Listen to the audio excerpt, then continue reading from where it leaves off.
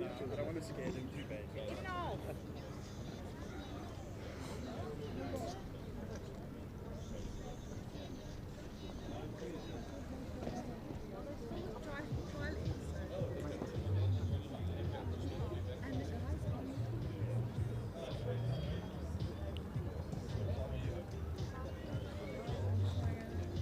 Here's my other couple of cards.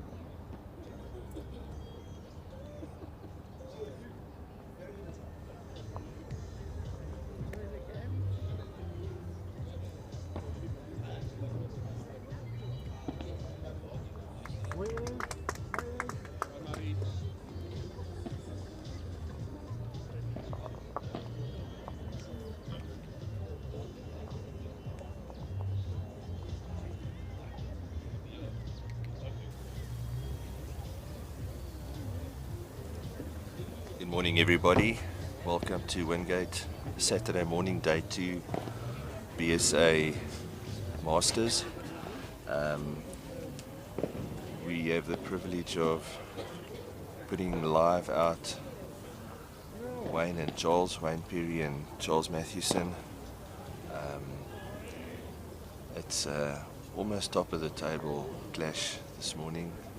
Charles is heading up with 3 points. He hasn't lost a game yet, and Wayne is lying on shot aggregate in second position on 2 points, 2 wins after 3 games.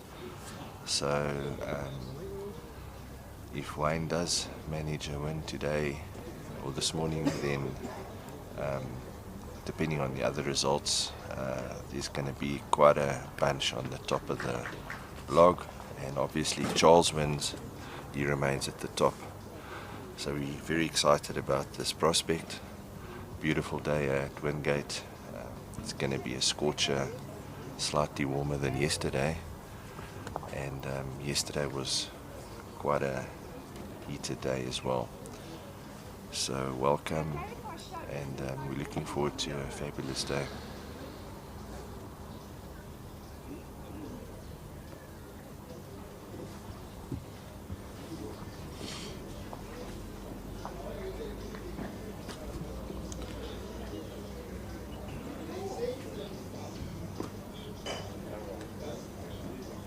Marking here on the rink, we've got Gerda. She's the Vice President, BGN. And now the markers have got quite a responsibility to make sure that everything is in order and that the players are happy, and so it's quite a responsibility.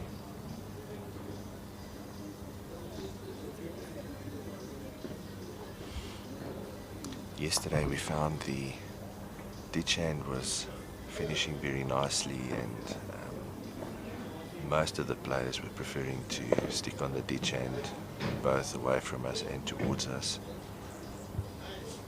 And then the other end was a lot more challenging.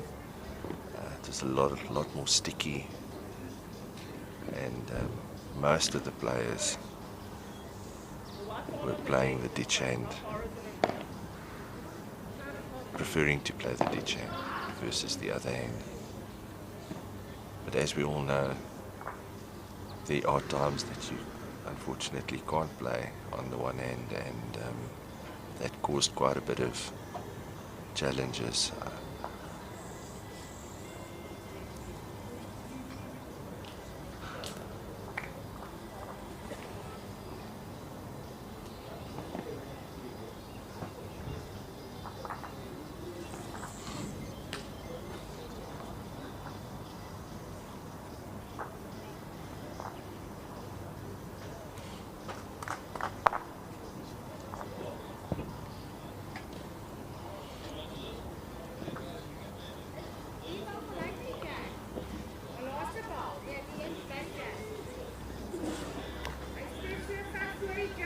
Strangely enough, this morning, probably less people than yesterday morning at the same time, but I'm sure we're going to have a number of local and Johannesburg and surrounds people coming to support.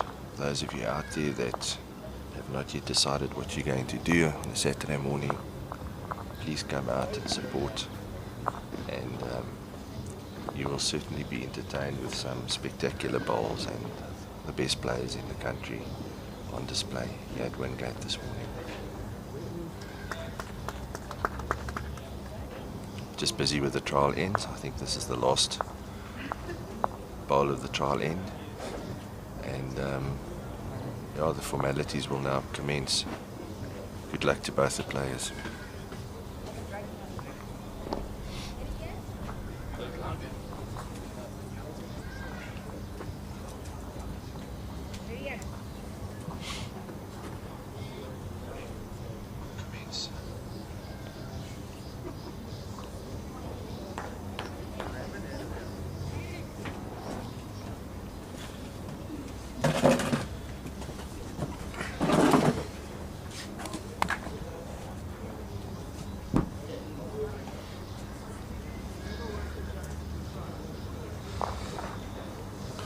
Wade has just joined us. I think he's had a hearty breakfast, so welcome Wade, and looking forward to an exciting game between the log leader and joint second.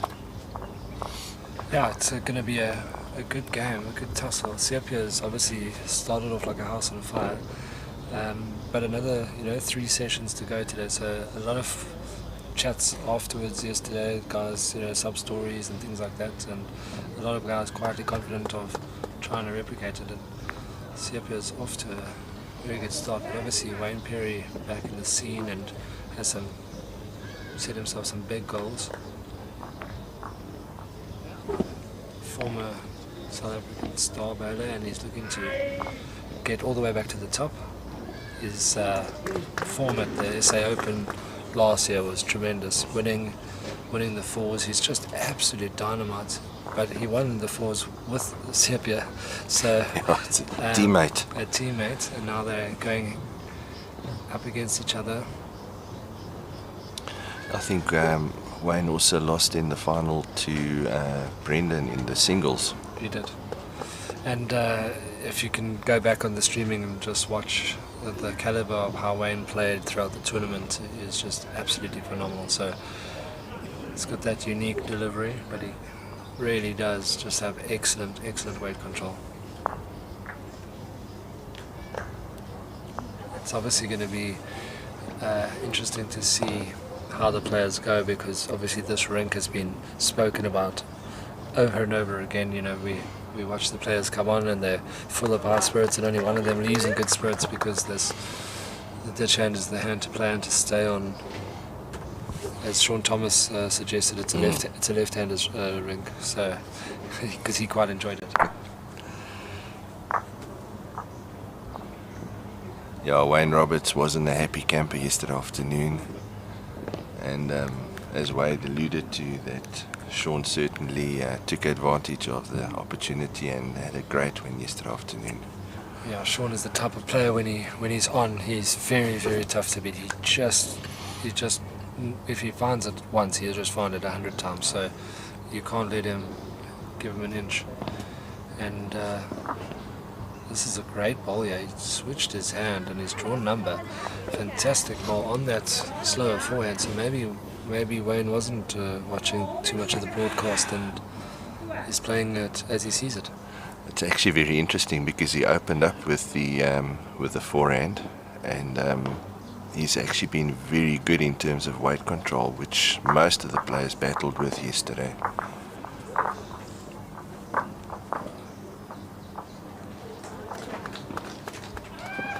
Yeah, that's that trademark pull-up, and then obviously it's the first game, so the greens are not as quick as they will be later, so that pull-up is even quicker.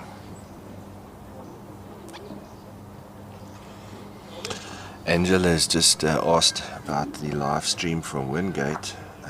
I know that they did have a bit of a problem with their system. Yeah, they had technical glitches. I'm not sure if it was due to the extreme heat and maybe some of the cabling, etc. Had some issues, but they are obviously working on it to try and get back up and running. But yeah, absolutely fantastic final bowl there on the backhand and just showing his class. I think that's the stern test that these players face. You know, you can have a great day one day, but you've got to go out again for another 3 sessions and then Sunday morning. So there's a lot of jostling to be done on the leaderboard, and in the predictions earlier on, it was much said that you can't win every game. It's almost impossible to. Not at this level. Not with the caliber of your opponents. So.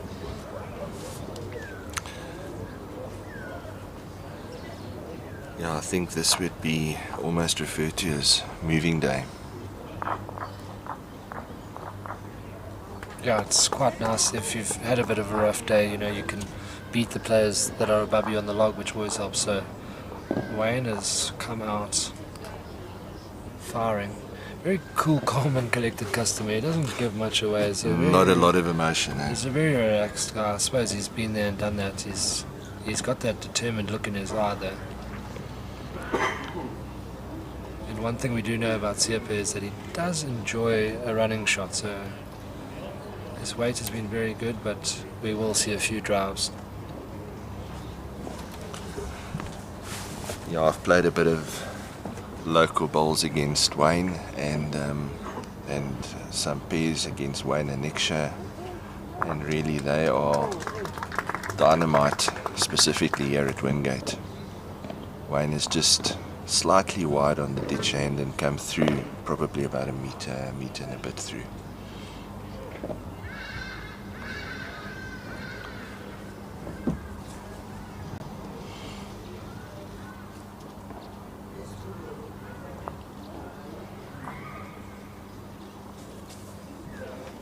Sepia was eyeing that one down. He had liked it, but just not getting the finish he's needed. So Wayne will be switching now and cognizant to make sure that he adds a little extra.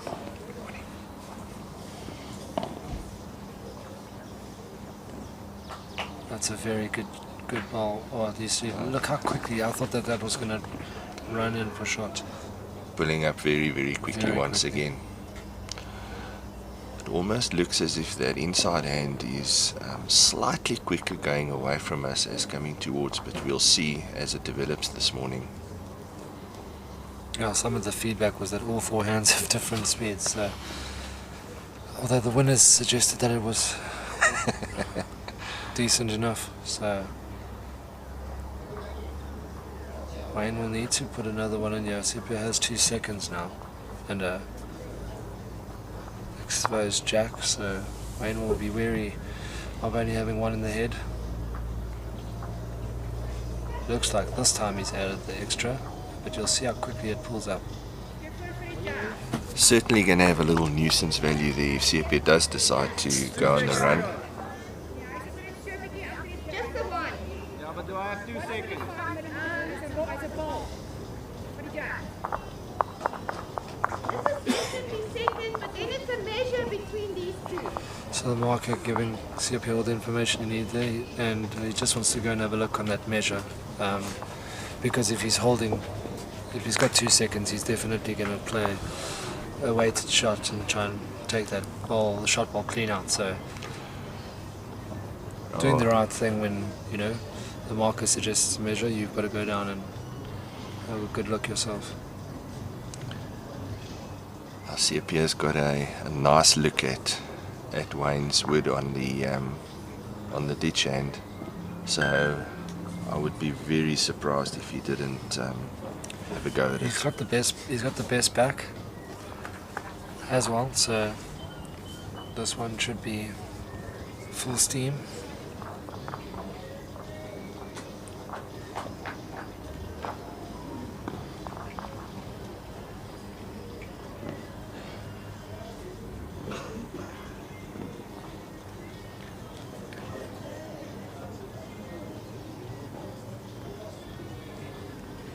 Not as much weight. He's looking to play the chop and line, and that hand does hang when you play under the weight. So obviously we've got the advantage point of watching 4 games on this rink, and it's a hand I feel that you should just play straight down the line. Wait, even though we do have the advantage of being here for the day and a half, day and a bit, I certainly still wouldn't want to play them with all the local knowledge. No. There's a far different matter being out there on the green than having the advantage and the knowledge of 4 games before you. So no, these players are absolutely at the peak of their powers when picking up the one.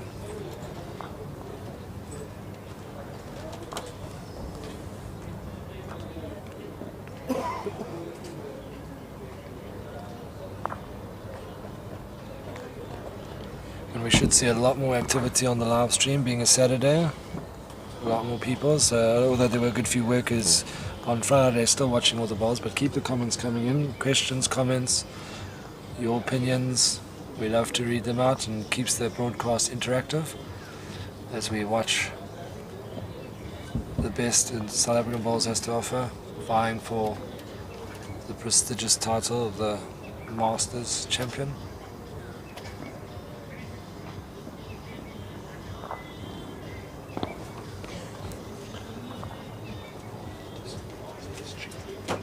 Sorry, I lost it.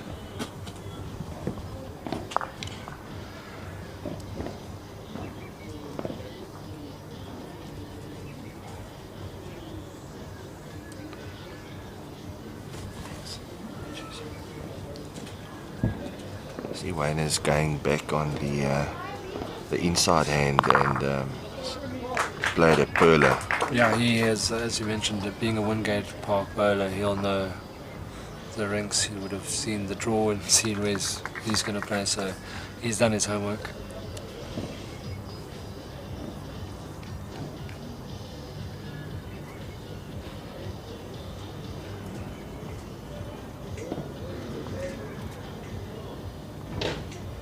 CP is coming around the back, and that's actually a very good delivery and a great result.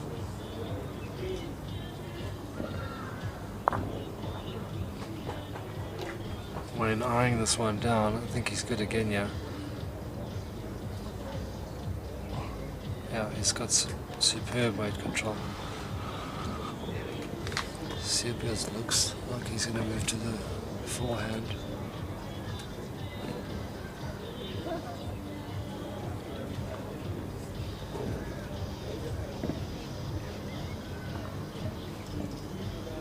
Possibly, Having no run. Straight down the line, he's going to hit his ball and takes one out, so it's a good result. It's a little narrow. I think he got a little lucky there, but the result was good. Can't be lucky if you're short. Yeah, so Wayne just going down, setting the pace of the game, yeah, just having a look.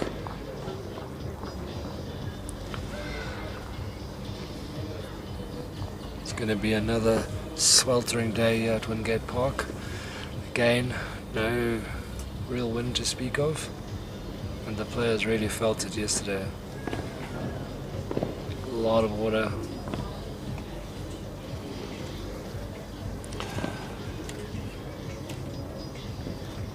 Interesting that he's going to the backhand. I think he's trying to cover that backwood, which he's done exceptionally well. That's a very good result. So Siapia will probably just be on the draw now. He needs to cut it down. He's 3 down. As you can see near the Barton Insurance banner there, the 3 woods off the green, off the drive. Team Evans has pulled in. Jason has the first session off.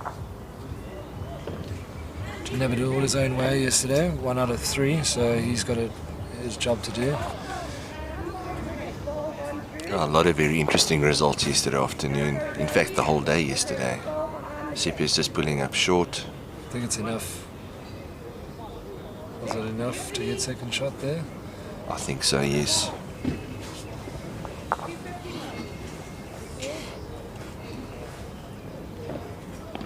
Yes, just the one. So Siapia not able to get off the mark just yet.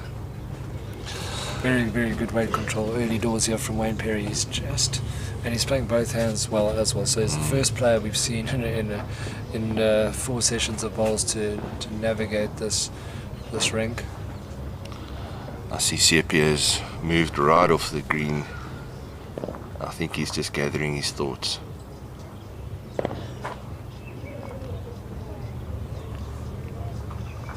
Wayne coming down on the ditch hand.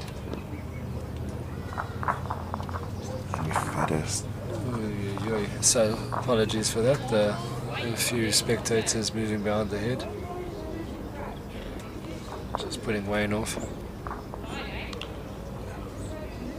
Wayne Roberts had a couple of very telling opportunities, and yesterday afternoon with the spectators moving past the back and disturbing him, and that really added to his frustration, unfortunately.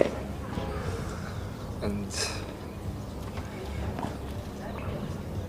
Wayne just losing a little bit of momentum with that delivery gives Siapia opportunity. It's really unfortunate that we have had some of these interruptions.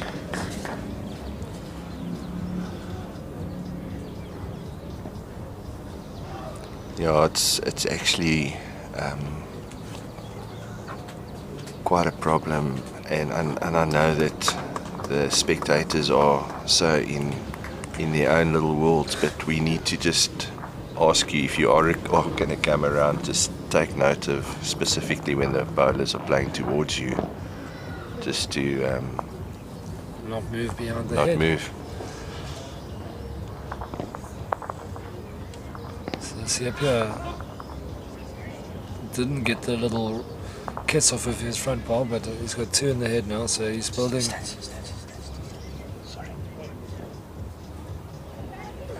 Kevin directing traffic. Caught in the nick of time, so that's I think Wayne will thank you later because he's done a great job here. So excellent work there, Kevin, to just marshal the traffic here. Sorry for coming across the mic, but it's I just saw it was going to happen again. Siapia coming down. And it was a crucial bowl because Siapia had 2 seconds before that, so it's looking very, very good, yeah. Oh, and he just runs into Wayne. yeah, it's just under the grass. Two balls in a row, and Wayne had just put that ball in the way there, so it looks like it should be 2.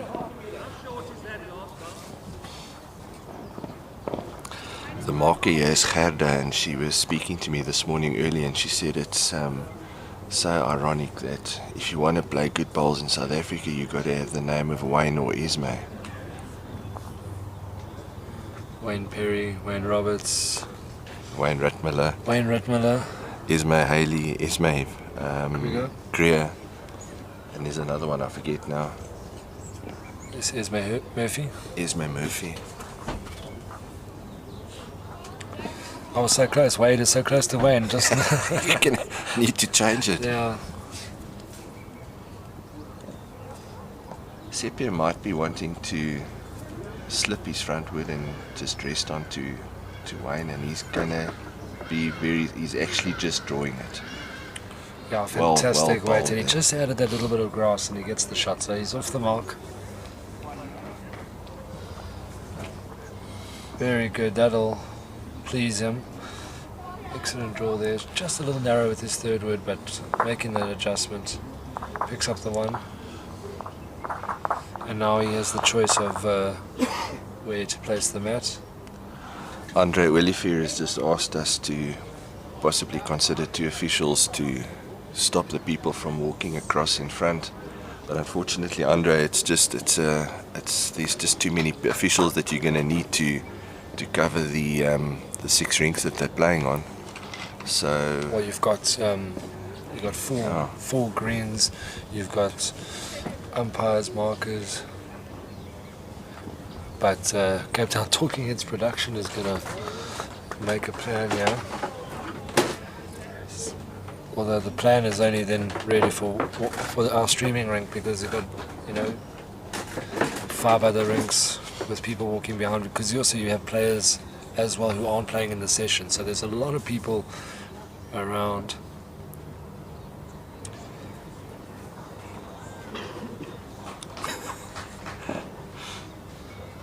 And Noel is going to block traffic. Sepia's getting slightly over with his first one, and I actually didn't follow Wayne's first.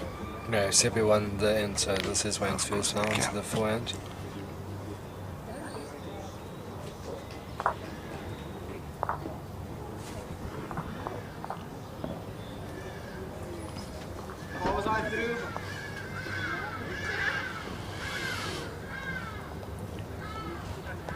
Sepia's playing a slightly longer one, and Wayne just came up short with his first one on the sticky hand.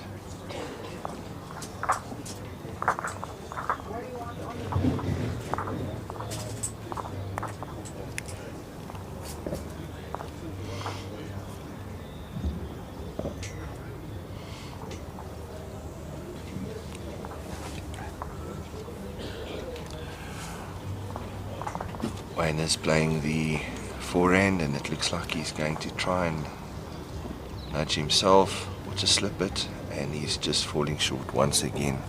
Going to be very angry with that one.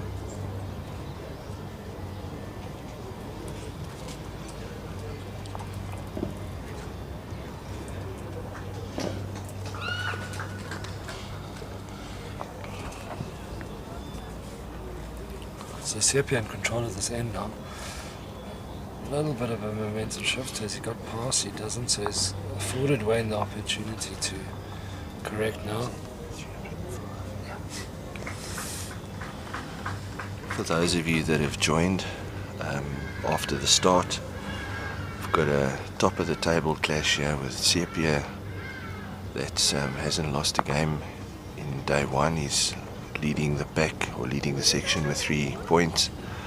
And then we've got four players, I think, that is on that are all on 1 point. Sorry, 2 after 3 games, and Wayne is one of them. So this is a crucial match for Wayne, and of course Sepia to extend that lead of his.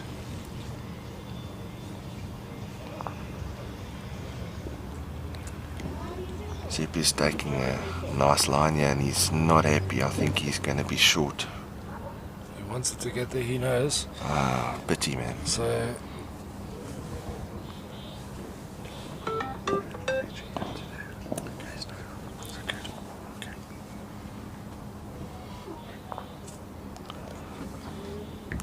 interesting to see what kind of weight Wayne will play with here. 1 down but 2 seconds, so he can convert here and make it 3.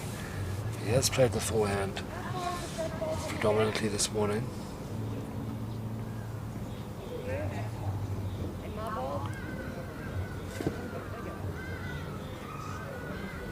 attacking the head. He's under the line. You could hear the groan. He is just under, but that is the right way to play that shot. But unfortunately, just a little narrow, so dropping the one, missed out on the opportunity to convert, to make a 3 or 2 out of that.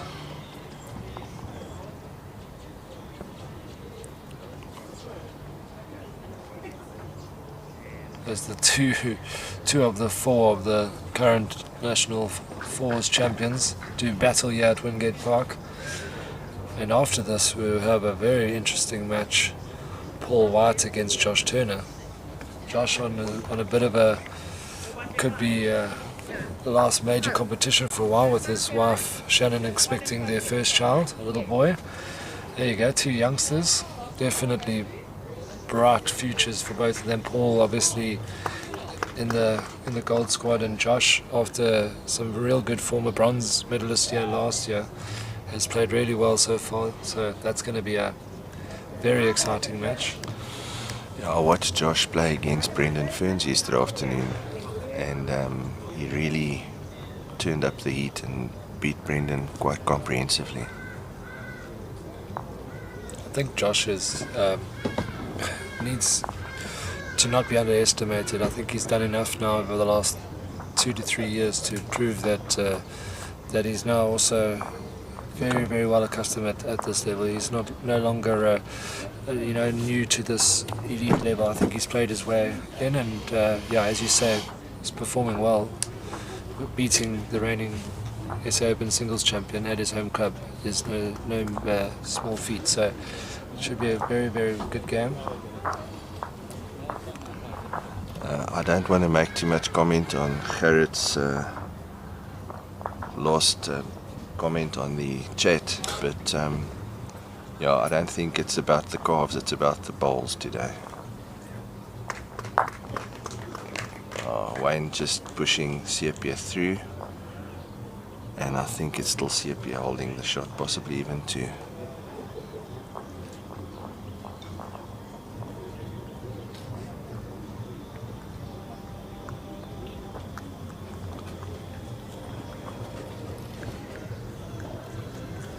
Sepia's running after it, he wants it to stop.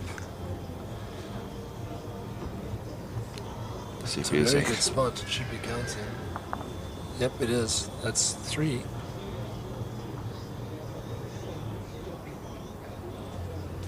Wayne's sticking on the forehand. Is he going to find his ball? No, he's going to... Well, he finds one of the shot balls, so he falls over. Sepia was halfway to go play his next ball, and then just had a quick pause in the tracks there and to have a look. He's only taken 1 out, so he obviously, Wayne was looking to crash into his bowl, that front bowl, to change the head and open the head up a bit, but took 1 out. So Sepia has the opportunity now for a big multiple before Wayne's last ball.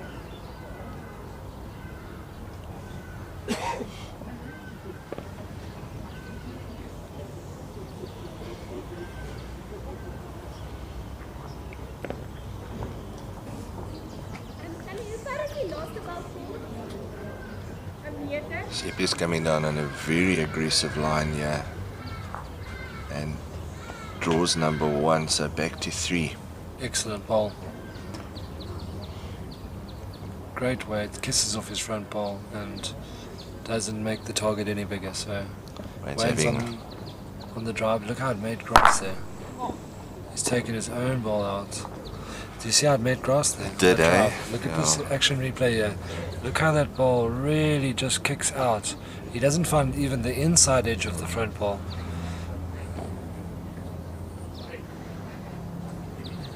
So no damage actually, it's still just the 3. No, that was very interesting how that made grass. And we saw Wayne Roberts yesterday afternoon having a couple of drives, and he was really battling with his accuracy. Yeah, there's a very big difference when a ball hangs with weight, but when it starts going the other way, really can play on your mind.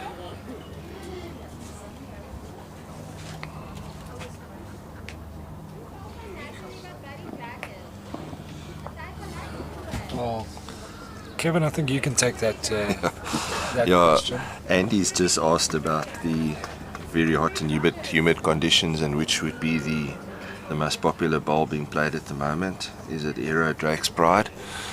I think he's also, well, he's forgotten Henselite, because Yeah, there are actually quite a few Henselite players. Certainly, yeah, Henselite has really been very, very big on the marketing in the last couple of months. But it's seriously, it's such a difficult one to call. It's like asking somebody which is the best, a Mercedes-Benz or a BMW. They're both fantastic, and that's really, it's what suits the individual bowler and player. All the various brands have got their various bowls in terms of technical lines and etc. etc. But you know, on these faster greens, a lot of the players are actually playing with the narrower woods, and so for instance on the Henselite it would be the Dreamline, and on the Aero it would be the Quantum, and of course on the Drake's Pride, I'm not 100% sure. You clearly don't use Drake's Pride when you play, Kevin. Yeah, no, not. But I mean, they're all certainly are equally good. It's just really a personal taste. Yeah, I think in terms, I mean, if you want to look at popularity, Cole, can you throw the 4 games on that we have on the streaming today? Let's just have a look, and I'll be able to probably tell you which model. So obviously Wayne and Charles are on this game, and they're both Aeros. Paul White, Josh Turner, all Aeros. Colleen is obviously Mrs. Henselite.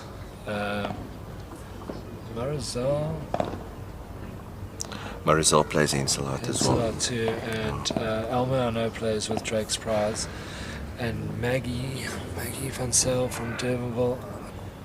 I don't think she's Aero, so I think she. The Aero shops in Durbanville, so it would be interesting.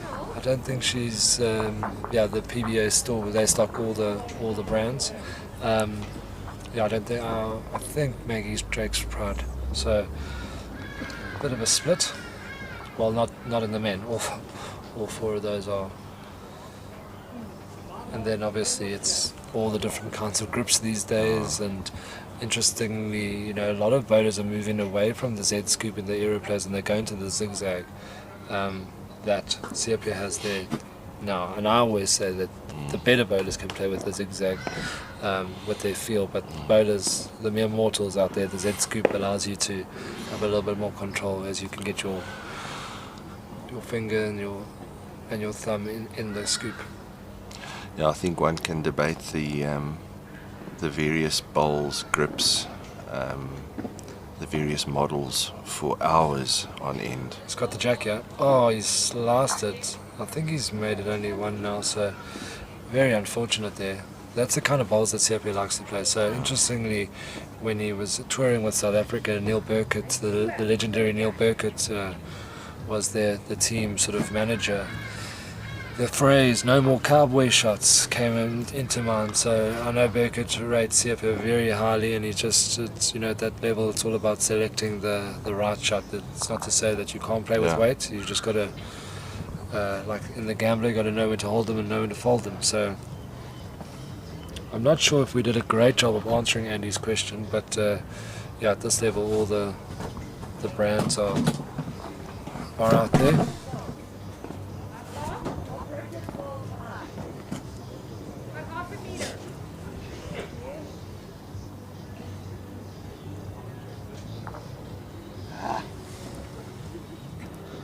Marcel just correcting us on the fact that Marizelle plays Drake's Pride, and she's on the rink next door, so we can't just go look.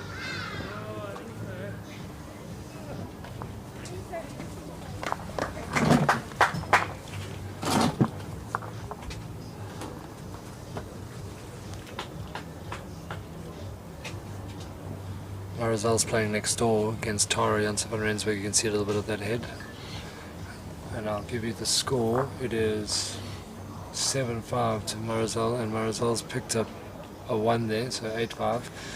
Next door is to that game on 4. It's Bridget Hasselman, nearly called her Carlot again.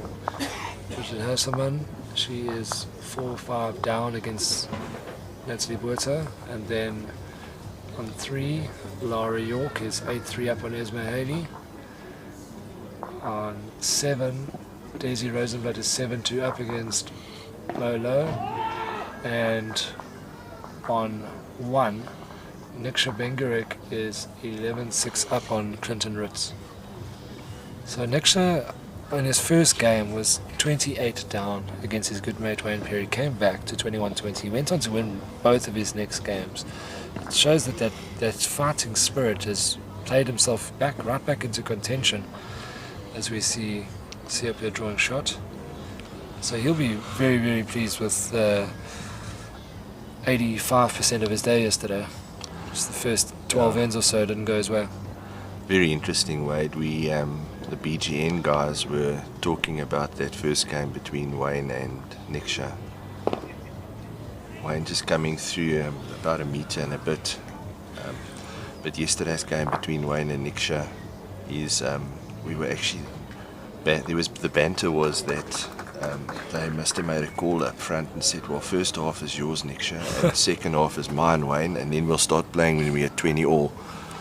And it literally went from 28 to 20 all, and Wayne winning the last end. So, brilliant game of bowls. A real cracking game of bowls. And Wayne is 2 down here, and he's looking to just draw inside those 2 balls. So he's added the weight. The ball misses the head. He's got the 3 at the back. I wonder if CP will cover now. Warren has just asked if Wade and myself had early nights last night. I can't speak about Wade, but I certainly did. Well, that's my cousin, and I think he's trying to throw me under the bus, but actually very well behaved. A nice steak. And what did you have with the steak? It's a gentle glass of rosé, actually. It's very, very hot, even at 8 o'clock at night yesterday, so that's a great ball. Is he fallen out, the lollipops? No, he's in, so he's holding 3 now. Wayne has tightened the line, and he's looking to pull the jack through the head here. Is he going to get to the jack? It's a great ball. Very good effort there. He's got the shot, you feel? Looks like shots down, yes. Yeah. It's a very good ball there. 3 down. And stand still. Okay, you can go.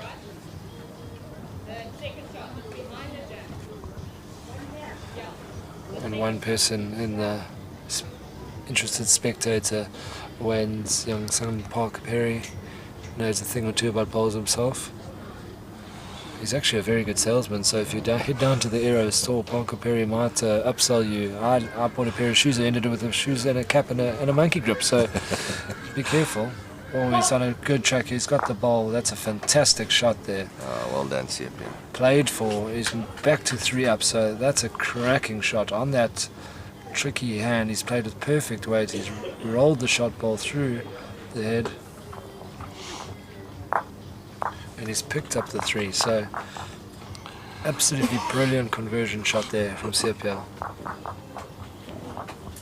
Yeah, we were talking about Parker Perry a little earlier on. He's made some inroads this season in the BGN ranks, playing out of Wingate, under the guidance of his very capable father.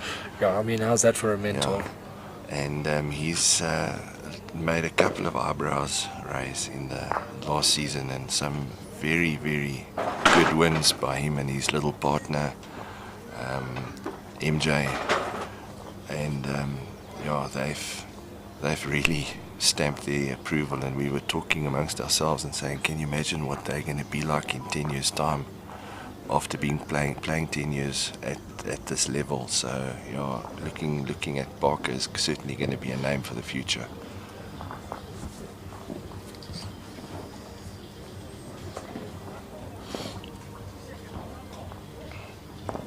Great start there from Sepia, so full of confidence after that excellent conversion shot. It's a very high quality encounter here, as you'd expect, given the fact that Sepia is off to a flying start in the competition. Wayne just slightly narrow and short, but nothing wrong with the weight there, or in fact just a little bit under the weight, sorry.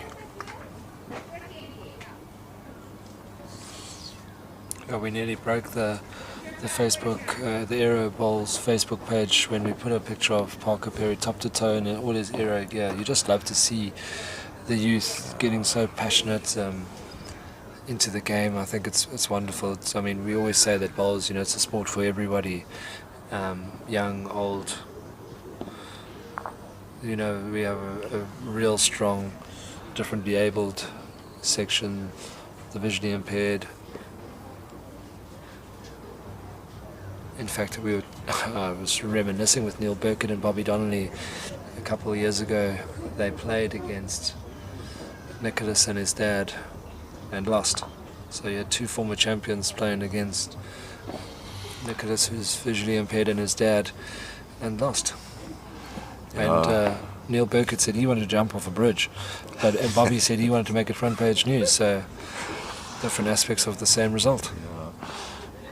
I'll talk about that a little bit later, but Sepia has drawn two very good openers, and he's playing that same line, and I think he's going to He doesn't want to disturb the furniture, yeah, he's staring it down.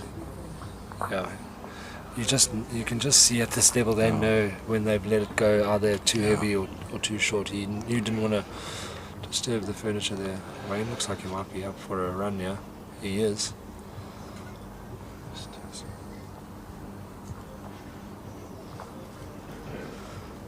Wade, you were talking about Nicholas and Friedel, Nicholas being visually impaired, and he actually happens to be a member at my club, Pretoria High School All Boys, and I drew him in the second round of the club singles, and I must tell you,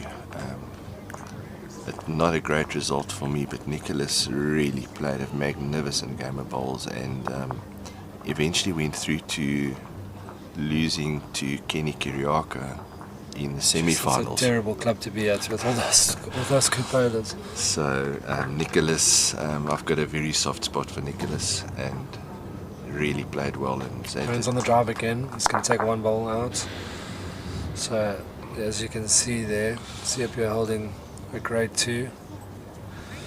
So he's the first to 10, which is always a psychological number to get to. 10-5, and just struggling on that running shot there. It looks like if you're wide it hangs, and if you narrow it cuts, so it's a very difficult shot. Thank goodness we don't have tennis Olofs on this rink, because we could be in danger behind the edge. The way that he drives and hits jacks flying. Well, we would certainly have to move the screen away. We'll bring in some hard hats. Sepia's brought the mat up a bit. I'm not quite sure what his tactic is here, but I think he's trying to play a little bit of a shorter end and try and disturb Wayne a little bit more, but his momentum is great at the moment, so let's see what he does with his opening bowl. Good morning, Dolph. Caught in the nick of time by Noel. Just allowing Sepia. Hiya.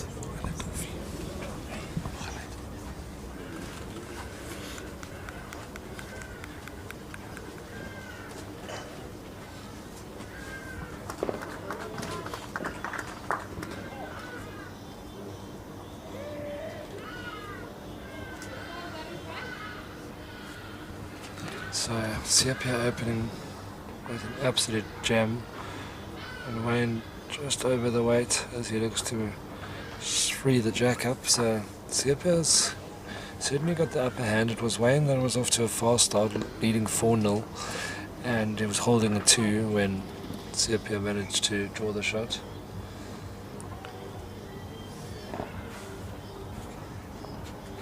Oh, it's amazing what a momentum shift like that does. And Sepia drawing another great one.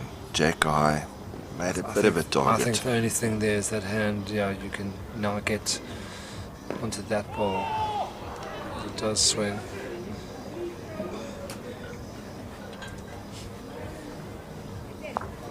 That is very most unlucky. unfortunate. He doesn't find the piece of that outside pole, and as I would have thought that he would have found at least a piece of that ball, but he's run through. So Sepia will want to change the shape of this head. He's actually moving onto the backhand now. I think he's worried maybe the jack springs out.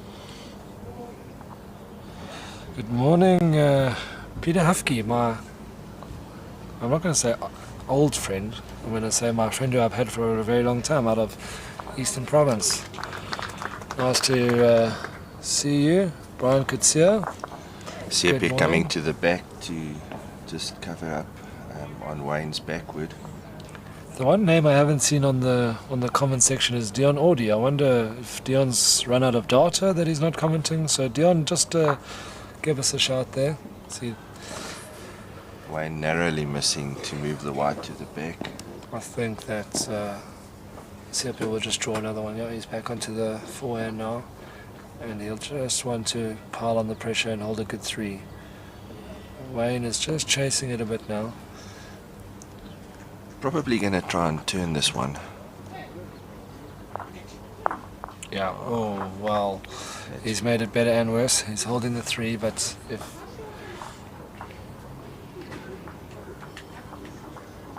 Wayne can get onto that split, he's got the opportunity to get the shot. He looks close here, he looks very close. He looks like, oh, that is, his luck has deserted him. I think it looks like it's still the one to Sepia. That is a great ball for a terrible result.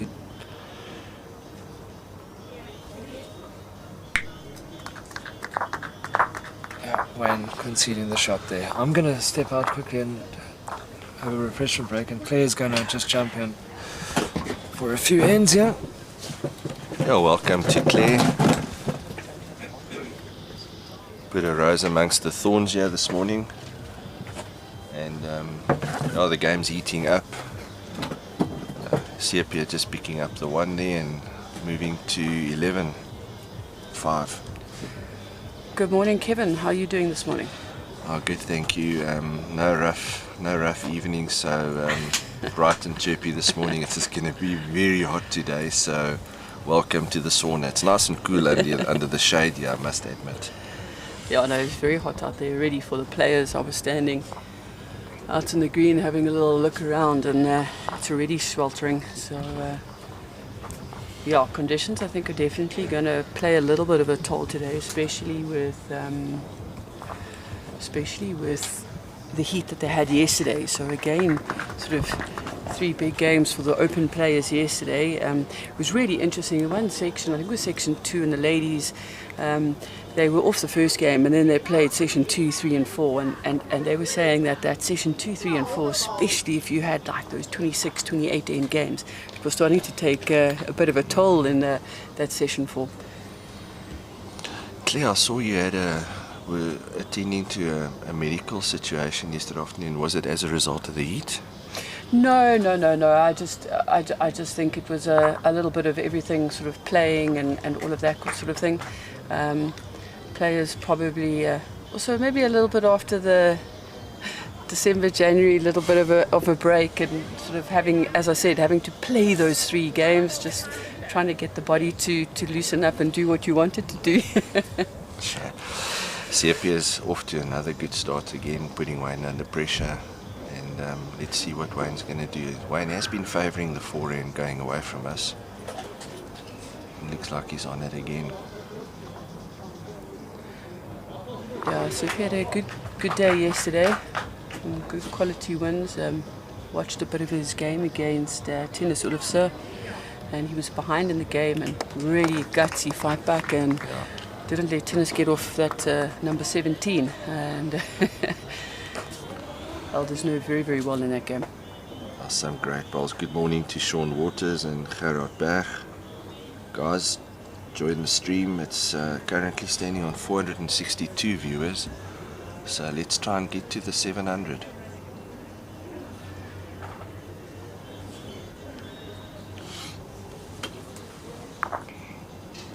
Oh, desperately unlucky there. You could see what Seopia was trying to do. Just play under the line, get onto that shot bowl of Wayne Perry. Played it with pretty good weight. I think Wayne is desperate to score. He's started off very quickly this morning, and yes, he's drawn a beautiful one, just under the jack, short of the jack, and holding the 2. This game reminds me a little bit of the first game yesterday when we had Jackson Rensburg and Annika playing. Both players playing really good bowls, but the luck not quite going Jax's way. She bowled superbly well, and if there was any gap, she would find the gap. If she just missed the jack, of course she was going to miss the jack. Good hit by Seopia there. Balls go scattering, and he's holding 2. Yeah, Claire, we saw a lot of that yesterday. Both players playing brilliant bowls, and only one getting the results. And massive differences on the scorecard, which is sad, but unfortunately that's bowls. Yep, that is bowls. Yeah, quite similar to Wayne, the last few ends that I was watching as well, just missing the gap, or just getting a little sliver on the white, but just going the wrong direction, sort of thing. Really good hit by Seopia. He knew he could get both of those bowls out.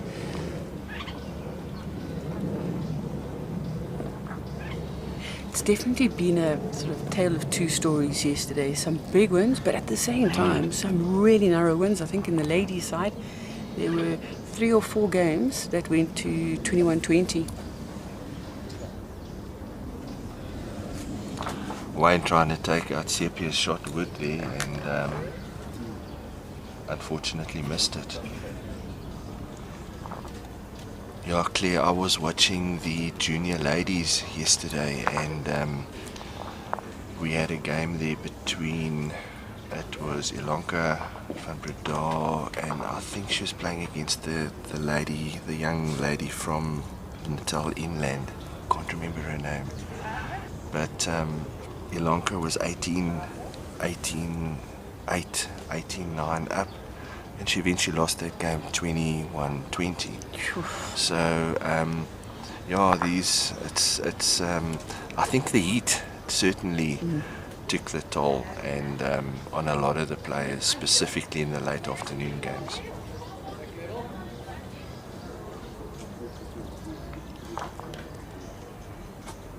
What surprises me coming up here to sort of the Pretoria Joburg side is that heat that just sits in you, whereas in Cape Town at least we get that nice little breeze.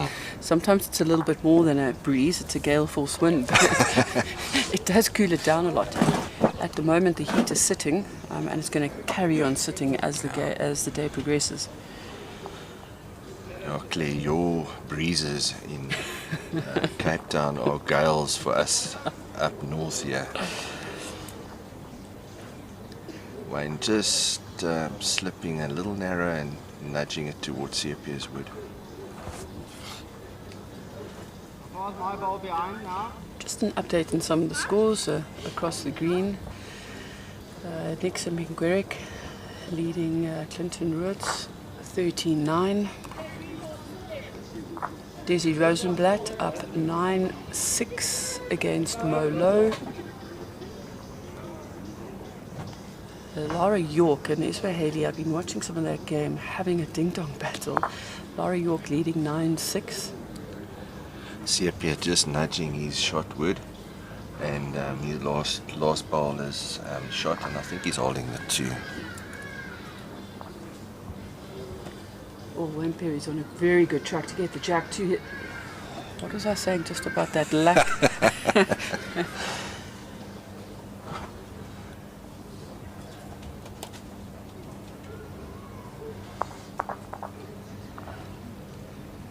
And Bridget Hasselman, 9 up against Natalie Buerter. Another very, very tight affair. Sepe coming down in a lovely line again. He's actually replicated his line on all 3 of the bowls he's delivered.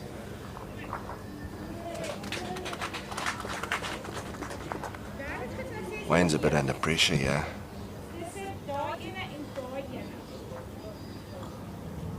Oh, he trusted it there. Oh, And that's a brilliant... That's a phenomenal ball. That's a brilliant ball. Big pressure shot. Kevin, I think what stood out for me in that shot was he looked for the trail on that second one. It didn't quite right. He wasn't going to carry on going. And he said, let me just get that weight right. Let me just draw that perfect shot behind. And he did that brilliantly. See up here on the other hand. That one. You're just not going to get back. Yeah, he's not scared of having a little bit of a weighty shot every now and then.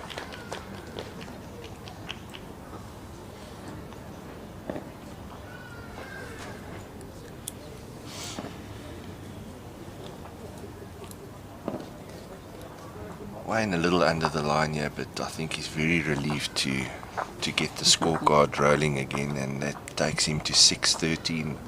Sepia leading, so it's going to be interesting to see what Wayne is going to do with the mat now. You know, we so often talk about momentum in bowls, and you don't want that flip chart standing still on your side. Wayne's been putting down some good bowls, so you know, get that one for you does help. You don't want Sepia running away with it. If you can just keep it, you know, tightish, that you're within striking distance, it does help. Well, we saw with Wayne Roberts yesterday afternoon that Sean Thomas was really just keeping the scoreboard running all the time, and you could see Wayne's shoulders were dropping, and he all of a sudden came back and picked up 2 or 3 shots, and that body language just immediately turned around to a positive demeanor.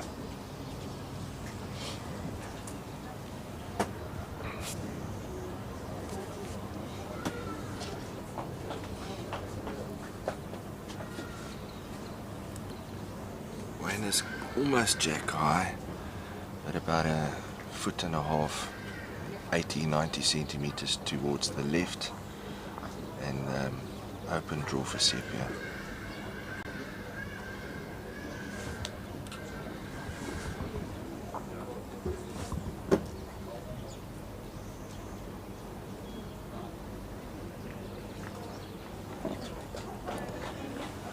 Sepia watching that one.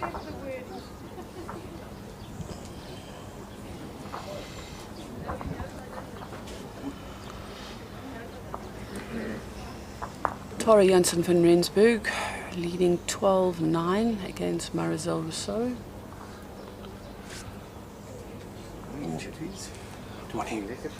Wayne has tried the sticky hand, and it's proved to us again that it's certainly running about a meter and a half short than the ditch hand. And he really played it well in the first 4 ends, so let's see if he tries it again.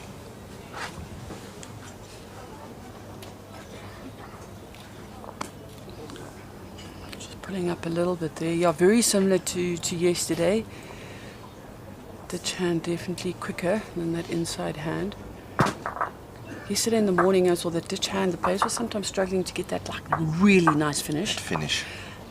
But in the afternoon, Sean Thomas really did show us how to bowl that swinger.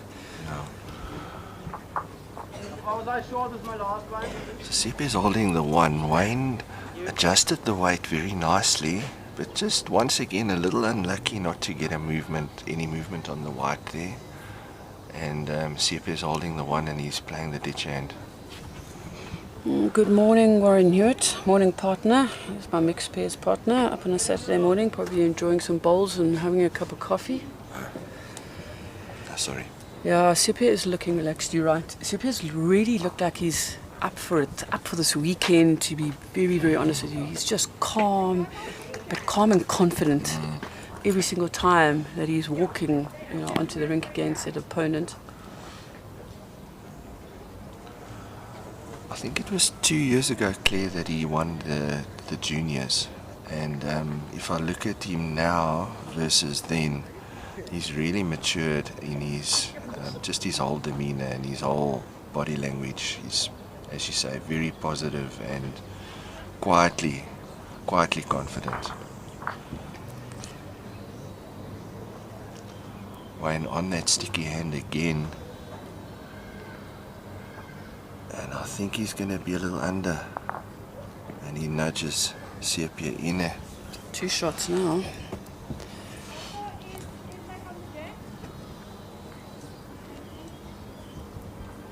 Yeah, Sepia for me as a bowler has that BMT, that something different, that uniqueness about him. He's got a big booming drive, but he's also got that really good sort of chop and lie shot. And that bowl he played earlier to get both Wayne Perry's first and second shot out was just phenomenal. Yeah, we were talking about it earlier that Sepia and Wayne Nationals 4s champs, and Niksha being the 3rd player, and I forget who the 4th player was, but so they know each other very well. And yeah, Sepia is the complete package. He is.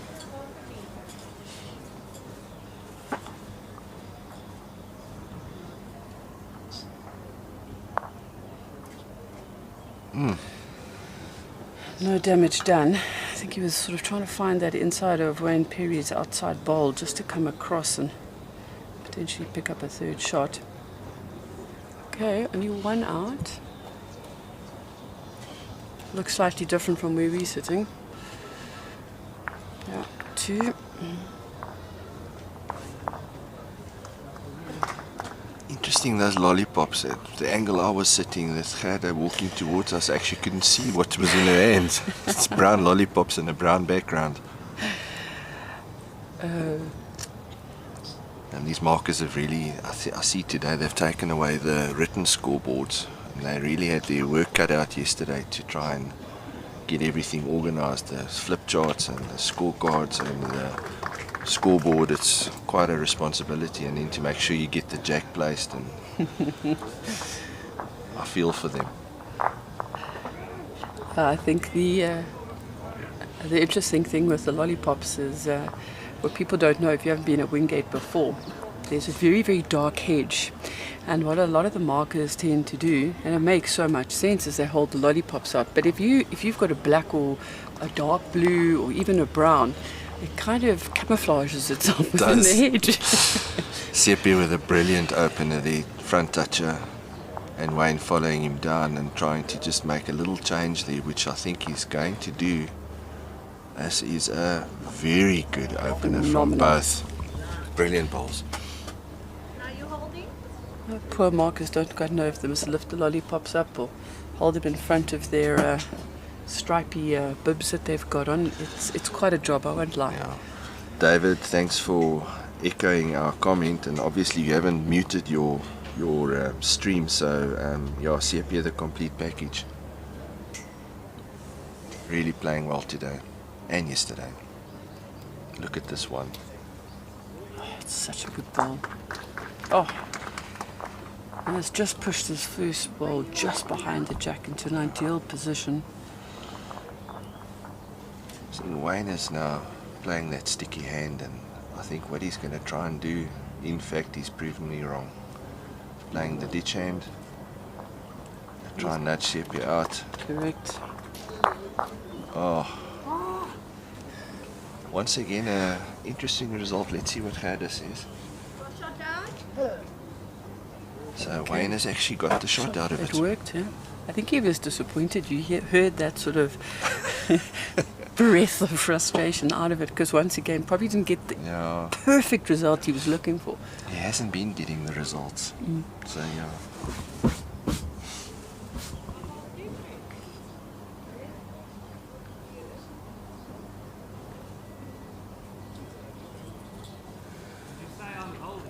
This is chess on grass.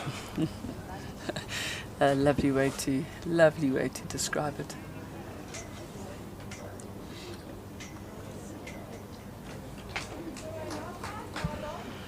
Wayne Perry's going to be looking just to find his front ball.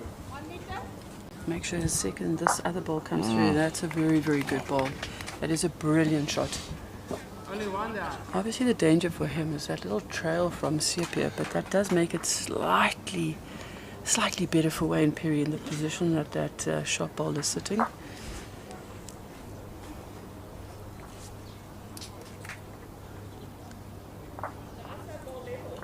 I'm a little surprised with Sepia playing that hand. I thought if he would play the other hand and he does trail the jack, it's a very good opportunity to pick up a 4.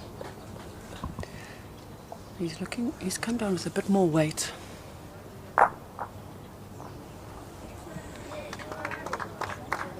It was a good effort, but I think the risk element in terms of, making a change there wasn't. The odds were slightly against him, I believe, on that hand.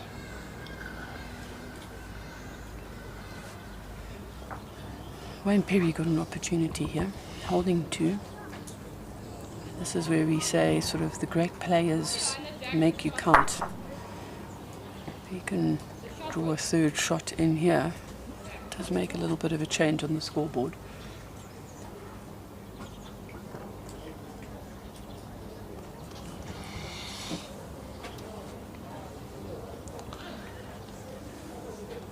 Wayne Perry on a very good road here.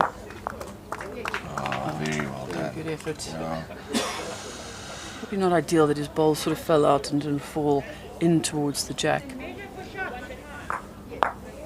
2. So that's 2 Wayne it is. picking up the 2, and I think he's sighing a sigh of relief there. Warren has asked William has asked how long is it going to take for a 25-26 ender.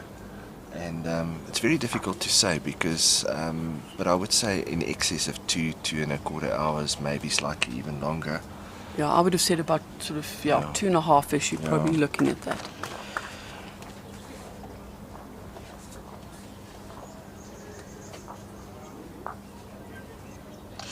Warren has asked, we had a little discussion around the different bowls and different brands. And on the men's side, I'd say almost the most common size is probably a number 3, between a 2 and a 3. Very few guys are playing with anything bigger than that. And obviously on the ladies' side, the sizes are slightly smaller, and some of them even going down to 0 and double zeros in some cases. But yeah, it all depends on the hand size. But I think that this, if you look at this game over here, both of these players, I know Wayne's definitely a 3 on the Aero Groove, and I think Sepia as well. They're just playing with different grips. The one is playing with a zigzag grip, that's Sepia, and the Z scoop in the case of Wayne.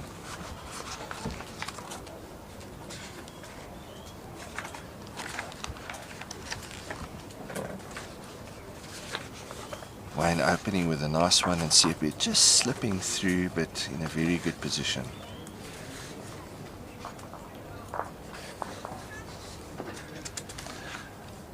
Zeldy and Zeldy's, I'm assuming Zeldy is Sepia's mother, sister, I'm not sure, but great support from the Cape.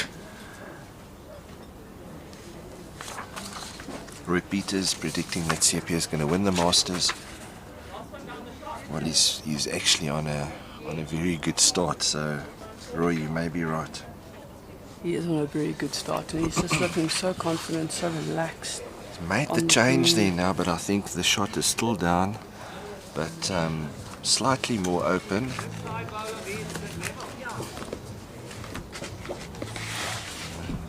Wayne is now switching to the forehand, and I think he's going to try and get to Sepia's wood towards the right and try and get something in there just in case there's movement in that direction at a later stage, and running into his front wood.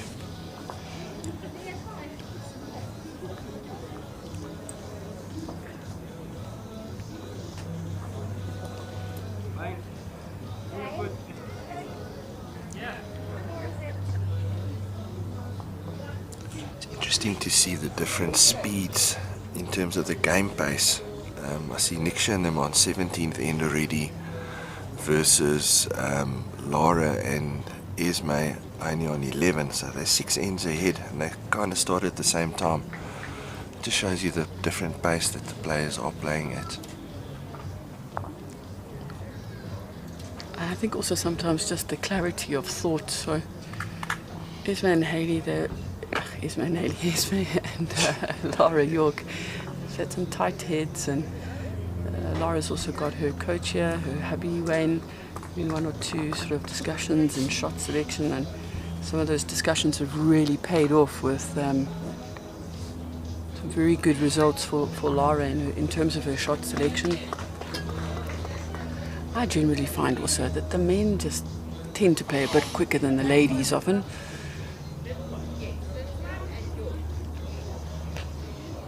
Wayne just slipping narrow, but I think there's a bit of intent in that bowl.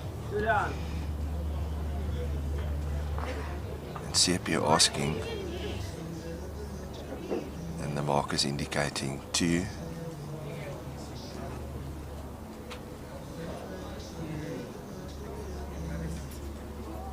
Sepia's just going to try and draw it on the ditch hand here, on the backhand. What a smooth delivery that is. It's so smooth, eh? That release point is so low to the ground, under his eyes. For me, it's always so critical, that position. He What an nearly effort. nudged himself there. Good effort there.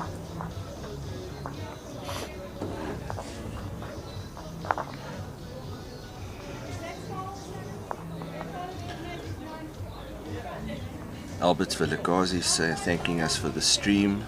It's only a pleasure to bring it to you guys. We currently on 572.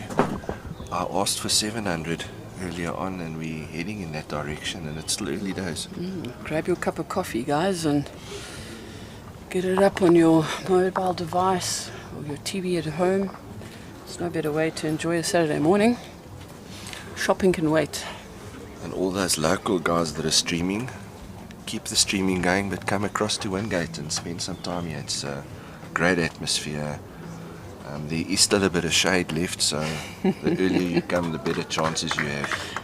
The better spot you can grab.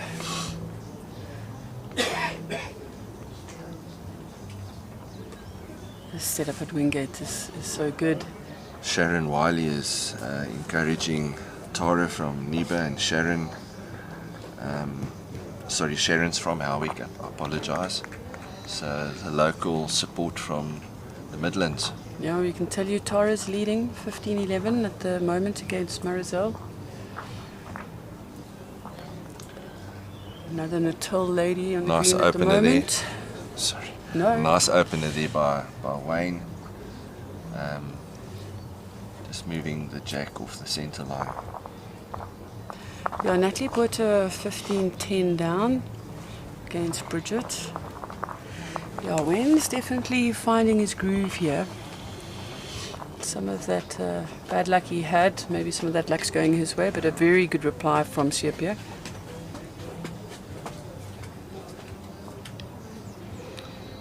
Sepia's not intimidated. He certainly pulls out those big shots when they need to be played. Wayne coming down here and picking up the jack, very well played, making that change.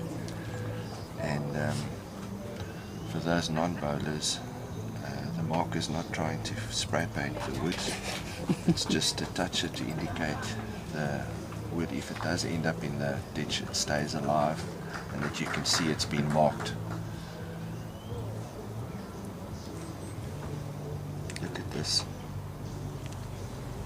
Oh, What an effort. what a great effort.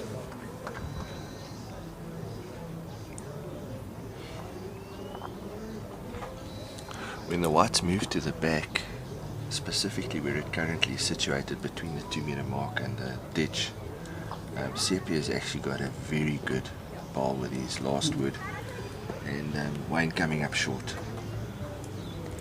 Yeah, so Wayne wouldn't like that bowl because the head setup is definitely in Sepia's favour here. He can either rest the shot with very good weight or another little tickle on that jack, and he comfortably holds the 2. He's looking on a very good track. Just the weight. Just come up short.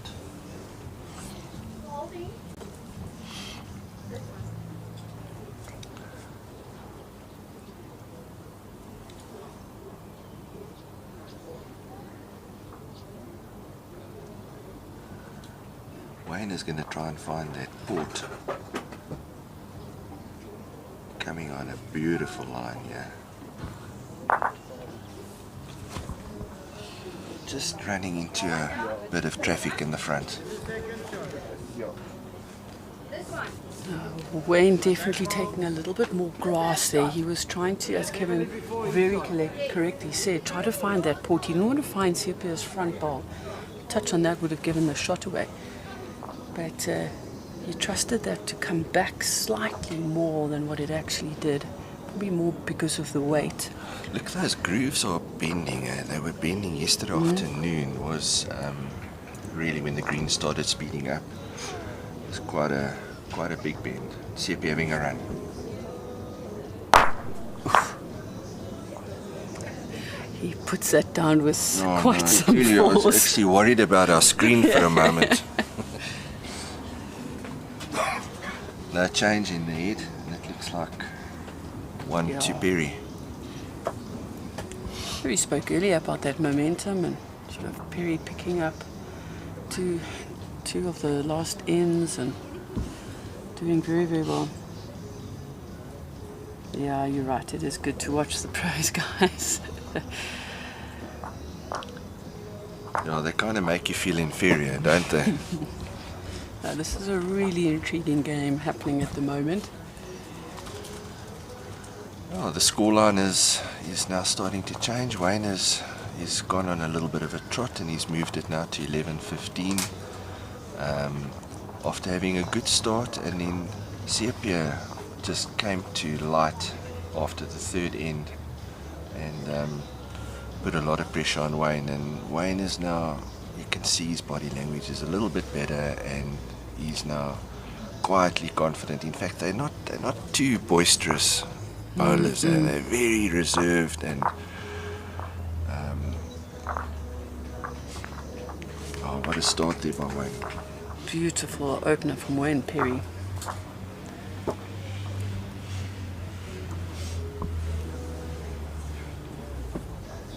This is a fascinating game going on at the moment. Sepia had this game pretty in control, and Wayne Perry's luck has kind of disappeared, and he's just putting down some quality bowls and putting pressure on Sepia now.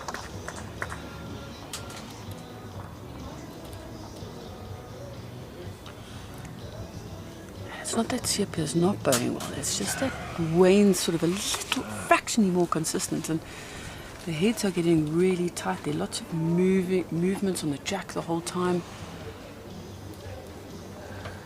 No, none of these guys are playing bad balls. There's certainly, it's really an intriguing game, as if I can coin your phrase. And Wayne is coming down on that difficult hand, but he seems to be finding it a bit better now.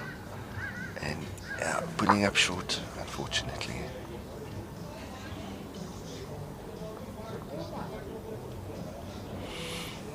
And there's Josh Turner, Shannon Davies. They're expecting their first little one in about 6 or 7 weeks. Chatted to Josh, he's very excited.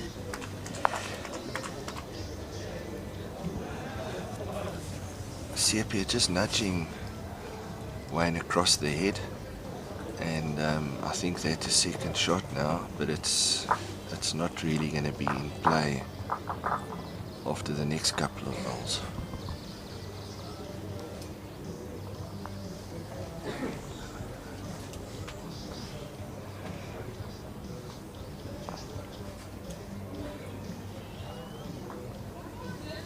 Sepia sticking on the ditch hand.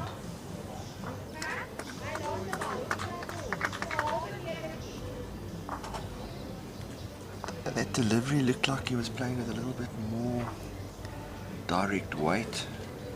Yeah, 100% right there, Kevin. You can see we're looking for it just over. You wanted to turn Wayne Perry's bowl through, or Just missing it on the outside.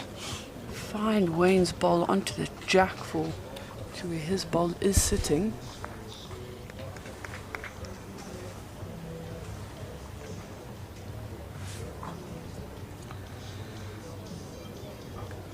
Wayne is going to be a bit disappointed with that one because I think he was trying to get to those two back ones of Sepia's.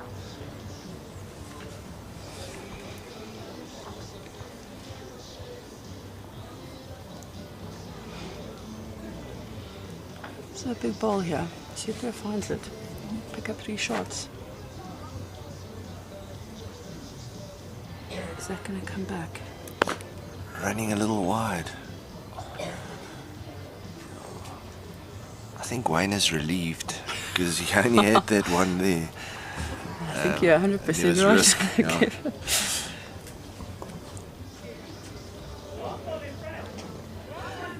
George, I'm not sure if they will show the disabled bowls later on in the year. We'll definitely try and find out. Oh, there we go. We've got a thumbs up from Cole, our production staff.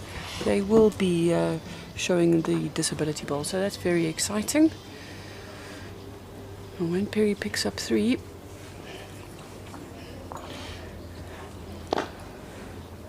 Oh, Wayne is now moving into very close. It's now 14-15 after the 17th end.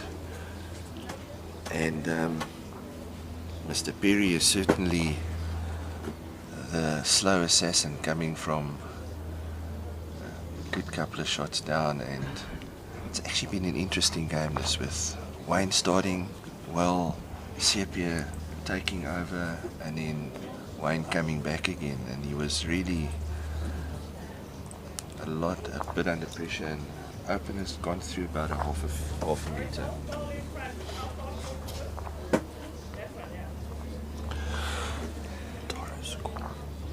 and Tara and Marizelle are now peeling at 15 all. So that game is getting very, very tight. Ismay Haley's now leading Lara York 12-10. Bridget Hasselman 16-10 up against Natalie Botha. It's a nervous opening 2 bowls from both players, and it looks like Wayne's carrying a bit of weight here. And he picks up the white. And 2 shots. I think that's very confident bowling from Wayne Perry. I think it's almost his mindset in the last 5-6 ends has just changed. He was getting unlucky, but now he's like, I'm just going to play it with that half-e over, look to move the jack the whole time, change the head up. Sepia's on a fantastic road, and What a good effort.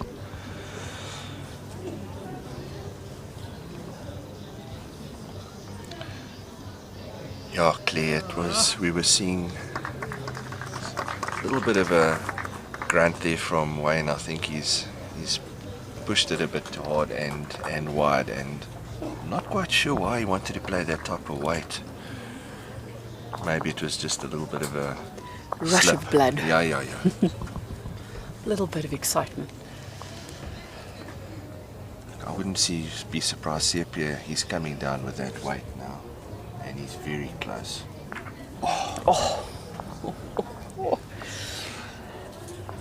That's now the toucher in the ditch. I think from our angle, Wayne Perry might still just have it. I'm trying to see if the marker will give us a little bit of an indication.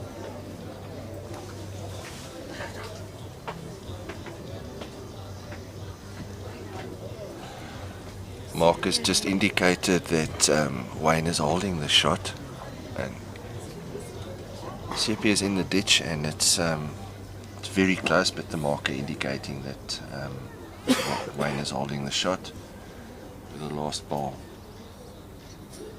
Unfortunate result there by Sepia. Yeah, it was a very, very good ball. Very good indication in that this game, it's millimeters that can be the difference between a perfect bowl than a not so perfect bowl. Wow, we've got some international viewers here. We've got Nathan Pollard from Ireland, and it looks like how do I pronounce that? Tanzania? Tanzania, yeah, potentially that, yeah. From Italy. Italy. Wow. Welcome, guys. Wayne holding 2, beautiful draw. But it does give CP a little bit of a fatter target. He can be looking for Wayne's bowl. Even the inside of that bowl could be a really, really good result. Hold on to your shoes and screens and tackies.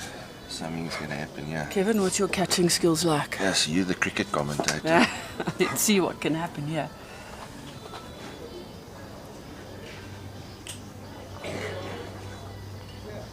Oh, now this is the maturity in Sepia's. That's so disappointing. You were looking for the big booming shot. But this just shows you the class of this player. That is a brilliant bowl. Maybe he needed a half a meter to a meter more weight. But I think a lot of people would have expected Sepia to go a big booming drive. His choice in weight there was very, very good. Well described there. That was mature, and really didn't expect that from him.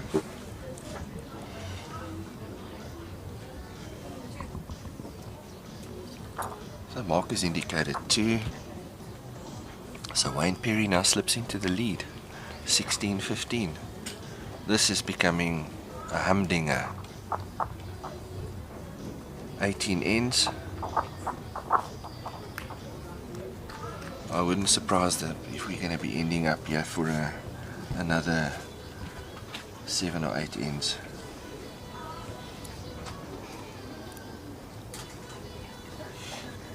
I know we have some supporters from KZN, so Tara is now up 16-15 against Marizelle. Ismay up 15-10 against Lara York. Molo leading Dizzy 17-12.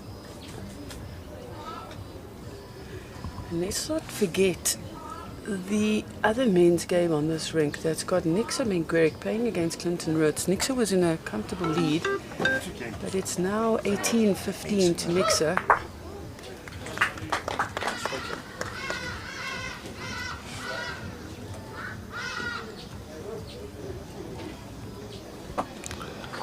Wayne marginally holding the shot, and he's playing the backhand, trying to slip his own wood and get something close to the white.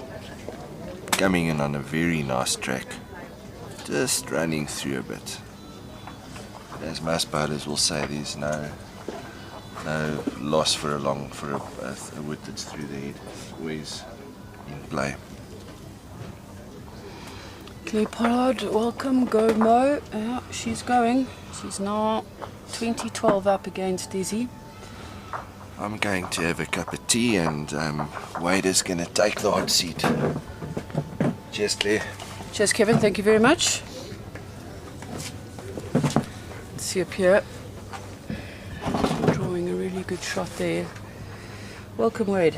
Yeah, I've just been taking in some of the action on the sea green. Brad Robinson got off the mark. Tough day for him yesterday, so he has beaten Tina Sulofsa.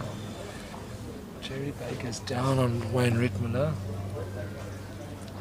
Annika Skip has been on 20 for some time, but not Natalie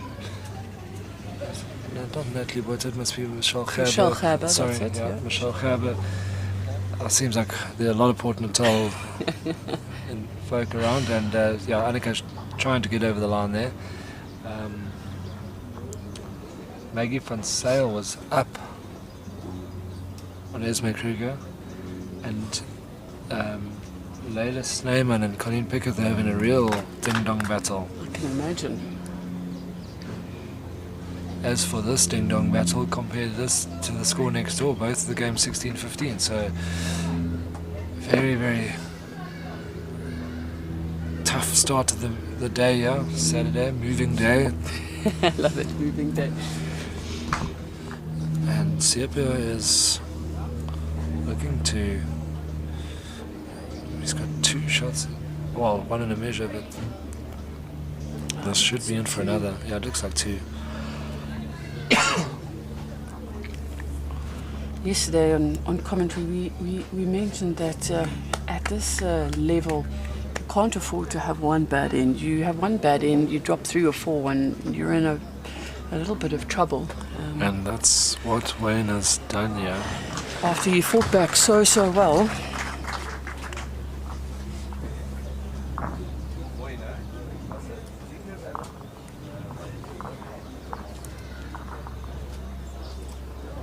You heard the applause. I think that was for a Jerry Baker shot against Wayne Rickmiller. Jerry fought all the way back and then slipped with an end, and I think it's about 19-15 now in that game to Wayne Rickmiller, and the marker confirming the 3 there. So Siepia looking to keep his perfect record. And leading now by 2 and within striking distance of that 21.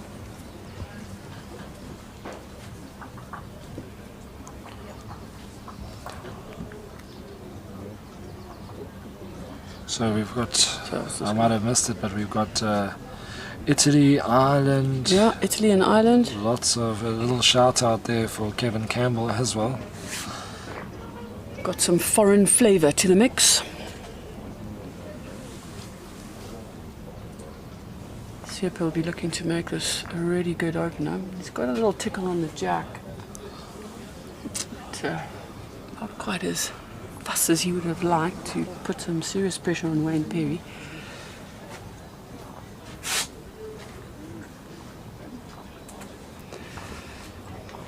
Esme really started to dominate that Laurie York game. She's 16-10 up. I think there was a request for the Tara Janssen van Rensburg. So that game, Tara is still 16-15 up. I know people think we're a bit slow at the update, but there was a burnt end. Marizelle put a beautiful drive down, got the edge of the jack and burnt it. So that's why there was no update in that score after last end. We are aware there's some very eager KZN supporters out there. Yeah, half of them are playing in the contest and the other half are demanding the scores. Natalie Boert is not giving up against Bridget. Bridget's leading 19-12, but Natalie's not throwing in the towel just yet. And as we say, that Marizelle is lying 3, I think, against Tara. And Siepia is lying 3 against Wayne Perry. Perry. So we saw this yesterday in a few games where games finished quite quickly because 2 big numbers back to back, and that was it. So very crucial end now for Wayne Perry. He needs to at least cut it down to a single. We saw that very, very clearly in the, if I'm not mistaken, I think it was Bridget versus Desi in the streaming yesterday. The game was really tight and Desi had 2 bad ends. It was 7 she dropped in 2 ends, and that was the game for Bridget. Yeah. And Siepia has a big chance now to just play over the weight and drag the jack back. He's after it, he likes it. He doesn't, as he sold the shot, that could be crucial. So the only thing he couldn't be was narrow, and unfortunately he has sold the shot there. So Wayne has gotten out of jail. Siepia drags the jack back to hold game with one more ball, and now Siepia unfortunately nudging that second shot up. And Louw has just beaten Desi Rosenblatt 21-12. Wasn't a very impartial fist bump there. No one saw the fist bump. Wait, it's just fine. I'm not on camera. You've just given it away. Yeah. I will say I've been very, very neutral. Made sure I was giving more update scores to the KZN. Your body language portrays otherwise, okay, but that's understandable. It is understandable, yeah. So Mo's got another victory. This is a look at the games. Mo will be in the final session, which will be a huge match against Marizelle. Marizelle made the final last year, not having it all her own way this year. I wonder if that formidable Wingate Park crowd will storm into that one. There is no doubt, especially being the last game on a Saturday afternoon. I think there'll be a lot of noise around us. I was going to say it could get quite loud. And I must be honest, that Colleen Piketh, Maggie van Zyl will also be a cracker in that third session today. Except for the fact that we will mention, and we'll talk about it more, but Colleen is struggling with a back injury. I believe she's got some expert assistance trying to relieve the pressure, but she is really struggling. It's unfortunate, obviously. It's the worst timing, but she's still hanging in there. And I think she's almost on the verge of withdrawing, such was the nature of the pain. But she's managed to fight through. They say in golf, beware the injured golfer. That is very true. Beware the injured bowler. True. Any updates on the medical front there for... You're so impartial, you're helping the opposition now. That's quite... Yeah, I'm not going to hear the end of it. That's why I'd rather keep my comments to myself, but I can see you dragging it out of me. Annika, the sports lady that she is, had a game against Colleen Piketh and knew that Colleen, who for her is a mentor, sort of a great shining light, I think, in her career. So before the game, she actually called me and said that Colleen was sort of struggling with a little bit of a lower back niggle, and so I decided to try and assist, and I think I put Colleen back in the fighting spirit, and unfortunately she went on to beat Annika, so Colleen thanked me for the assistance. And I know... Who are you playing in the SA Open with this year? Yeah, no, I think I've lost my team. I think I've been relegated out of the ID side as well. Oh yeah, so other than that, you've done a great job.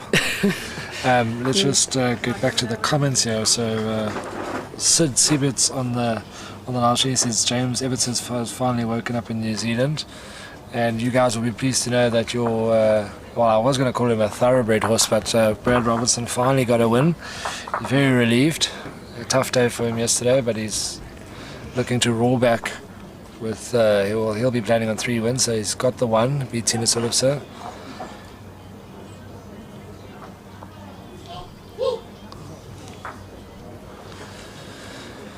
Yeah, no, Colleen, I think she'll be all right. Just some sort of light muscle spasms on the lower back. She was assisted with a lifter. That's usually for the veterans, for the bowls lifter. But yeah, so fighting fit, thanks to a whole team effort. And right now, Wayne Perry is on the backhand, and he's given it a lot of grass here. Hoping for it to come back. It does come all the way back. Fantastic ball, but just running on there. The marker will give us an indication.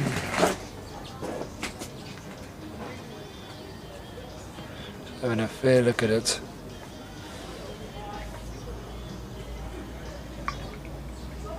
Giving much away.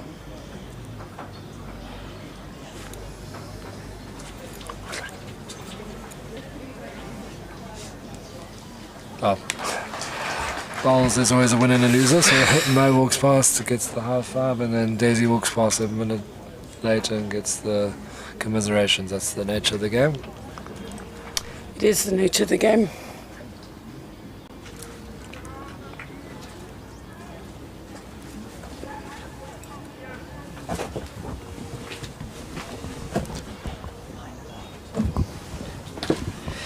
It's always a tough one.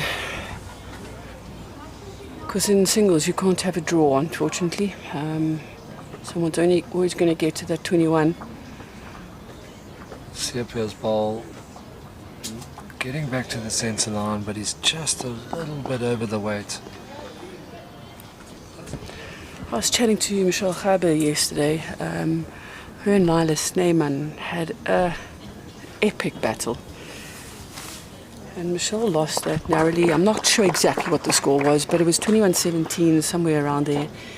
And she said something to me. She says, you can't be upset when you lose a game, but you've played brilliant bowls, and so is your opponent, and it just doesn't go your way. And sometimes you've just got to realise that and understand that you could be playing out of your socks, and brilliant bowls, but sometimes those results just don't go. Yeah, a few key moments, a few big shots, a few conversions, and that's that. So he's looking on that same, he's just over the weight. Not really thinking maybe he's going to get down to the narrow centre ball, but Tara only one shot behind Marizelle. It's 18-17 there. It's difficult to call who's holding it. It looks like Tara might be holding shots. So they're playing next to us on B5.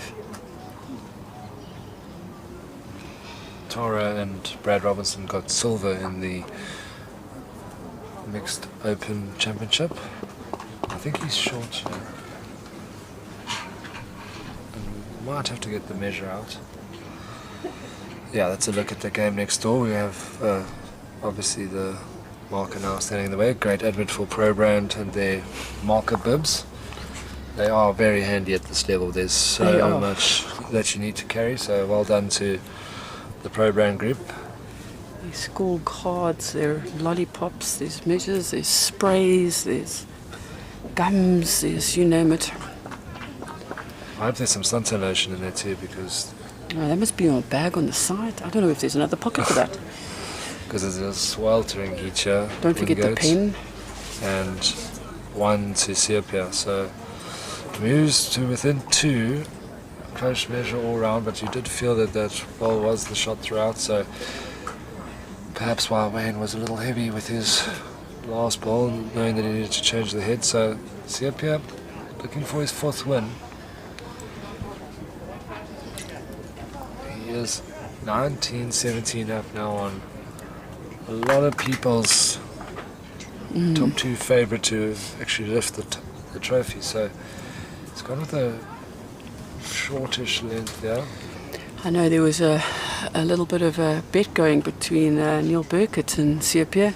Seopia has Neil for the win and Neil has Seopia for the win. So. Well, Becky did drop his game against Roger Bull yesterday afternoon, so yeah, as I mentioned earlier, Berkey spent some time with Seopia as part of the South African team when they went over to Australia, and there was a lot of information being shared, and that's a ripper, and it was about playing the right shot at the right time. Yes, there is, Seopia is obviously known for having a very big drive on him, and Berkey was just encouraging him to play the shot when it's required. And this is another great ball here from What a Wayne. good reply. That's Wayne what you Perry. came to see, ladies and gentlemen. 2 out of the highest draw. Few ends ago, Wade, just before you came on commentary, playing up the side, Seopia had one of those decisions to make, and I was saying the old Seopia would probably have played that big booming drive, but he just played it with beautiful weight, that sort of metre to a metre and a half over to try and get shot. He just missed it, but it was definitely the percentage shot in that end. It just showed his maturity coming through, and that chat with Neil that you spoke about. And Wayne switching now. Oh, he's not switching. I thought he might have switched with this front ball. I feel like his shot is more protected, but he's drawn another. Very good bowling here from Wayne Perry. And we've been saying so He's just run through, unfortunately. often how these games are changing. About 5 minutes ago, I gave you an update on Nixa and Clinton Rhodes. Clinton Rhodes is now in the lead 2019. Wow. And Nixa was looking for his 3rd win after losing his first game. So it looks to me that Clinton is holding the shot there on 1. Oh, this is Seopia phenomenal. is so close. Oh, he's not done enough. He has opened the jack a little bit, but that is so good. He's just a fraction over on the weight, but he's got now 3 seconds.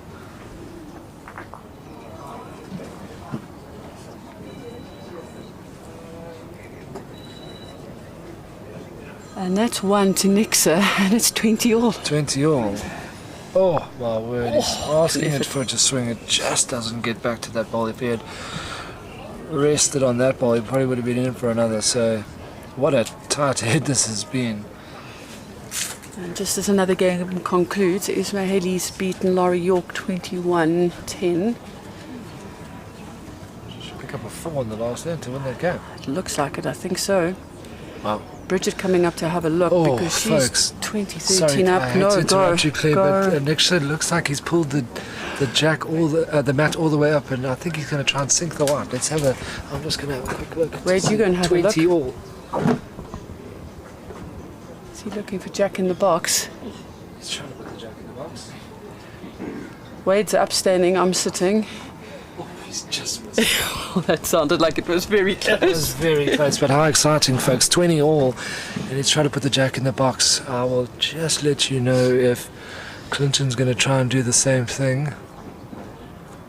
Come on, guys, get down to Wingate Park and come and watch some of the bowls.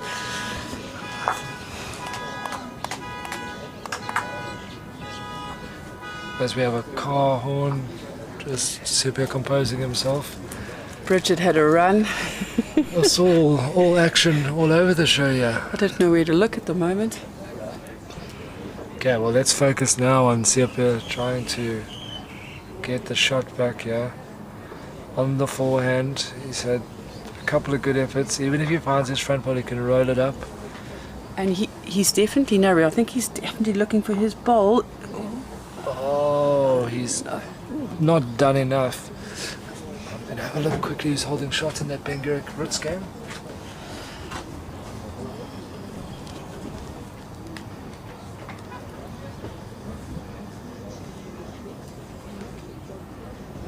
It's Clinton Roots. So, Nick had only one go at trying to sink the jack. And he is shot down.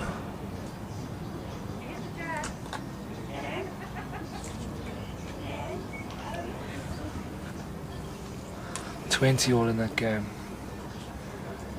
Wayne Perry sticking on this forehand, even though that front ball is going to slip. He's going to slip the front ball. Yes. Oh, has he got another? It's fallen. Just really showing off in terms of weight control there. 4 absolute gem balls, but he did get the second shot, so 19 all. Wow.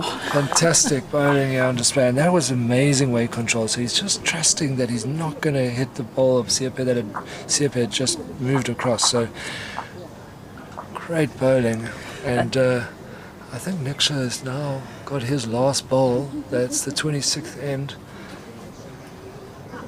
And just a little bit of an update. Bridget Hasselman is sitting on 20, Natalie Boert is on 13, and they're measuring for shot.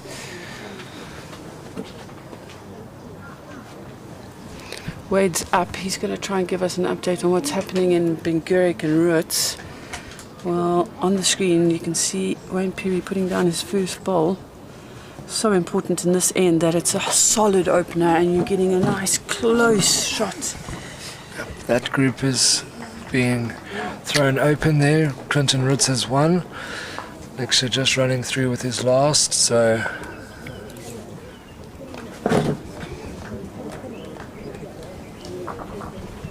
Clinton has won that game 21-20.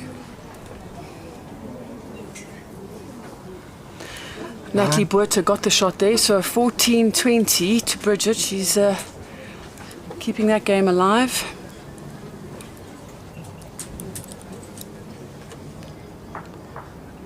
Tara Marizelle 18 all. So quite interesting that Wayne is playing forehand, given that the fact that the lines and the speeds are different. But he's adjusted brilliantly. And that is a beautiful draw. Oh, that's a fantastic shot because, you know, Sipa can't play the weight. Sipa will have the opportunity to try and just hit the shot ball and the jack will spring to his backward. So, but at the same time, if he misses, Wayne will be able to try and draw another. So, advantage Wayne. Morning, Luke. Yes, Luke. Wade is the utmost professional. He is on it this morning. Sepia coming in. You're going to have the keys to Pietermaritzburg because there's a lot of commentary and a lot of fans watching online from that part of the world. I won't say anything. Colleen's done it again. Beware the inch bowler, folks. I keep saying it. A very good game. With her and Lila Snyman, who really is impressing with the way she's bowling this weekend. Tara's just picked up a 2 against Marizelle and is Just now doing leading that 2018. You've got a little fan club going and you're leaning into it. I don't mind that. Fantastic coverage. Talking heads giving us the pictures, and we're doing our best to update you with all the games that we can see. It's so important. People are following this Bsa Masters and they want to know what the scores are of their favourites, those coming from their own districts. So this is a little bit of a situation now because both players can win the game on this very end. So Wayne will need to get to the back to where he thinks the jack will go, and then Siepe could play with a lot of weight, and if he hits, he'll win. So very interesting to see just where this ball finishes now. 19 all.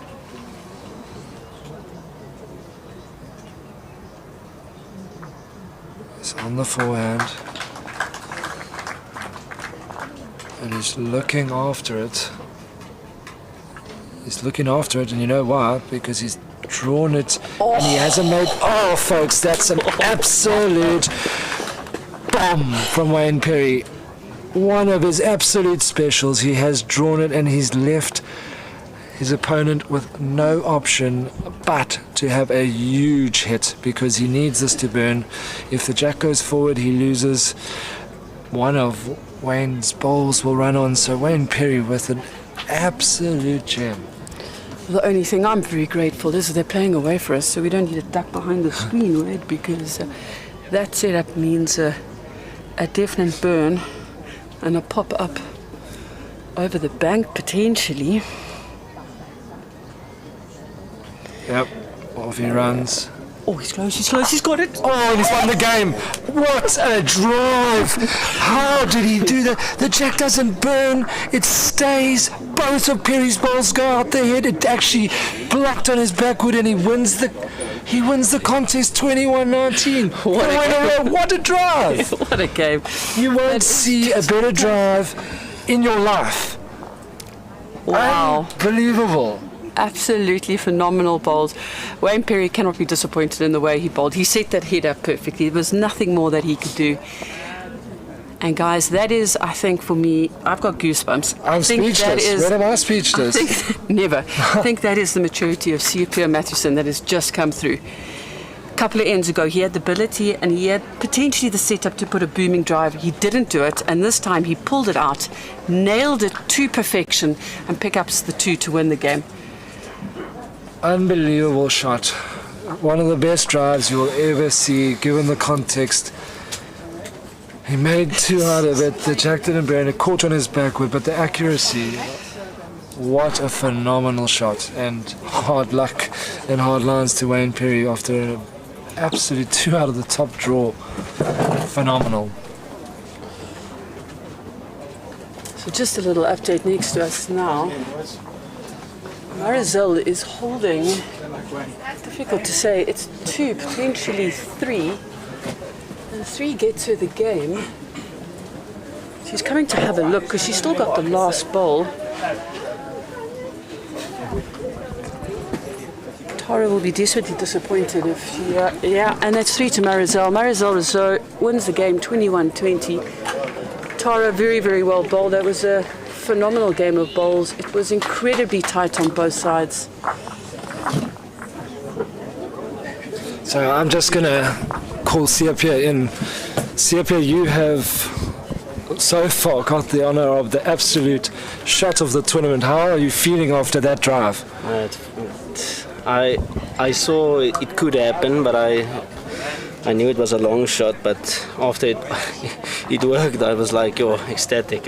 And have you, can you recall, you're playing against an absolute champion and you've now made yourself 4 in a row. Can you recall a drive with a bigger reward? I think besides the national drive, I think this is one of the top drives I've had.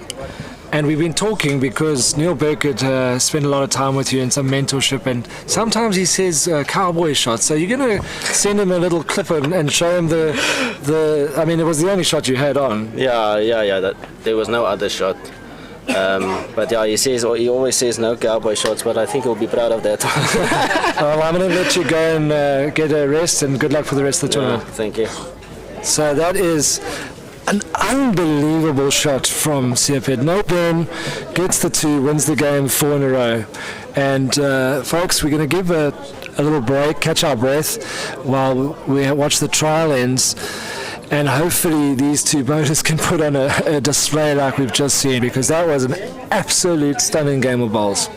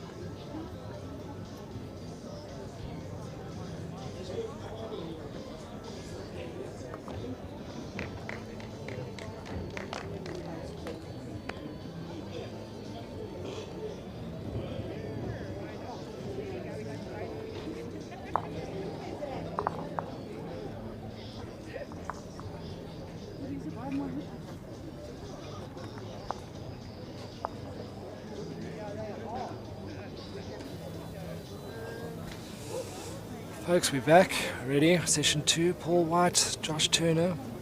We have had the trial ends, and we're going to settle in for what is hopefully going to be a match that matches the quality of that absolute ripper between Siapia and Wayne Perry. I can tell you that Jerry Baker got over the line against Wayne Rickmiller, so his account is officially open. How's my weight, please? Josh asking how his weight is to the marker. Game's definitely changed. You can ask far more questions now than you could back when I started bowls. There was only yes, no's and things like that. So Josh looking to settle in quickly here. Paul White, once he gets into a rhythm, is very hard to get on top of. So these players had a rest this morning.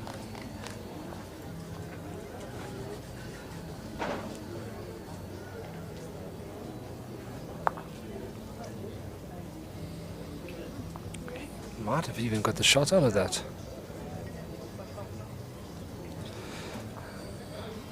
Might have even got the... We just missed the lollipop there as we wait for a co-commentator. Apologies for those with good hearing. That just has to listen to my voice throughout. Thankfully the pictures are amazing. Cape Town Talking Heads. Best in the business. Tinus also walks past happy but grumpy. He went down to Brad Robinson this morning. Josh Turner drawing the number there. Very good bowler. Originally from the border region. Now firmly part of the JBA setup.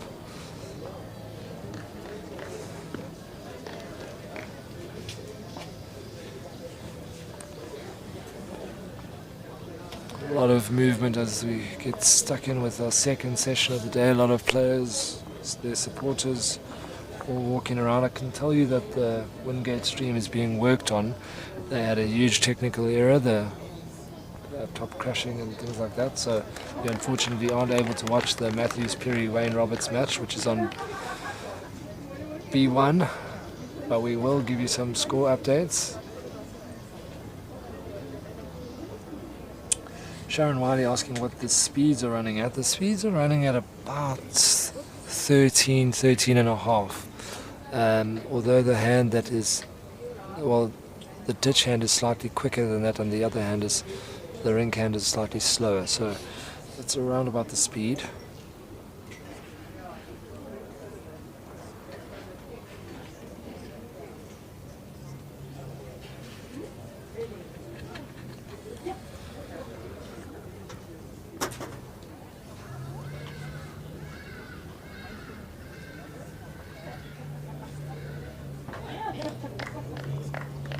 A lot of feedback on the stream. I've watched that match of Siapia and the drive that he hit to pick up the 2 and win the game. A lot of comments around just how great the quality of that shot was. It looks like it could be just the one.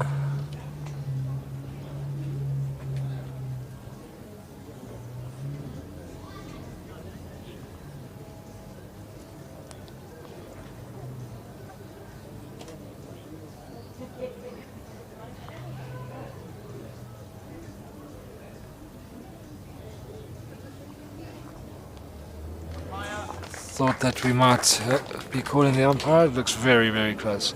So umpire will do the necessary here. Keep the comments coming in. Keep letting us know where you're watching from. Keep asking your questions. We'll do our best to answer them. We've had a lot more questions this time around. Bowls brands, bowls oppositions from foreign countries, speeds of the greens, conditions. And then obviously a lot of Port Natal and KZN fans asking for their scoring updates. Bridget Herselman and Natalie Buerta are 20 all. That game has been titanic into the 26th end.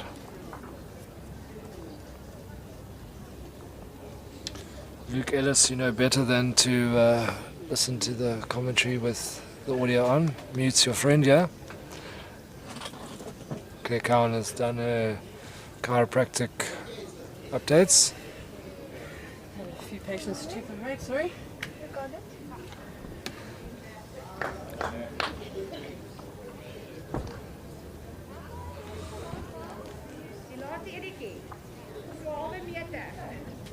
Oh, phenomenal games around the greens. Can you see who's holding in the Bridget Carlett's Natalie Boertse game? It's 20 all.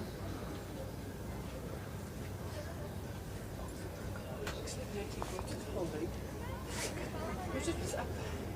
She fought back. I mean, it's a fantastic game.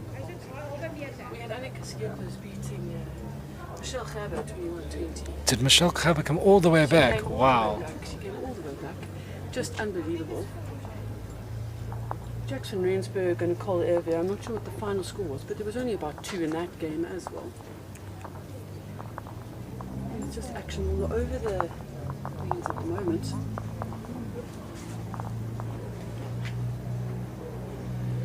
Bridget has just pulled up about 80 centimetres short of Natalie's shot bowl.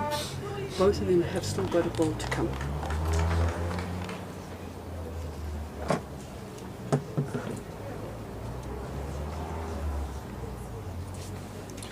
So Josh actually winning that measure to pick up the 2, so a very good start.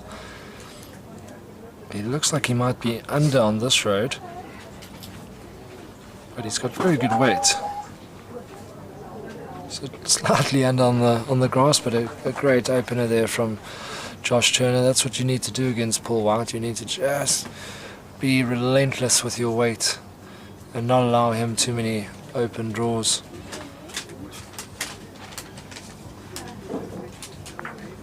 Paul just a little heavy, still shot down there, does find the jack. And Natalie Boertse has just drawn the second shot. Not that she needs it, but at least now it makes Bridget think what shot she's going to play. Her shot is level of the jack. Oh, there's a bit of movement behind the head again.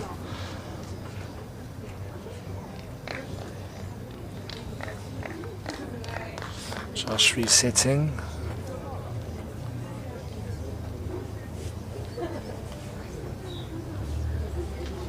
And Josh taking extra grass. That's where the jack was, my friend. But just a foot short on the weight.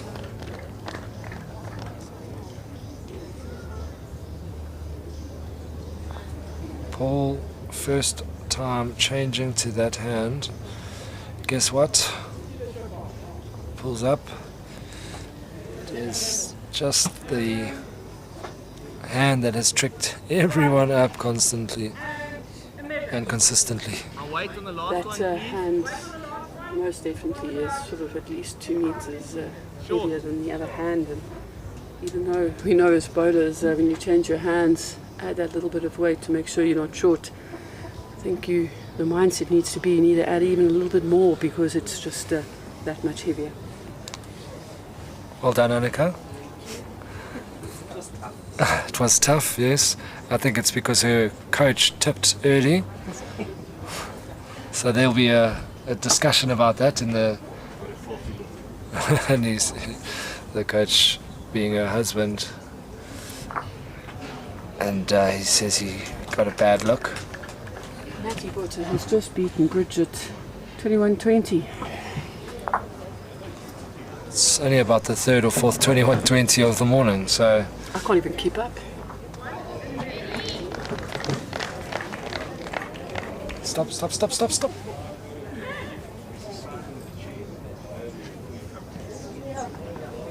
Sorry about that, but we're doing our best to try and help the players. Actually, he wants you to move now. You must move. Thanks, sorry. We're just doing our best. Yeah, you can see the players and spectators walking past. I nearly made the same blunder walking on sea, but thankfully Esme Kruger was so focused she didn't see me. After trying to marshal the traffic here. Yeah, well, it didn't put him off, did it? Just having a little wry smile there from Josh Turner. He's found his weight brilliantly on the ditch hand there. See, Paul not tempted to stick to that slower backhand. He's playing with weight. It does hook a bit. Is he going to get a straighten off his front pole? Oh, he nearly did. But Josh picks up 2. There's definitely been lots of movement behind the rings for players. We saw it yesterday. Jason Evans unhappy a good couple of times. Wayne Roberts unhappy a good couple of times. And so often it happened in sort of very, very critical and it just and breaks your concentration. You deliver the ball, you go 2 meters through, and you allow your opponent back in the game. So just the 2. Josh has gone to 4-0 up, and you'll know that nothing lasts forever, but as he builds a big lead,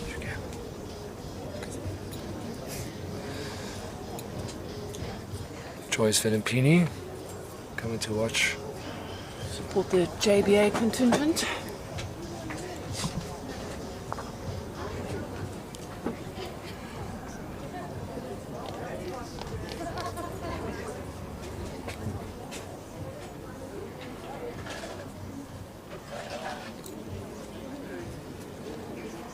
Next to us on B5, we've got Jackson Rensberg, Hans Rensberg playing against Michelle Gerber. Very quick turnaround. I just saw them about 10 minutes ago as they were coming off the greener team. That's what happens when you have a long game. You end up having a very short turnaround time,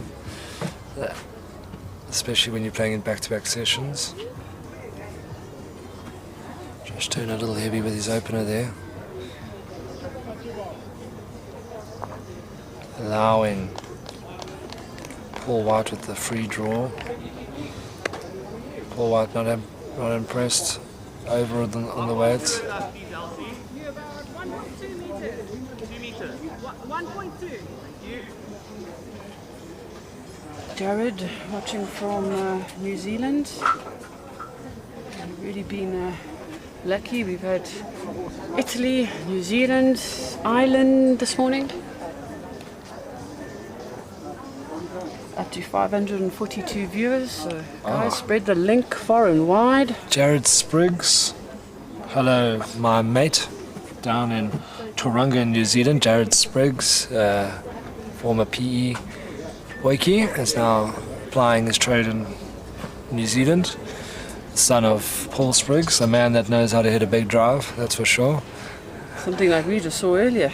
Exactly. So Josh's wife and expected mother has walked past, ready to support her hubby. Debbie Phillips says, "Hey Jared, missing you guys at Durbanville." Yep, it's a little small stint in Cape Town before immigrating to New Zealand. So just a bit of a loose end here from Josh. He's really allowing Paul the opportunity to draw and make a number. So allows the one. He'll be looking to make a concerted effort. Yep, this is also in the count, but again, you split those bowls and you're out on the jack. So there's a big margin here, as the spectators are doing a lot of hydration, some of it wiser than others. Might look quite tricky from the mat, but this is where probably in pairs or trips or fours you can easily get that foot come out, not in singles. Well, you can ask, you just won't get it. But it's just on weight now.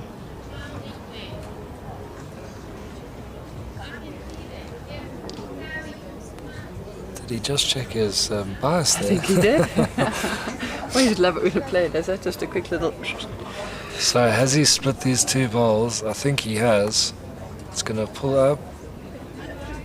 Oh, he's just short. So that is still 2 to Paul, you feel. Yep, and an opportunity to draw a third.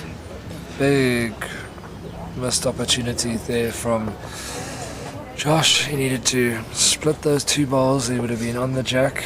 But now Paul can close the gap from 4-0. It could be 4-3 in one quick end.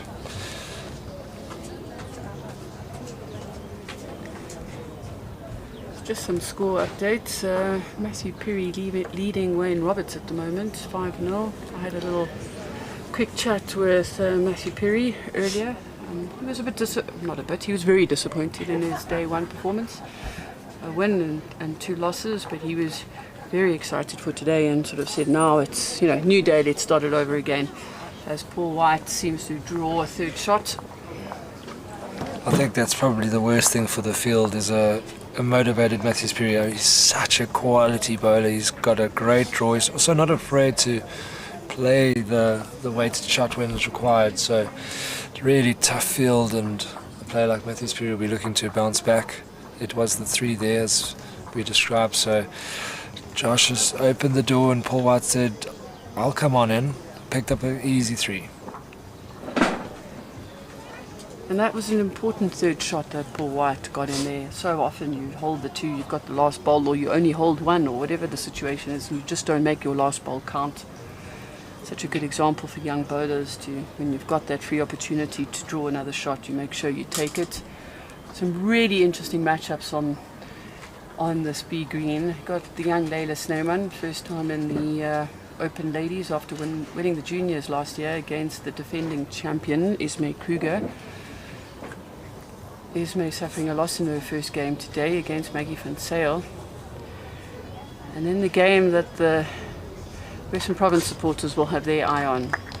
Maggie van Zyl against Annika Skippers is going to be a really good tussle between the 2 skips of the AIDs. Josh so that's Turner's be a good one. corrected his weight there with a little cheeky back toucher. So I can tell you, we had the question on where the players are on the logs. Josh Turner's on top and Paul White is 6th. But such has been the nature of the group that only 1 win separates them. So it's kind of still early doors with 3 matches to go today. So very important for both players to try and separate themselves from the field. And that's why in this session Jason Evans is now playing against Cecil Bourneman and Sean Thomas is playing against Brendan Ferns. So nobody's in it and nobody's out of it in that group, with 4 players on 2 points and 4 players on 1 point. So Josh doing well to get behind. And a little spectator interference again. I think that's just going to be the nature of this thing until we block it off completely. And then people will have to walk. I mean, Wingate, the facilities are widened from here to the refreshment station, etc. There's no better place than to get your steps in, I would say. And Yeah. Paul White, narrowly misses that. That was a very good effort from him.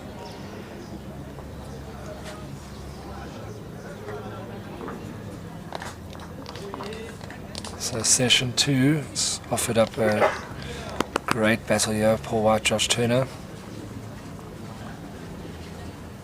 And Josh is not going to get past. Decent weight.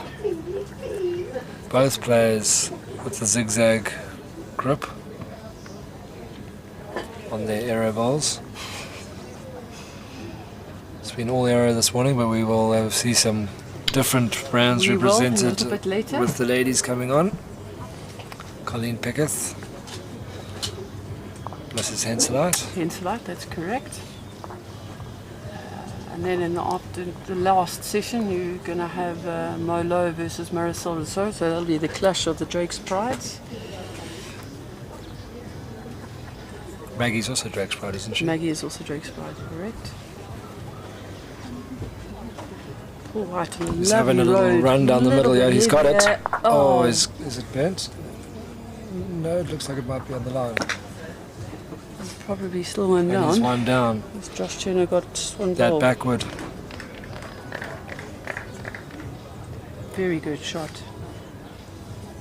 Unfortunate not to burn.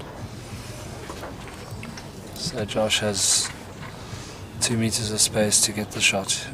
It'll be interesting because there's quite a lot of green to get through between, and by green I mean green patches between Rink 5 and 6, so he's got to really make sure that he doesn't put up 3 meters short here.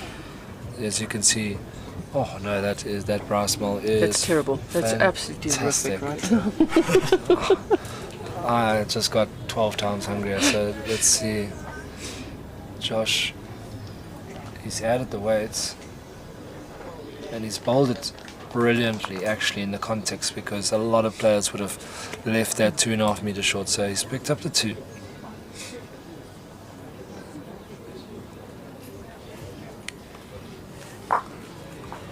So that'll be a very good end there for Josh Turner after drawing a back toucher, surviving the drive and then adding insult to injury. That's a very good draw from Josh Turner, making sure that On ball that- counted. Huh? On that line with the heavier hand, made it look very easy. Don't know what all the fuss is about. Easy, easy.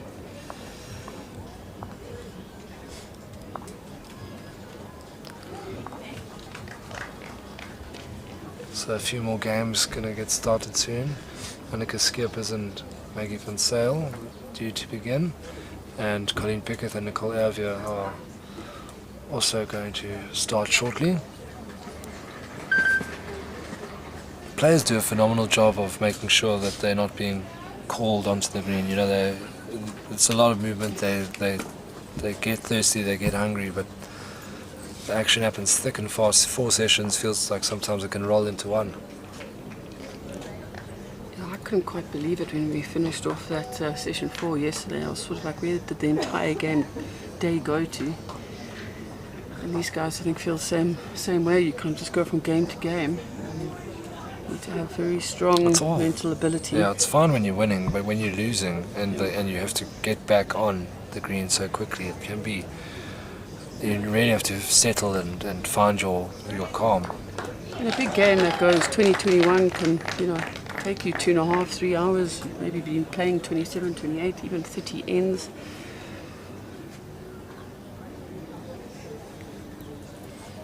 Josh won't be pleased with that. He's just away from the commentary box end, struggling with his weight. He's got it perfectly coming towards the commentary box.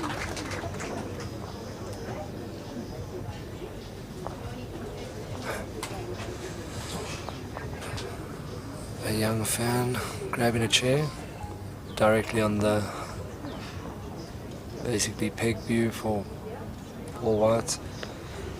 You can see Paul White getting quite frustrated. His reaction after he delivered the ball breaks that concentration, and it's quite tricky for players. It's so easy to say, "Oh, put it out of your mind," but It's just happened.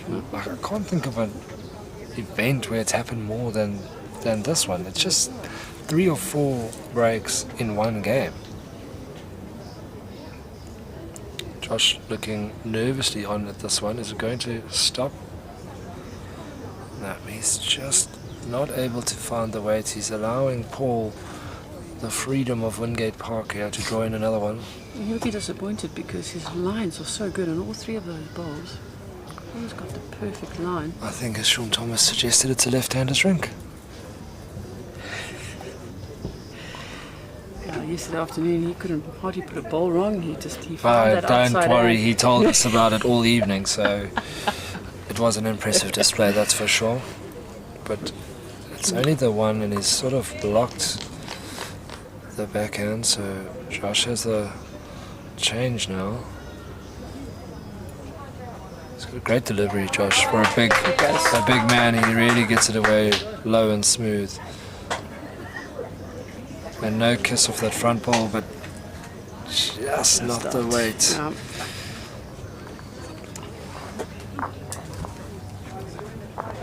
I'm going to take a quick break, and I might even go and explore that bra facility. Wade, you're probably going to walk past me with this like lovely burry roll or something like. You test it out and tell me what to order later. And as Wade departs, Michelet joins me in the commentary box. Good morning, Michelet. Morning, Claire. Morning, viewers. We mean some awesome bowls. Yeah, it's been a ding-dong battle. Session 1 was an absolute treat. We watched C.P. Mathewson against Wayne Perry, and that was a game of high quality. You were giving updates all across the ring. Nixon Bengueric against Clinton Roots was a 2021. It's just been an action-packed morning. But I have to ask you, Tabelo this morning, how did she do? Yeah, Tabelo did very well. She played Fran. Expected it to be a ding-dong game. Started off like that, and then she pulled a bit of a lead. Ended up winning 21-13. Oh, fantastic. Well done, Tabelo.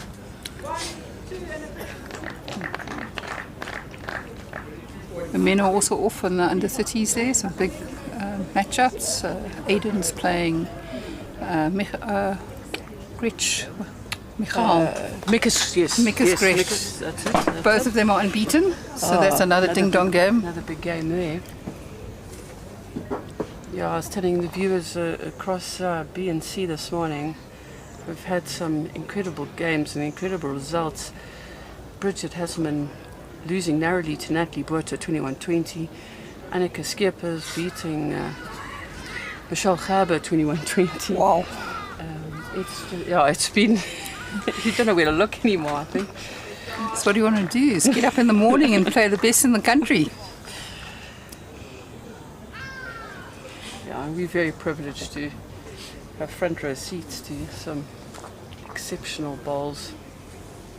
Paul White has previously, if I'm not mistaken, won the SA singles, and Josh picked up a bronze medal last year, so this is also a great game. Yeah, and Josh having a very, very good run so far. Unbeaten. I think he lost his first game. One loss. Yeah, one loss, yeah. Lost his first game yesterday. Bounced back fantastically. But this section's wide open because there are quite a few players that have got one loss, so aggregate's going to come into it. Making sure you pick up as many wins as you can is also going to be vitally important. Correct. He's got his number one supporter with him today. Shannon's here, Yes. highly pregnant. About 6-7 weeks to go until baby Turner arrives. I had a little chat with her earlier. She's excited and nervous as any new mother is.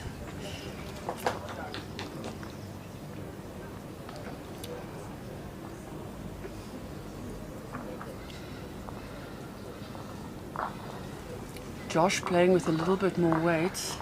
I think he's got the prop bowl here. It's going to run through. Only one down though. He was 2 down.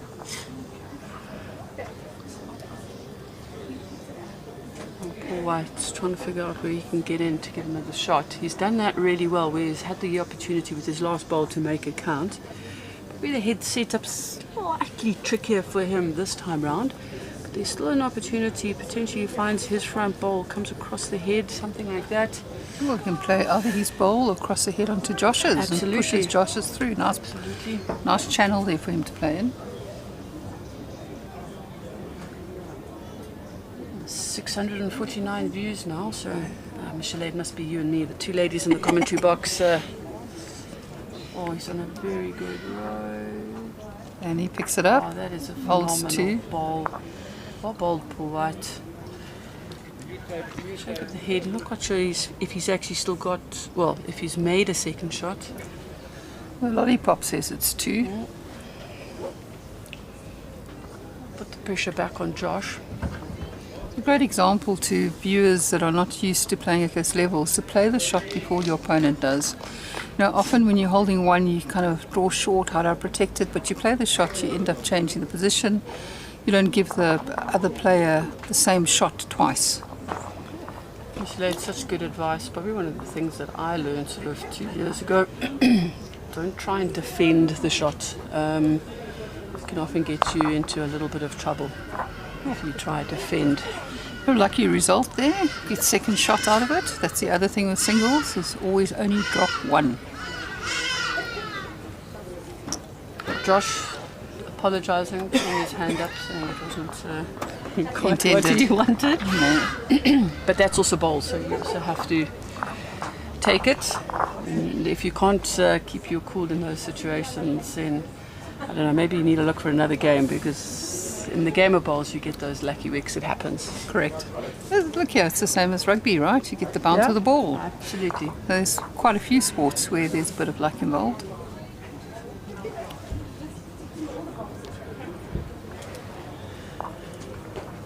Matthews Perry leading Wayne Roberts 7-5. Wayne Roberts on the scoreboard and fighting back hard. Ismay Kruger leading the young Leila Snyman 8-2.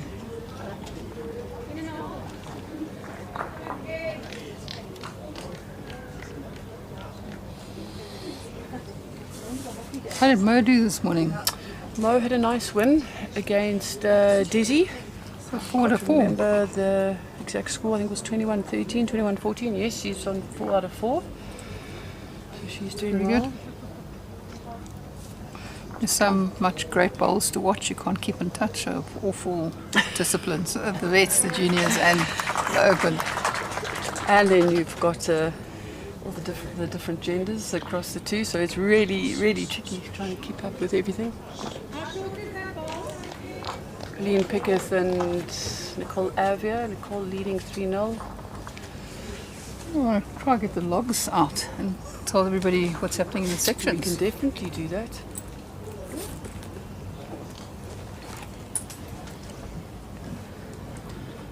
So we know in this section of the men's, it's all still very, very tight. Most players are, a lot of the players are still in the mix with the one loss.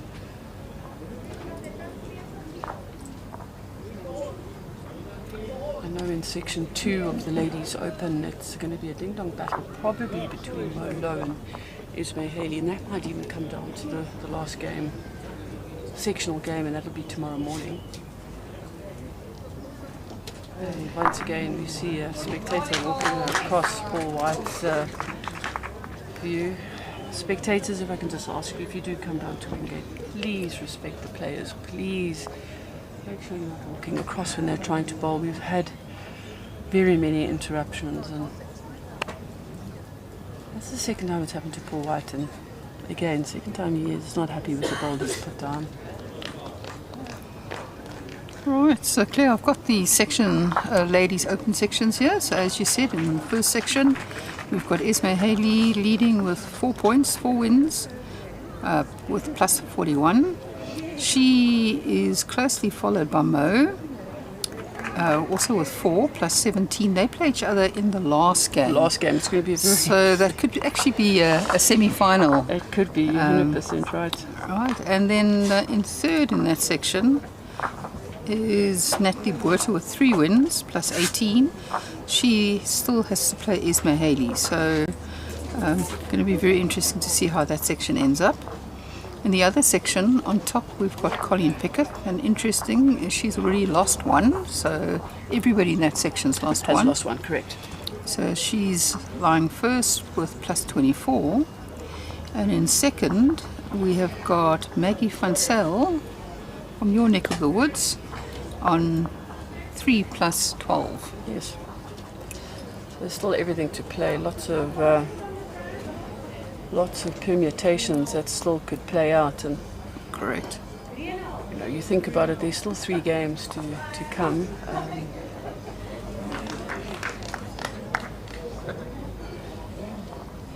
Right, in the men's open section, in the one section we have Charles Mathewson, 4 to 4, plus 30. He's leading the pack. In second, we have Clinton Roots with 3 and then a -1. And yeah, in third place, Nixa has only won 2. So that section looks like between Charles and Clinton, but as we know, it's still 3 rounds to go. The other section, Josh Turner, that we're watching at the moment, sitting on top with 2 wins. They've only played 3 games in this section. And then we've got Sean Thomas, also with 2 wins, but with -1. And then we've got Cecil Borman, also with 2 wins. So quite a few in the hunt in this section. The other thing you just mentioned, on 2 occasions, -1. So it shows just how close a lot of these games have been. And I think we've mentioned it multiple times in the streaming, how many games have gone to 2021. Also just shows you, like in a round robin within your section, you've got to fight for every shot. Correct. shot difference will often come into play. Certainly, if not for who goes through into the final, but certainly for who might get bronze. Correct. So in the under 30 ladies, after 3 rounds, they only play 5 rounds. We have got Tabela Mabonga, who's on top, 3 wins out of 3. And in second place, we have got Fran with 2 wins plus 12.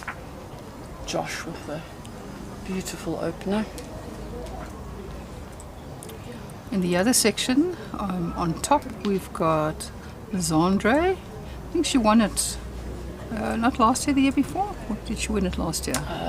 Lizandre won, not last year, the year before. Labour Snyman won this year, last year. That's why she's in open now. Yeah. So she's got 3 wins out of 3. And in second position, we've got Aneshka from Northwest with 2 wins. They still need to play each other, so that section's still open.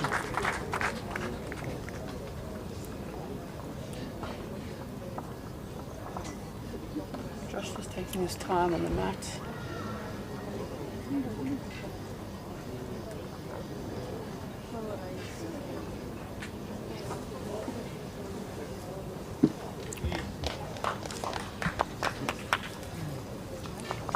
In the men's under 30, the one section has only played, in fact both sections have only played 2 games. The third round is busy happening at the moment. We've got Amon Askari from Edgemead, Western Province, with 2 wins out of 2. And we've got Adrian Bookless with 2 wins out of 2 as well, lying second. That'll definitely be a big clash. That's a phenomenal ball from Paul White. He played that shot with just exceptional weight, just to roll Josh's shot out slightly. A fine front to the shot ball, please. You can hear just 2 centimeters in front.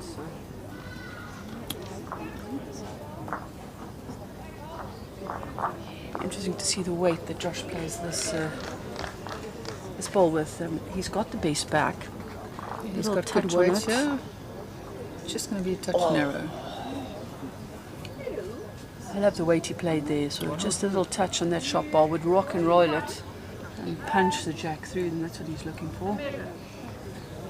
We chatted about it yesterday when we were on air, that a lot of these single players don't play with full-on drives. They play with controlled weight, turn the ball over, get another one in the head, give good position. If you look at all the rinks, very seldom do you see full-on drives. Now, Michele, we were treated to balls of highest quality, and that is the shot that Josh Turner wanted to play. Paul White has played it for him. He just needed a fraction less weight on it. I was very disappointed with what he did there. But we were treated earlier in session 1 to Wayne Perry versus CP Mathewson, and it was a game of top quality bowls. CP was in control of the game for a long way. Wayne Perry came back at him hard. It was 19 all. Wayne Perry bowled 2 beautiful bowls, literally a front toucher and a back toucher. And CP had been so good in his control. He never went big in any of the ends. I know Neil Burke has been working with him quite hard in terms of what shots to play, and that was the shot there where he needed the big booming drive. He played it, he hit it perfectly to pick up 2. And even as I tell you the story, I get goosebumps again, because it was an incredible display of mature bowls, and I think that for me was what was so good about how both Wayne Perry but very much CP Mathewson played that game. And I think the good players know when to pick the opportunity to do the drive. So to finish under 30s, Armand is actually playing Adrian now, so that's the top of this section clash. And then in the other section, we've got Mikus Gritch playing Aidan De Smit, both of them lying 1 and 2 as well, so another top of the section clash. Paul White is, you can see in his body language, not happy with that end. He really did all the hard work with his second ball to turn Josh Turner's shot ball out and right shot, and just missing his weight on the draw. He needs to shake it off. Lots of bowls still to come. Given Josh a little bit of a lead, but shake it off and get back into it. He's a good bowler, he knows that. Let's give you a score update across the green. Esme Kruger's sprinted to a 14-2 lead up over Leila Snyman. Esme Kruger's going to want to get a good win under her belt. She lost to Maggie van Zyl in session 1 today, so she'll want to come back fighting. Matthews Perry, 9-5 up against Wayne Roberts. And the clash of the Western Province ID skips is Maggie van Zyl versus Annika Skippers. Maggie up by 1, 4-3. And then Colleen Piketh bowling against Nicole Avia. Can't quite see the score. I don't know if Michelle can, but we'll give you an update there now. The score is 3-2 to Nicole. And Michelle Gerber leading Jax van Zyl. Yeah, Jax van Zyl. Jax Janssen van Rensburg. I might need that another cup of coffee this morning. 11-2.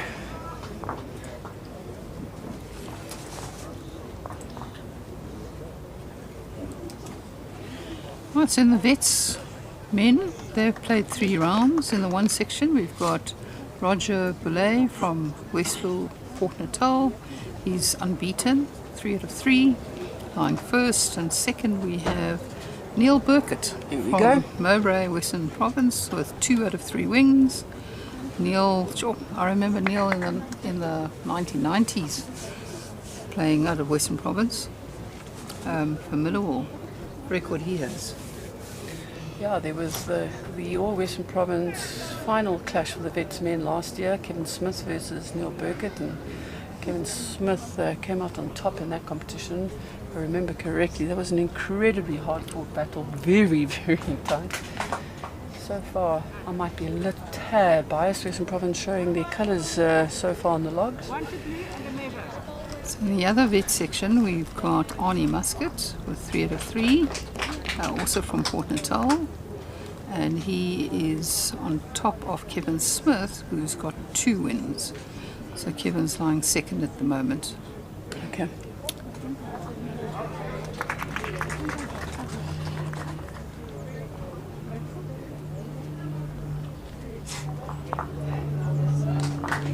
Josh Turner building up I can never say a comfortable lead in bowls, but a 6-shot lead where he's just picked up 2 ends of 3, and we've seen it on a couple of games. You lose your concentration for that one end or the 2 ends, you drop a 3 or 4 and you're in a little bit of a pickle. So Paul White would want to sort of try and wrestle this momentum back.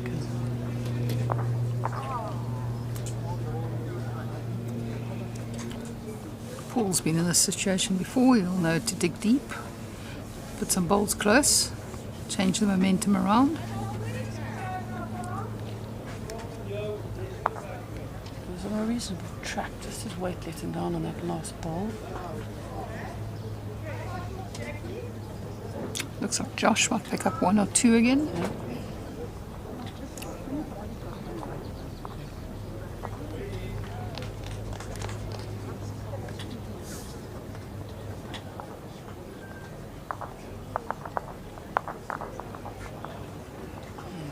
For Josh.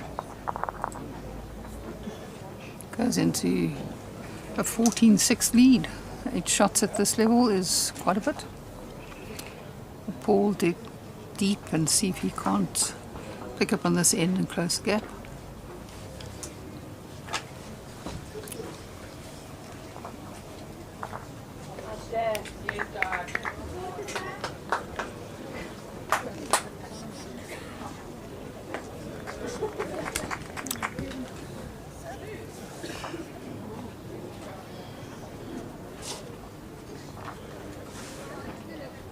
We are up to 739 viewers, so we're doing really well. We see Josh with a great opener. Spread the link, guys. Kept on talking heads. Fantastic production crew. I love the replays. And production assistants to the right listens to what we say and then brings the replays in quite quickly. Just saw some spectators enjoying their ice creams because it is very hot today. If you're listening and you're in the Gauteng area, come down. Not only is the ice cream, but there's cold beers on tap. The weather is beautiful, the atmosphere is great, and the bowls is scintillating. Debbie, Annika and Maggie are 4-all at the moment, so we'll keep you updated with those scores. Matthew Perry is 11-5 up on Wayne Roberts. Ismay Kruger 17-2 up on Louw Snyman.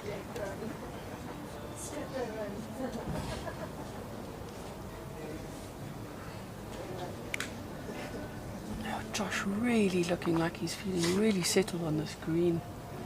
The weight control, his line is really good. Here comes Paul. Oh, what a good ball from Paul. He might just be out. Let's see what LCBR Marcus is. One to Josh. Paul's weight's been very good. It's just the line, just nipping the grass slightly. Both playing with arrows. Yeah, we've definitely had the aero show this morning. Oh, what a phenomenal ball, Josh Turner.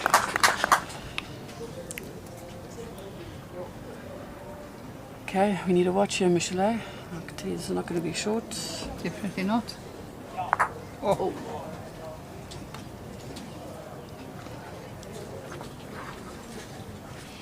What is amazing about Josh's bowls is not much of a target. It's very narrow.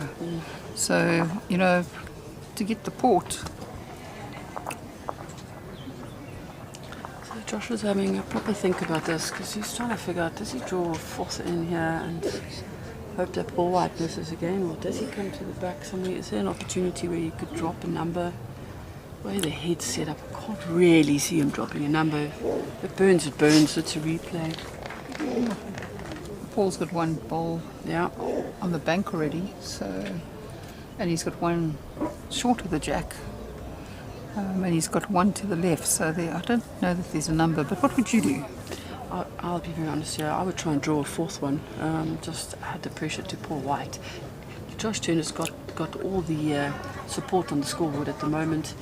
He hasn't made it bigger. That is a phenomenal hit of bowls from Josh Turner. 8 out of 8 points, brilliant. And we know what Paul White's going to be doing, and you know.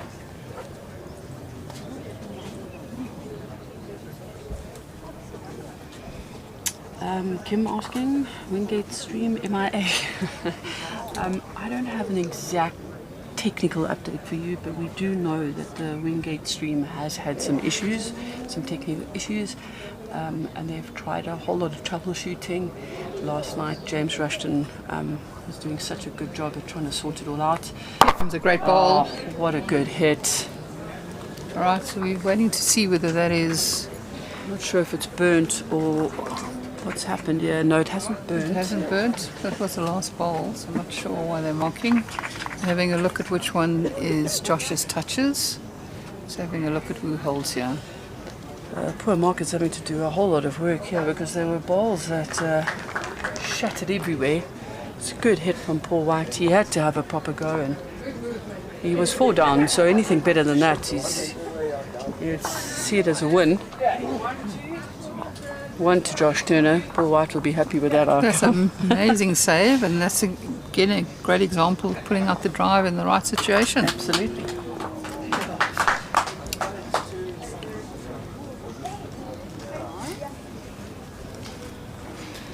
Annika Skip is coming back on Maggie van Zyl. Annika leading 7-4 against Maggie. Ismay still comfortably up against Sneman. Matthews Perry 11-7 up against Wayne Roberts. Nicole Irvie 7-2 up on Colleen Piketh. Ah, good. And Michelle Gerber leading 11-3 against Jackson from Rensburg. Always amazes me at how things change so quickly. I mean, Jack had a nice win this morning against Nicole and was battling her. Even yesterday she had a good win against Colleen and struggled when she played Ismay Kruger. So it's... Yeah. Sorry guys, we have to smile while there's a photo being taken of us. But say that's good for commentary.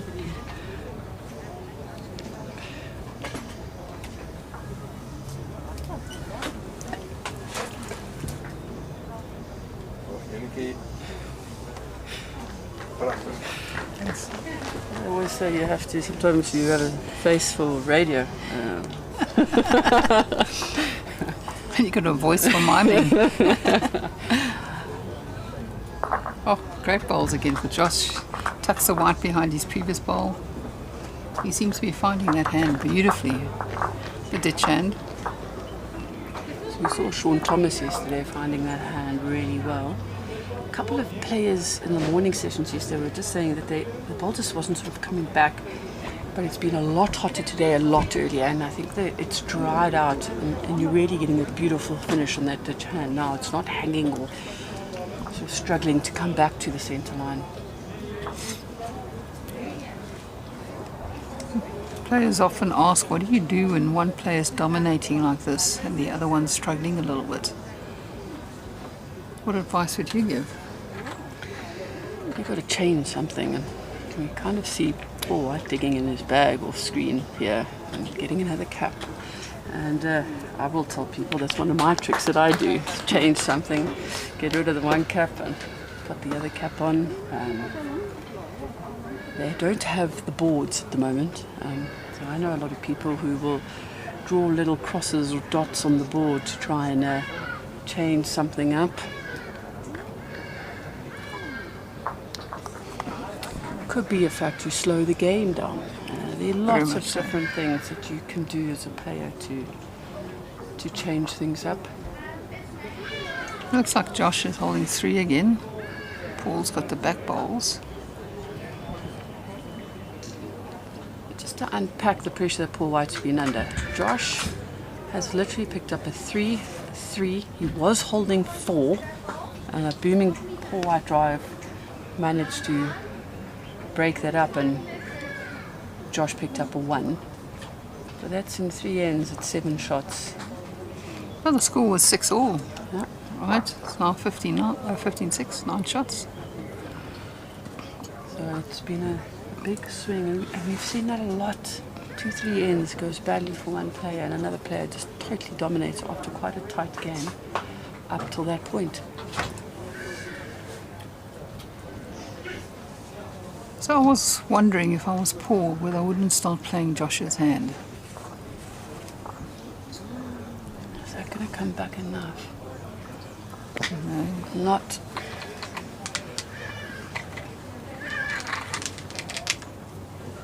Well, there's a sign that that is 4.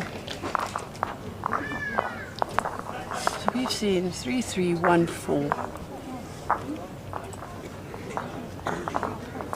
Josh Turner goes into a 19-6 lead. That's 13 unanswered shots. And we've only played 11 ends. Yeah.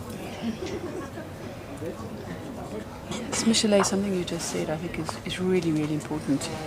As a player, I would have expected Josh to sort of bowled on all these rinks quite a bit. He's just down the road at JBA. Paul White comes up here probably once a year to bowl in the Masters. I would definitely, as a player down, be following Josh's hand. Also, Josh has got a kind of an open draw every single time. Oh, wait, Pretorius. Somewhere in the shade, watching the balls, and says the Boerewors rolls are amazing. worth a trip to Wingate alone. I can tell you now that is a proper little dig at me, because he jumped out of the seat as Michele popped in for her commentary stint and told me he's going to go and find those briars and see what's on them. So Paul is playing Josh's hand. He's just been nipping the grass a little bit on the hand. His weight's actually been very good.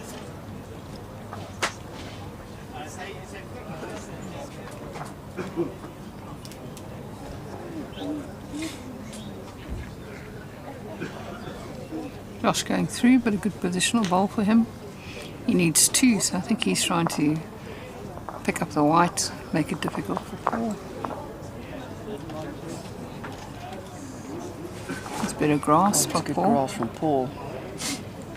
His weight is looking. There we go. Welcome back, Paul. Almost. Just a fraction short. Good measure, Malka says. That's good. He's got 2 bowls in the head. Give him a bit more confidence. Gives him options.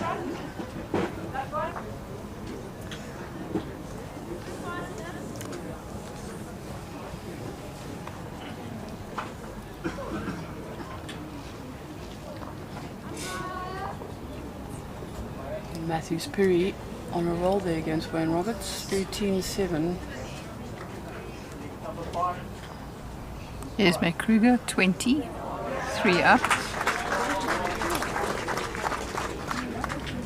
Sounds like quite an interesting battle going on between Brendan Ferns and Sean Thomas.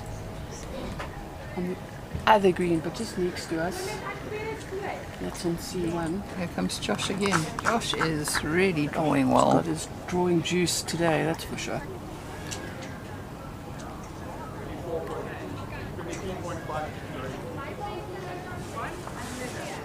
So, one in a measure.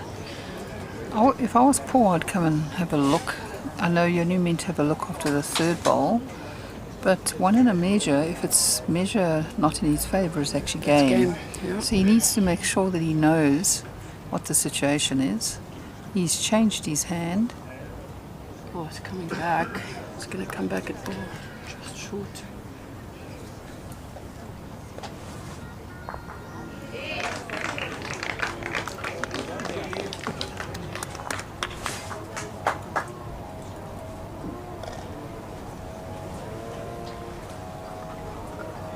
Josh has got good grass again. He's going to try to wrestle Paul out. Yeah, Yes, that's well a done. brilliant ball. Paul now is 3 down and game down. It looks like he's lining up for a big drive. Yeah, there it comes. He's going to he misses it. And that's game to Josh Turner. Well played, Josh Turner. Masterclass in drawing. He found the. In Absolutely. fact, he was playing on his forehand around the clock, up and down. He found it, played beautifully, and won 21-6. He goes to 4 wins out of 5 and will continue to lead that section. Yeah, well bowled, Josh. As a young man, very good strength, mental fortitude, and just beautiful drawing. That was just a masterclass in drawing, getting back to the centre line, just settling on your weight, and well done to Josh Turner.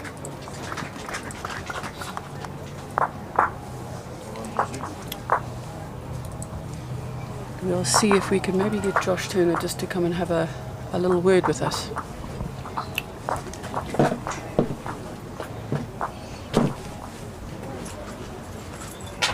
While we're doing that, I'll give you an update of a couple of scores. Michelle Gerber is 12-4 up on Jax Jans van Rensburg. Colleen Piketh is trailing Nicole Irvie by 9-3. Annika Skierpers is 11-4 up on Michelle. Sorry, what's Van Zyl's first name? Maggie. Maggie van Zyl, sorry. Maggie, I should actually know that. Maggie van Zyl. Leila Selman is fighting for the game, fighting back in the game, although she's 23 down. Isma is playing her last bowl, which must mean that Leila is holding there. And then we've got Matthew Perry up 14-7 on Wayne Roberts. So we're lucky enough just to have grabbed Josh as he came off the rink. Josh, incredibly well played. I said you had your drawing juice on today. Yeah, thank you. How did that feel? It was good. Woke up a little bit nervous this morning. But yeah, nerves. Playing games, so got to get on the green, you got to do the job. So yeah. You played that Dutch hand so nicely. The line seemed really true. Would you say that's a fair reflection? Yeah, Paulie played well. You can't. The score didn't determine how the game was played. But yeah, I found the line, and as soon as I found the line, I mean, it's all about the weight after that. He just missed it a couple of times. So, yeah. It's exactly what we said in commentary. He was just a little bit narrow every now and again, just nipping that line and cutting across. But your weight control was exceptional. It seemed like the green it's a bit quicker than yesterday. I don't know if where you've played yesterday and if you would agree to that. Yeah, this green is definitely quicker than the sea green. Struggled in the first game yesterday with the weight. It was a little bit heavy, so drop short, and then moved here in the second game, and then yeah, it's playing nicely. It was a tricky rink, but as soon as you found it, it was very true. So. Well done, Josh. Fantastic win, leading your section, and good luck for the rest of the day. Thank you. Yeah. Go and have a rest.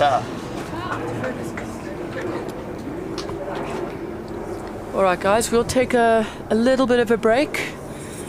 give the cameraman and production crew and the commentators a bit of a breather. Next up we'll be seeing Colleen Piketh versus Maggie van Zyl, which will be an interesting fair.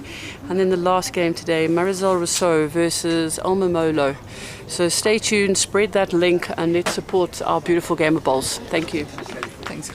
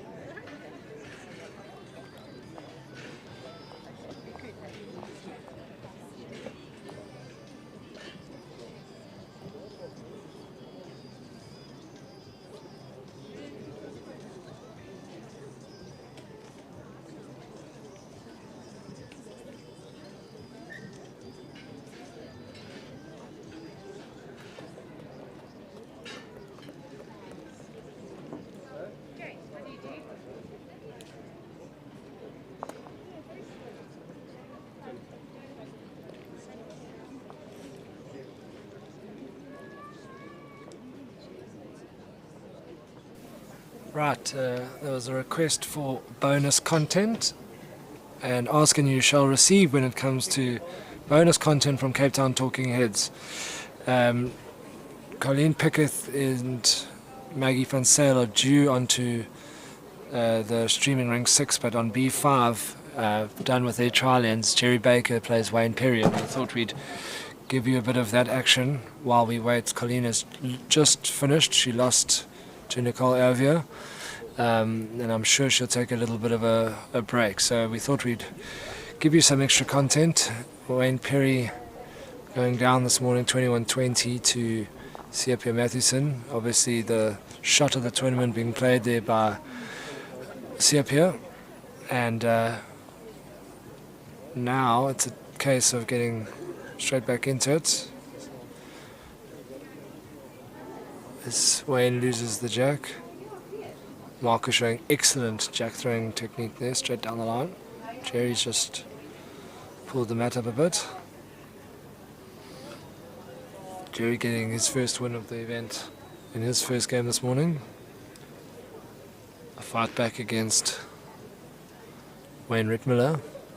So everybody's beating everybody at the moment, except for Bsa Mathewson, who's now on the green, and he is 2-all through 3 against Neksha Bengarik. Of course, Neksha was his skip, and he played third at the US Open when they won the pause, and now they're playing against each other. So he's on top of the pops in that group, and in the other group, it's Josh Turner, who we saw put on a masterclass. Blink and you'll miss it. Phenomenal performance.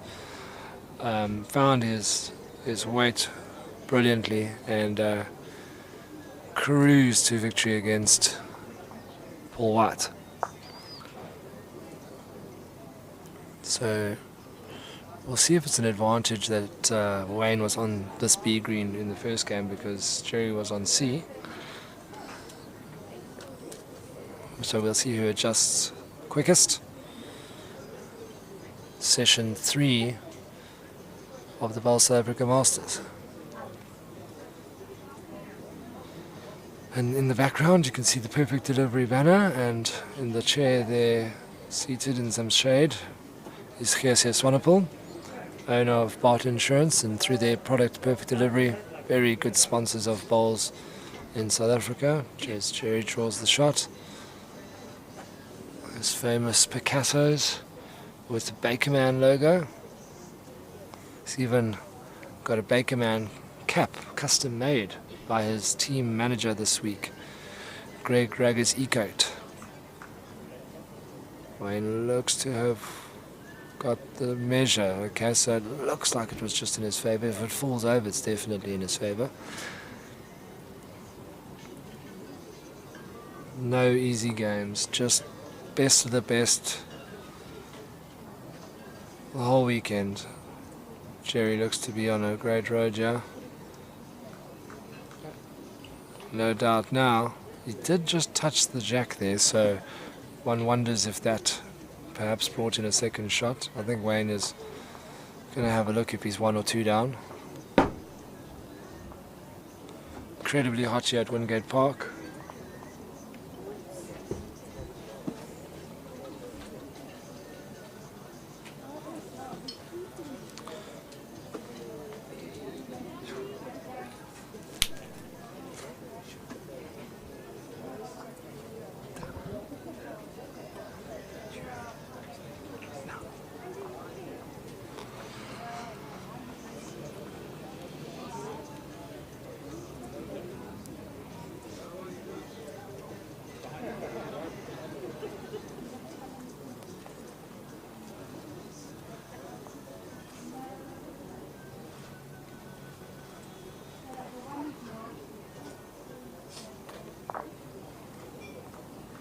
So, not enough to get the shot. At least it's just the one now confirmed. Jerry has the opportunity to draw another.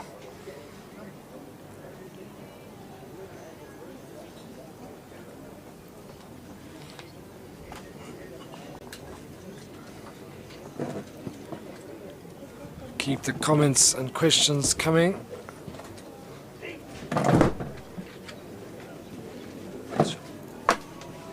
And and on the YouTube streaming.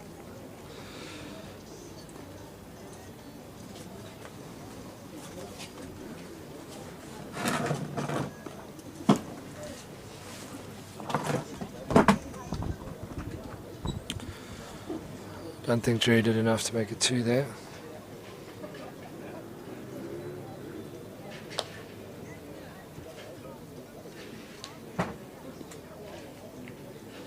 Even though Jerry knows what the story is, Wayne just allowing him to get to the head. So a single to open the encounter.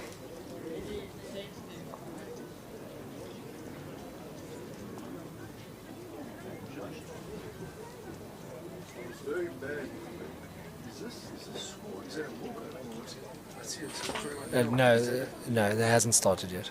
It hasn't started yet. Someone just didn't flip the board. No, she's playing on. Yeah. So Sean.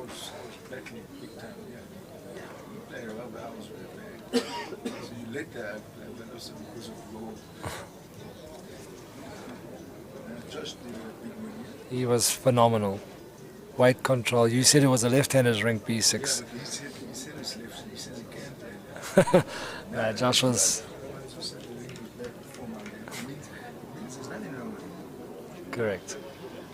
Nothing wrong. The winners say it's always okay. So Jerry's opened up at the bottom there. You've heard some chatter with Mr. Bowles, Sean Thomas, going down now in his game against Brendan Ferns. He was phenomenal as well, Sean Thomas, on this streaming rink. And now he plays Josh Turner next. And they've teamed up quite a bit. Jerry rolling them in, pouring them in, finding the line early.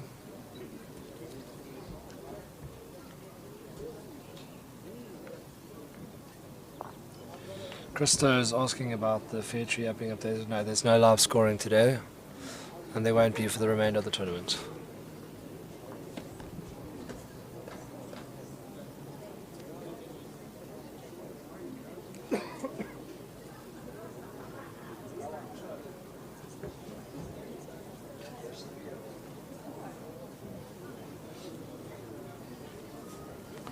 So Jerry with a chance to add to his account, but he's pulling up well short.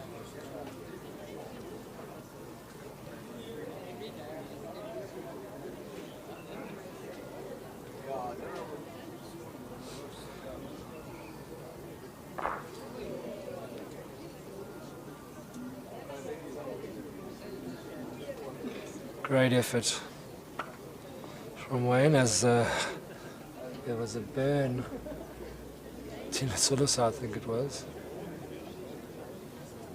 No, it was Bsa Mathewson playing against Niksha, and burnt as the jack went 3 rings down, so it nearly went into B5 and they're playing on B2. So there's some fancy footwork by one of the markers to prevent that from wrecking any other heads. Jerry's added the weights, and if it falls, started very well here. 2 in a measure.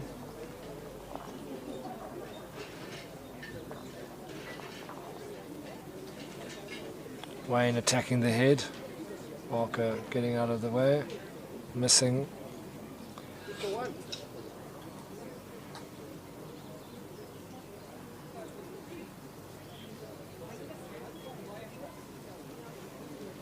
Jerry not offering us much. By way of a hint. 2 out. And it is 3 conceded. So 4-0 to Baker.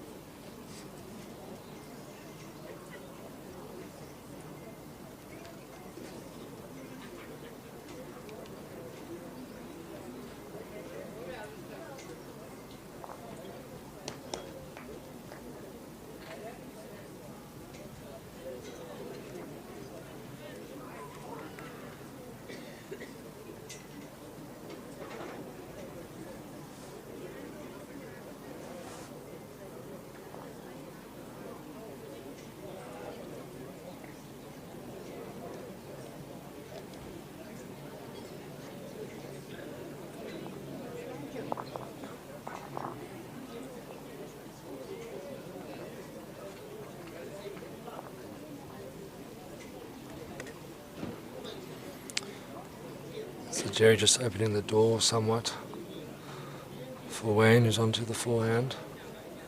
Short end. And Wayne makes no mistake in obliging with a very good shot ball there. So that is the nature of the game of singles. You give your opponent half a gap. At this level, they take it 9 times out of 10. So Jerry now looking to get his ball to swing back to the whites. You feel he's just a little bit wide and just not enough weight. So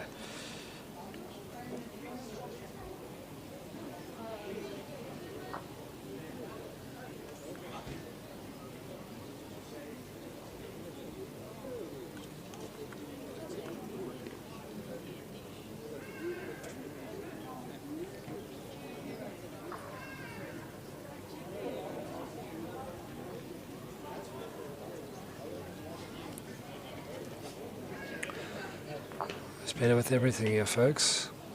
Just a little heavy running through there. As you can see the Bakerman logo on full display there.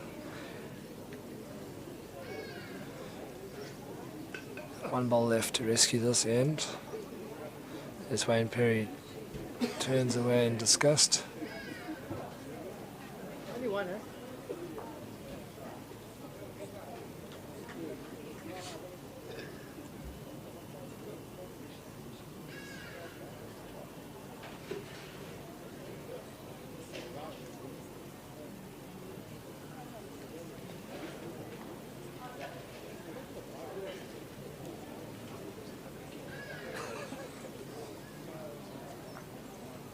Just a little through. So Wayne Perry has a chance to draw for 2 now.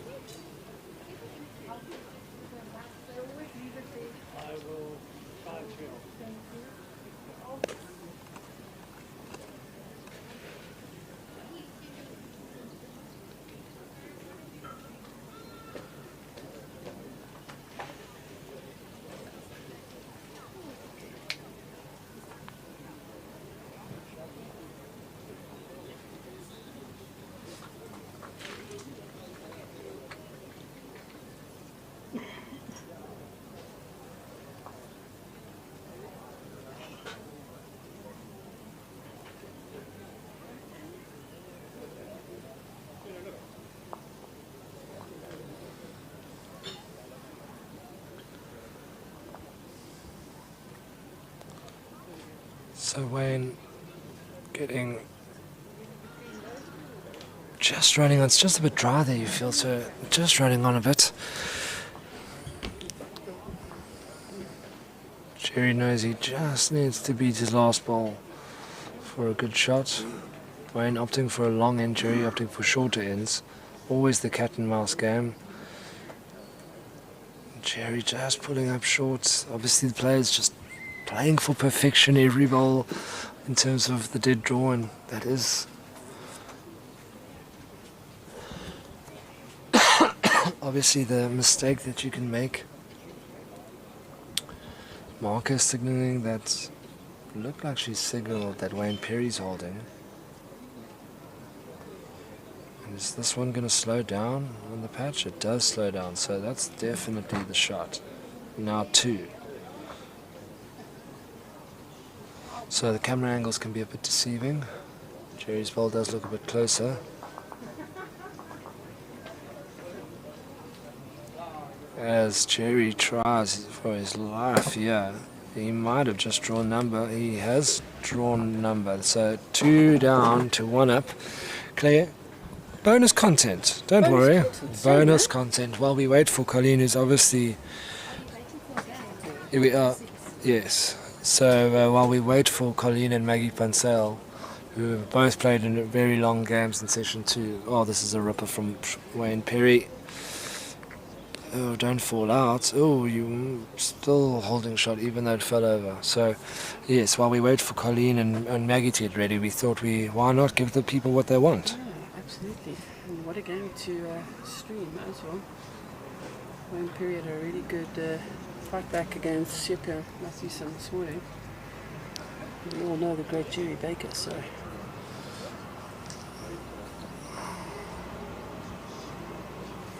Marco is confident in it being still Wayne Perry's shot, but the ball did fall over. And Jerry's also confident that it's Wayne's shot, so even though that ball fell over, Wayne Perry reduces the deficit. Jerry did get out to a 4-0 head start and has dropped to 2 and a 1, so Wayne Perry is preferring a longer end, Jerry preferring a shorter end. I can tell you that Wayne Rittmiller has roared into a 10-3 lead against Tinus Olofsson.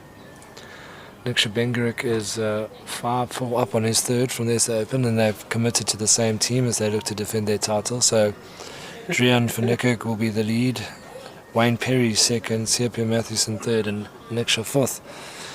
On home soil, It's a good side, eh? bookies' favourites. Not a good value bet, as I told them. You might get your bet right. You're not going to get much money for that, that's for sure. Nah, I'll make them 4-1 favourites, though it is a big field. Perry going to be very competitive being up in BG, and I think it's going to be a big version of the SA Open. Jerry sneaking past Wayne, but there's still a good mat length to draw into. I think you'll also get really good spectators, mass spectators coming down. Lots of people coming to watch us as soon as that competition gets to the end stages and starts hotting up.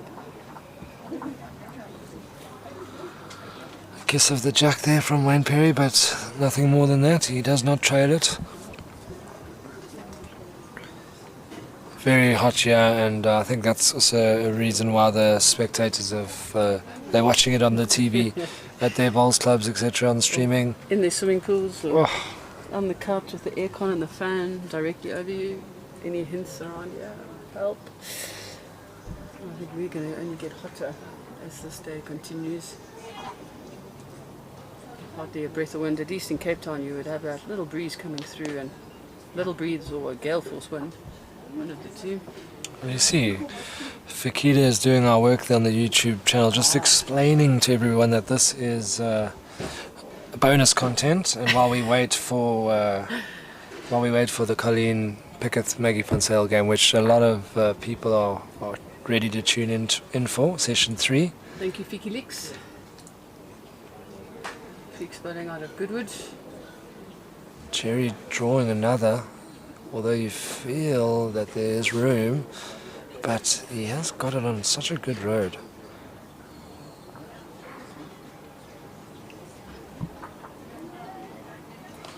Wayne on the forehand. Is it going to get back to the centre line? I don't think so. It does. It does too. Got far further than I thought it would. And the marker has indicated 1 to Wayne Perry. So Jerry is sort of eyeing their head out. He knows he can just roll his ball over. You feel that that's the safe shot. That ball of Wayne's, the shot ball, is quite protected. Unless Jerry wants to try and find a funny little port there between his two balls on the centre line. There's a little port there directly onto that shot ball. Roll it out, you pick up 3. Not the easiest of shots. Yeah, I just I wouldn't play it in the context right now, but he is eyeing it out. And there is a lot of driving across. Was that Tennis also? Because Sepia's had one and Tennis has had one, and I'm sure there'll be one soon in the Brad Robinson Continental game. I'm glad there's no game between those two rings. So Sepia is on 2 and Tennis also on 3. So if you were playing between those two, it could be dangerous. Yeah, I know someone's going to break a shin. That's the thing though, like I've seen Tennis hits the jack really strings, it can hit head high. So much like, I don't know if and I know you do love your cricket, but the SA20, a few fans took a few shots to the head. How was that Rickleton 6 that took out that poor lady? Yeah, well, they say that her glasses saved her eye, so you have to, all she got was a signed jersey. I think Ryan could have maybe a bat and maybe some gloves and a few coaching lessons. Most important. One of his helmets too. But she was back at the ground later, so yeah, it can be a dangerous game, this.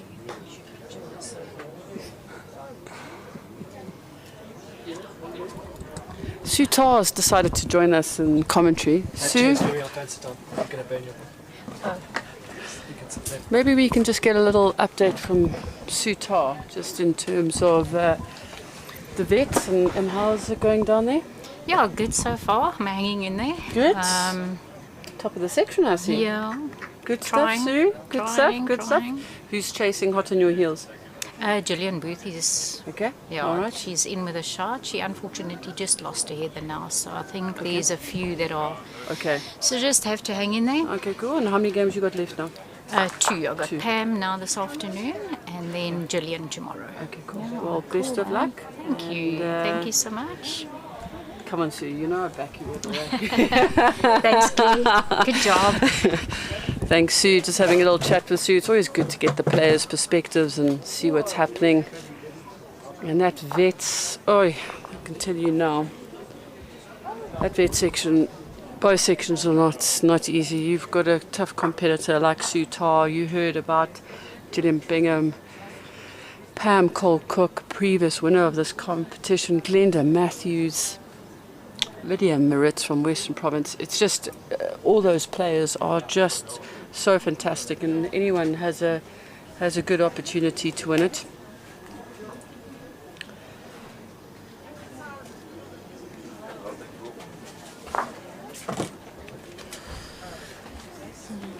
As we pay some more attention to the bonus content you've heard about us having on Rink B5. Jerry drawing in a third shot. That's just a fantastic shot, and head set up really nicely for Jerry. A couple of holes, so not easy for Wayne to come down with a big moving drive or anything like that. Yeah, can you believe it? It's only 1 o'clock. I feel I'm exhausted. It's so hot. The action takes it out of you even as a spectator.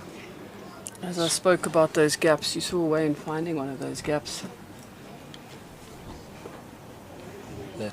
Chair that Sue Tar nearly sat on, it's on fire. Black chair in this heat. Very hot out here, no wind to speak of at Wingate Park.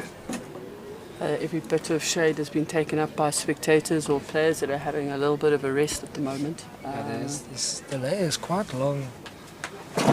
Colleen and Maggie have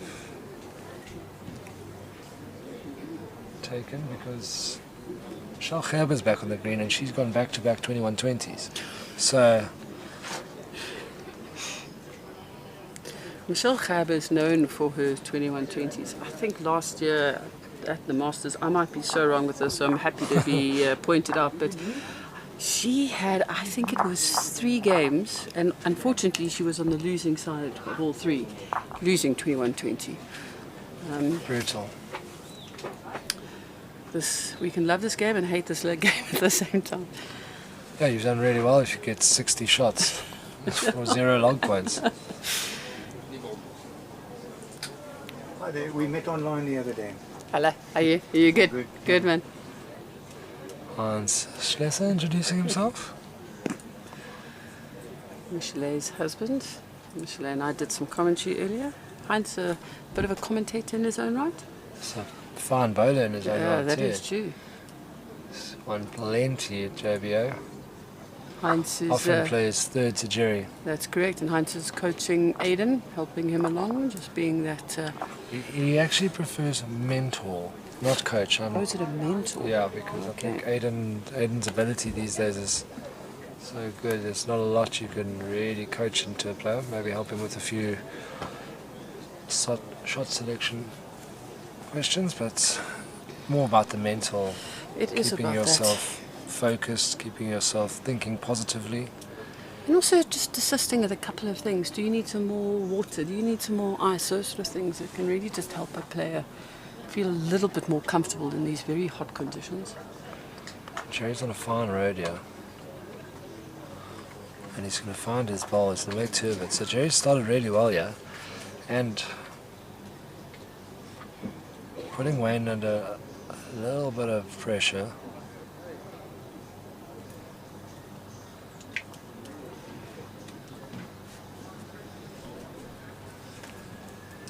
Just as the sun goes behind the clouds, you can just feel that temperature drop. I was Yeah, like, "Whew." beautiful. And the temperature just dropped for Wayne Perry there. Ice cool on that draw to get the shot. Jerry will be motivated now to find the edge of that or find the jack. But Wayne's put himself at least back in the mix here on this 7th end. Oh, touch of glass from Jerry Baker. Found his own ball. Haven't seen anything from the marker to suggest we might be holding shot there, but it's going to be very close.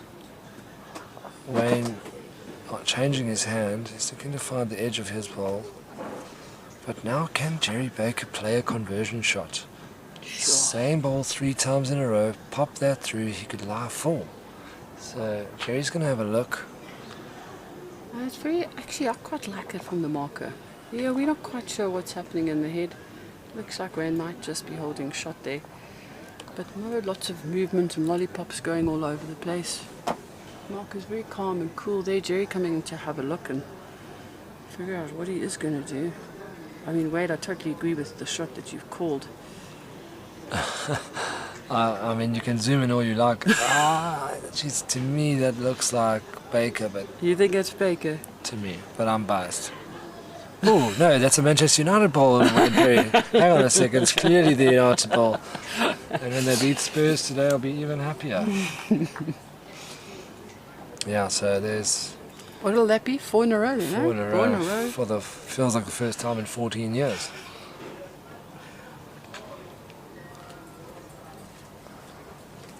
So Jerry playing the shot nominated. He's not going to get back. Jack's not going to get back for Oh man, that was good weight for that shot. Oh, it. Standing there having a look at it, I think he really felt that he had the perfect line and perfect way to he find did, that ball. just to and push still that come ball back. right through, and he Yeah. would have had a backward. He would have been holding for perhaps a little over the weight, but brave of me to critique anything Rather you than me. well, I am brave. You are brave, that is for sure. Yeah. We saw Wade's braveness at the dinner. I thought he was going to get taken out, lynched by a couple of the gentlemen around. Brad's a gentle soul, and Nixo wouldn't harm a fly. Nix is another good target. I know how to target. And We had some fun. Wade and I emceeing the gala dinner. As Wade said, thought Bsa was very, very brave, not getting a guest speaker and letting us do it. I think it was some good entertainment. well, Trevor ain't got nothing on us. Interesting for the contract negotiations for next year's dinner. I think our fee might have doubled. Doubled? Oh, I was going on quadrupled. Oh, that's fine. I'm happy with that. We're on the same page. So, I told you the United Bowl will hold. It's a good omen for... Hopefully the game's not close today. Spurs are rubbish at the moment. But 6-5, opportunity missed You can see the scores there. Roots 7-3 up on Robinson. Rittmiller 12-6 up on Olofsson. Mathewson 6-3 up on Bengurik.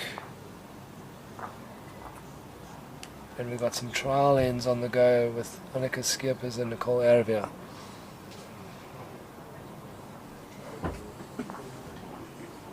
Yeah, it's quite a big game, that. There's some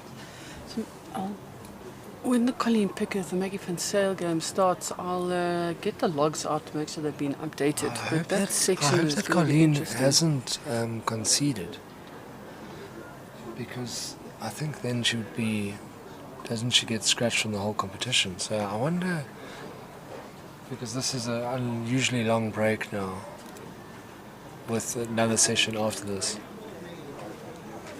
Yeah, Claire, I think go and investigate. So we bring you an update. The scoreboard does reflect 21-0.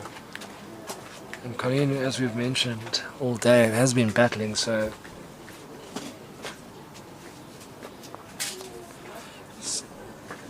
they're coming now. So I think that's best for the whole competition. Colleen battling a back injury, but still bowling well and still in the mix, still in contention. Jerry holding shot there. This is the game we are due to schedule after a very long lunch break. Maggie, did you have a 3-course lunch there? No, I didn't. Okay, just checking.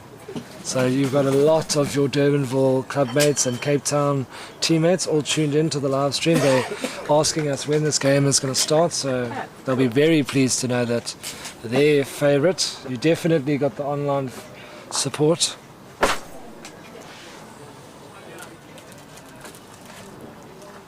A lot of people tuning into the stream. Cape Town talking heads giving us these excellent pictures. As a little breeze comes through, I'm sure the players will enjoy that.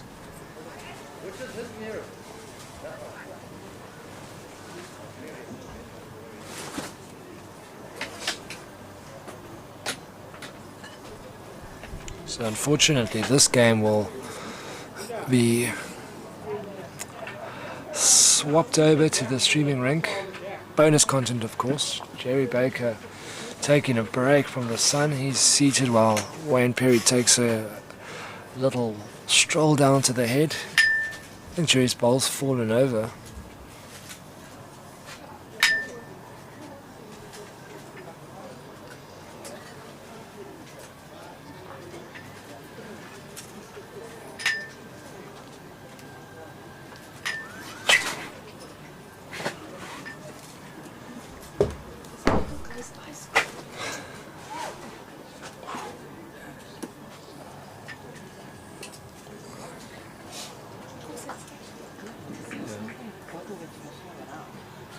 Yeah, please travel carefully with that. The players all got custom water bottles coming in handy and a cap for this Tamarcus event.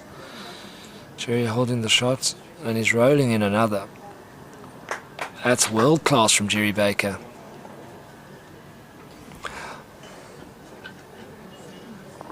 Absolute beautiful weight, lovely line.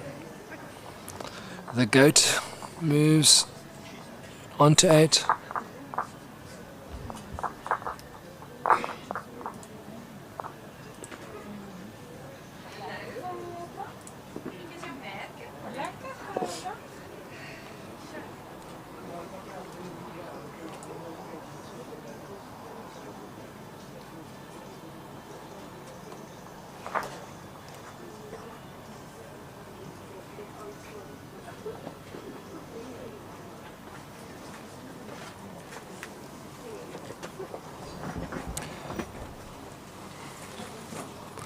So we are going to keep you on this game until the end of the trial ends, as we watch live action, and Jerry Baker has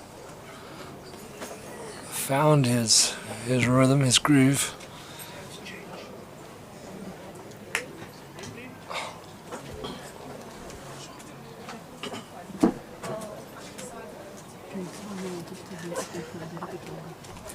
Wayne Perry on a great track here. He's going to find the shot ball. He's just rolled it over.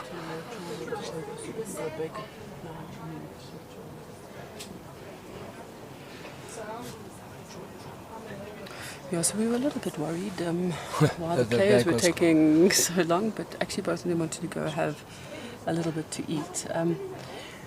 This section has what the other section had yesterday. So they've got 3 games in a row.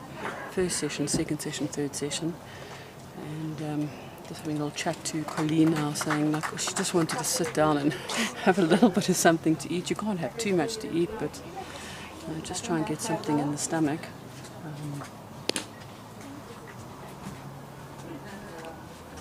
So Jerry holding 2. He's getting Wayne Perry off his rhythm and the way he'd like to play. So very good bowling here from Jerry Baker. The ball's coming back. As one of the just behind it. national selectors pops in, also himself a prolific commentator when he's not playing in finals and things himself. Nick Rusling, good afternoon. Yeah, good one. Afternoon, folks. Bowls has been phenomenal.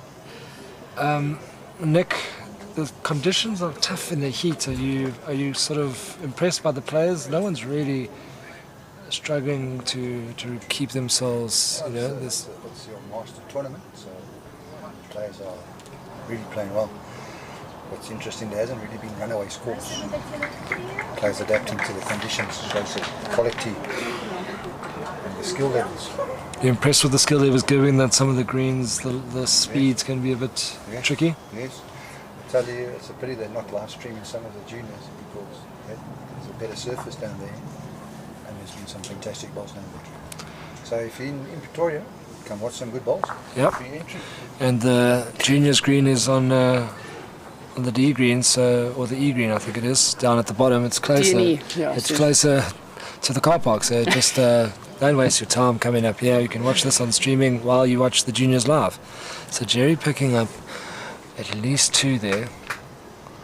Yeah, the surface at the bottom definitely a lot quicker. That's the feedback we've all received. Lines are truer.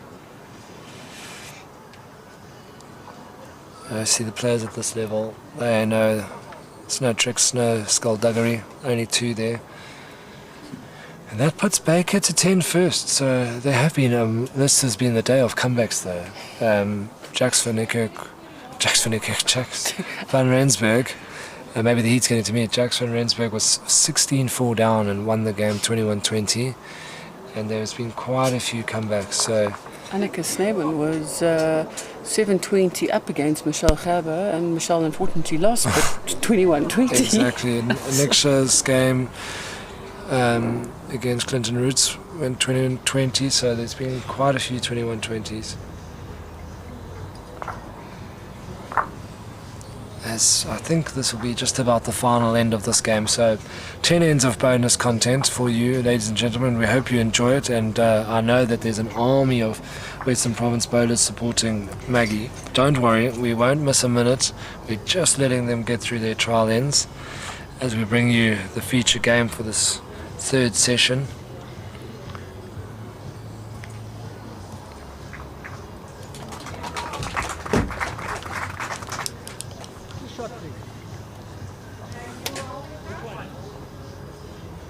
So Jerry just confirming the shot ball. That ball in front is holding.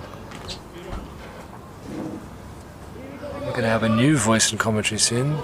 Chantal Nell hasn't had a gap yet.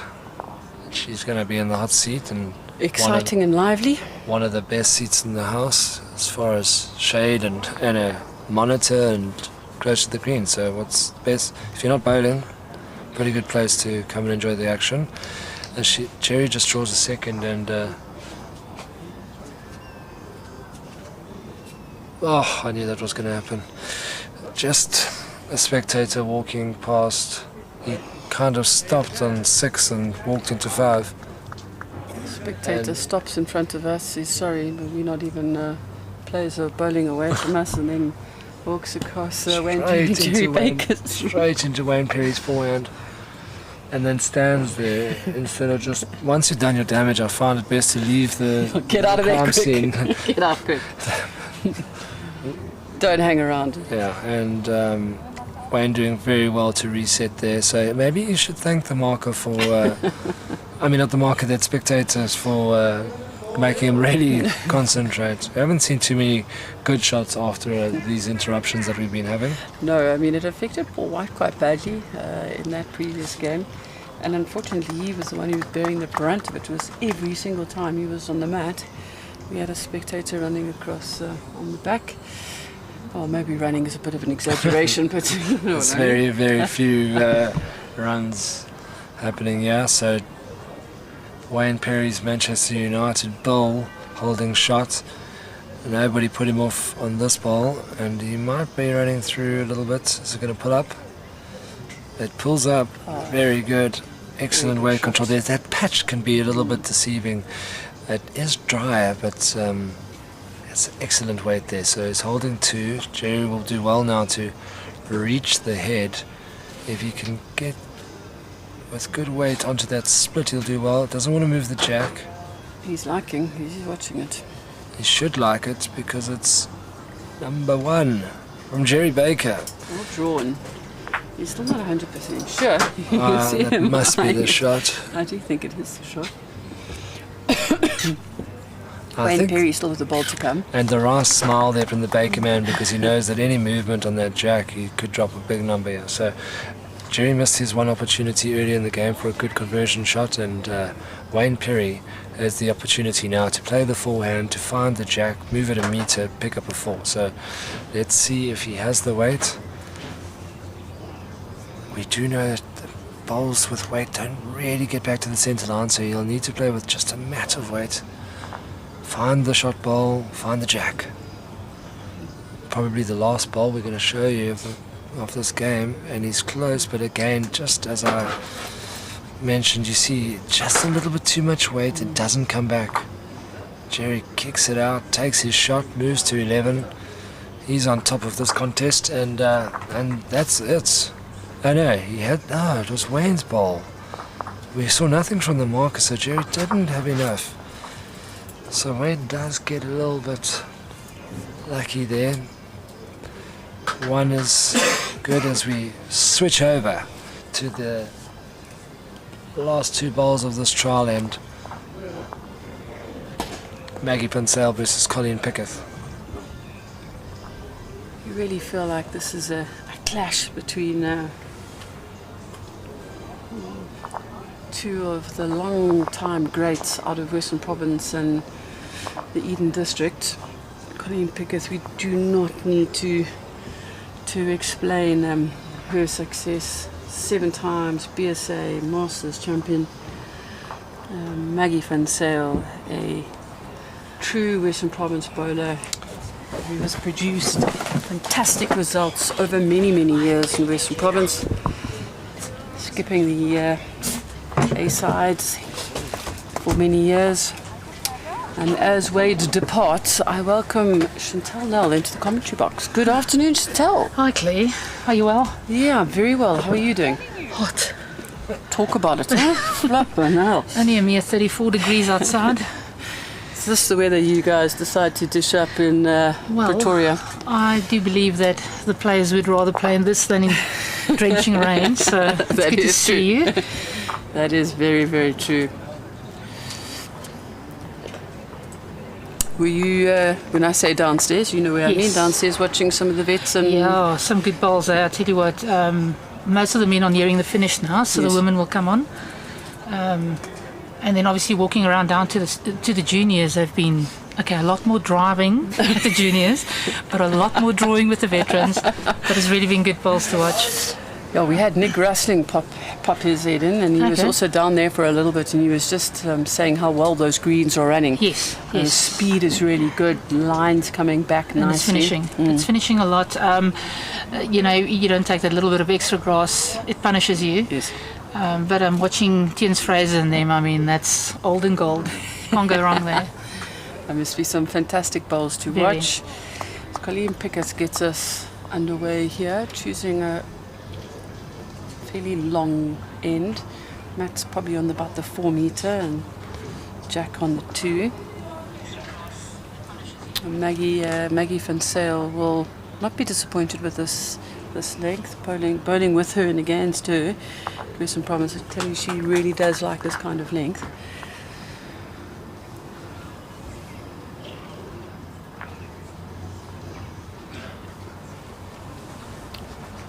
So one thing that I will say is really, really interesting, both players choosing to play this inside hand. Now, in the commentary over the last 2 sessions, most of the players have decided to choose that outside hand. Oh, the ditch hand. That comes back so nicely. Okay. But you might find that the swing, we didn't watch the trial ends, so we were watching the Baker and Perry game, so you might find that maybe the players are sort of going, oh, can we control that swing coming back on that ditch hand? Exactly, yeah. And a slight breeze coming up now as well, although I know this is not a breeze what Maggie's compared to coming from Western Province, but... Is this a breeze? Yes, it is. It's cooling down a lot of people, I can believe. Colleen obviously opting now for her backhand. For all good reason, it is coming up. Yeah, she just needed to find her ball full there to turn it in. Absolutely.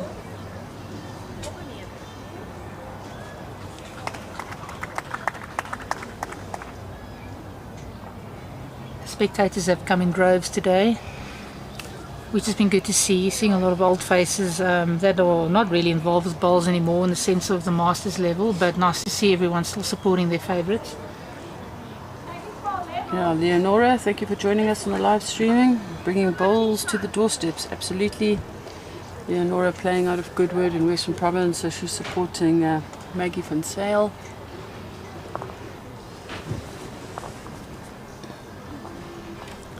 I think this is going to be a very, very fascinating duel.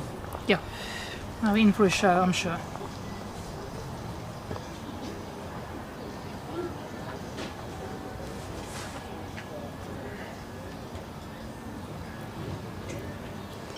What I'm going to try and do as well is just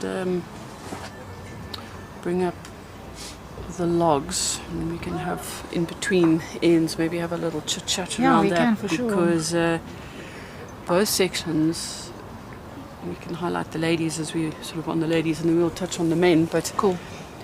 Everything is incredibly tight at the moment. It is. There's no front run at this stage. Even looking last night after day one, with the men and women open, looking at what's still left in it, you can't really make a decision. And being one of the predictors as well, you know, on paper, we got a lot of grief from a couple of people, but I mean, it's on the day. Bowls has been always something for me on the day.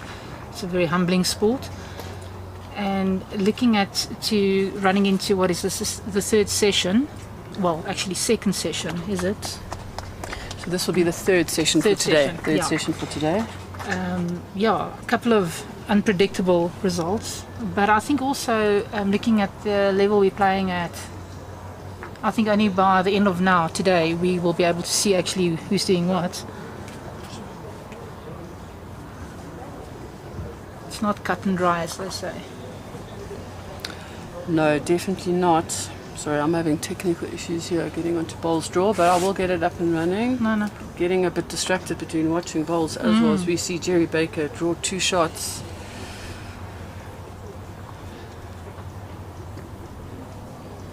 Just to give you a little bit of an update.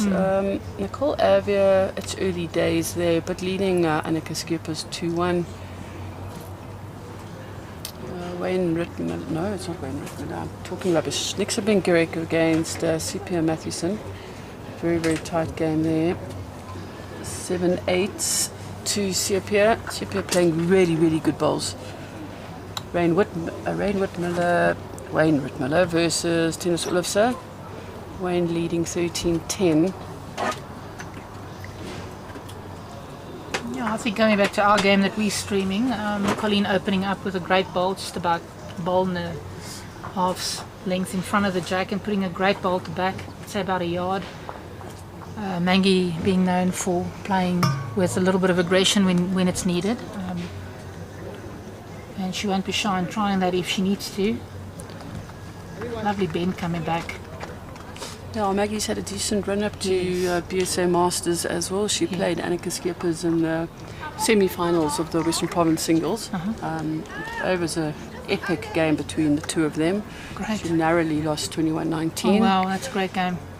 So she's had some good prep in terms of that. Oh, Colleen just looking at solidating another one in the area, and that's definitely second shot. Marker calling 2 and a measure. Yeah. From where I'm sitting, well, I'm favouring 3. I would agree with you. Colleen's got line down to the bowl. Well, Maggie's not too far off here. Maggie's If she very gets the close, bend for the yeah. jack, she's looking at open. Oh well, got second shot out of that. That's good. It's a very good effort. This one? How far behind? Half a meter.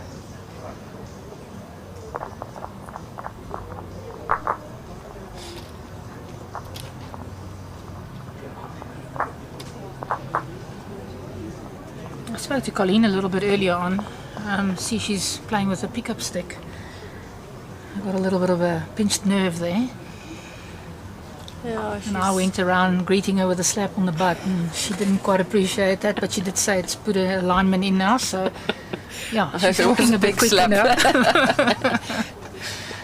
Yeah, she's just got a bit of a lower back spasm.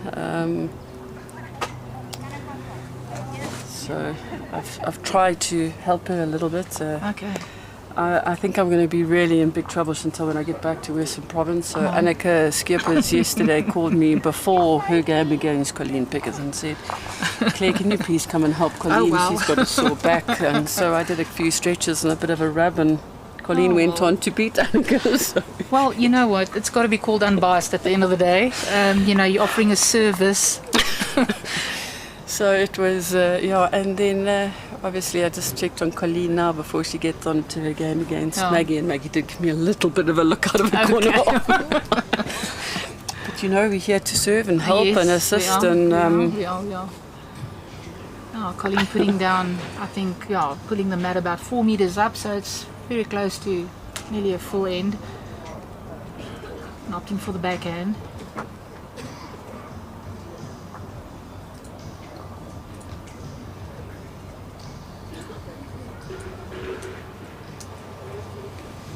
Oh, weight's not bad there. Just a touch narrow. Okay, so in section 1,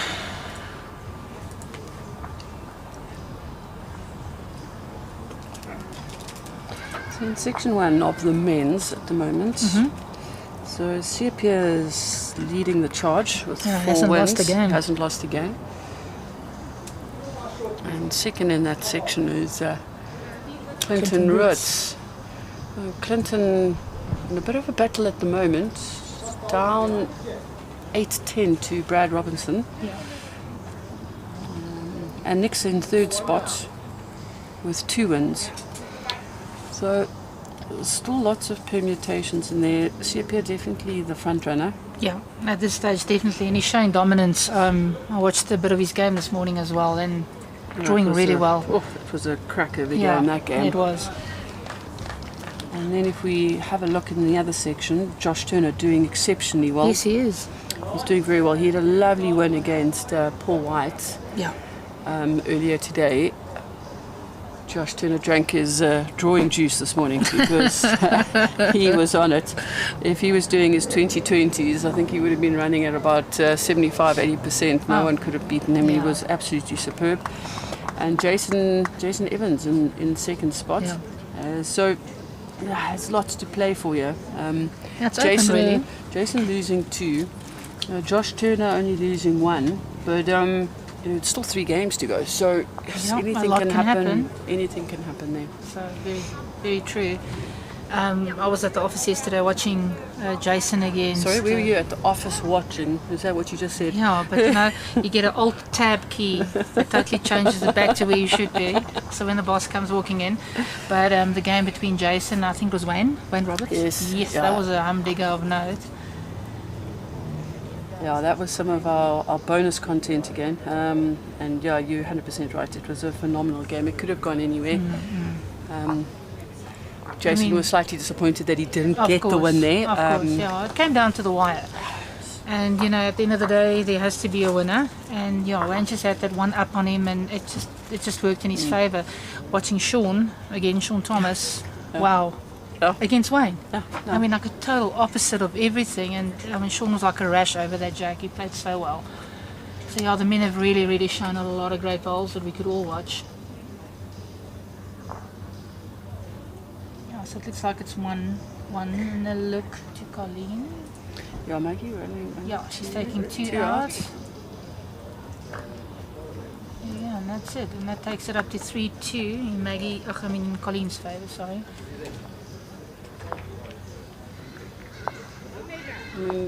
Yeah, just on the green next to us, Jerry Baker's leading Wayne Perry 13. Looks like Perry's holding, so it'll be interesting to see which way that score goes now.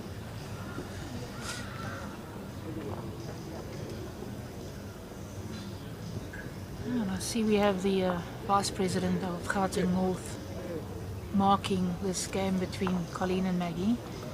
Karda. Putting in all the hard work. Yeah, we've got to be thankful for these people putting up their time. 100%. Spending many hours in the sun. Yeah. You know what we wouldn't do for a free lunch.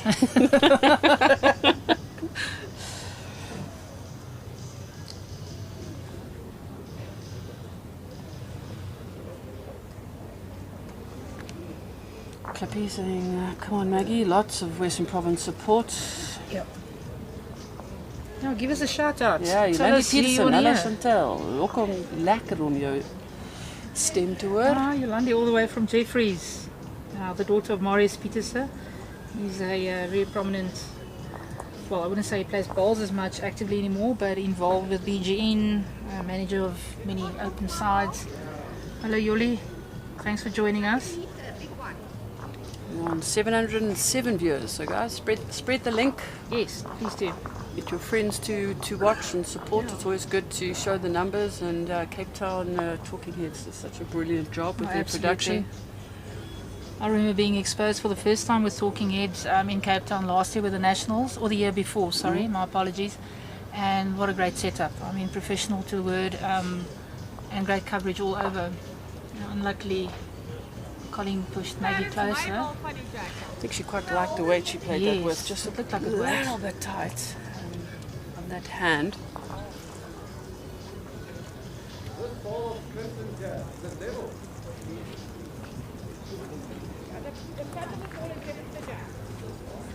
No, this is not a bad bowl. It's coming in all the way for another, if not the shot. Great weight control from Maggie.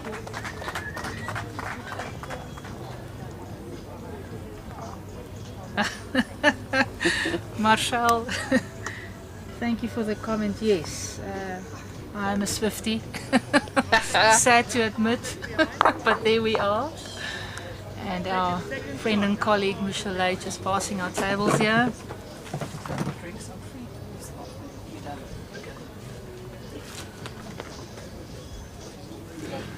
My word, that was close. I nearly sat back on the chair and there was no chair here. Yeah, there's a hole. Chantel would have had some really good words to describe what I look like. I would have looked for you and you would have been gone. So we just saw Colleen Piketh play a really clever bowl there. She played with a little bit more weight, narrow. She was trying to look for either one of her bowls to nip Maggie's shot out. She's playing a narrow line here, but I think she's just going to undercut it. But the weight I think is good for the result she's looking for.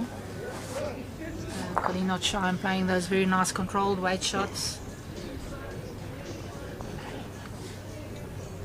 And that's what we'll probably see if they need to pull it out of the back pocket between Maggie and Colleen. If Maggie slips this front bowler Colleen, she's in for a look, and she is. Yes, she is. It's a very good ball for Maggie. But what's really impressed me is over these last 2 days is the weight the players have played with when they've had to play into the head. So I would actually say less full-blown drive, more that sort of 2 meters weight over it, definitely. More controlled and all of that sort of thing over it. I think that comes with, and please don't crucify me for what I'm saying now, coming from watching the juniors down there. Wow, it's either a draw or a full-blown flat flying saucer coming out. But you know what? If it works for them, it works. I think also with the knowledge of the game that comes with time, you're good enough to find that line, to get that swing across the head, to pick it up or make a change. We'll see a lot more of it on this green, or on these two greens in the middle.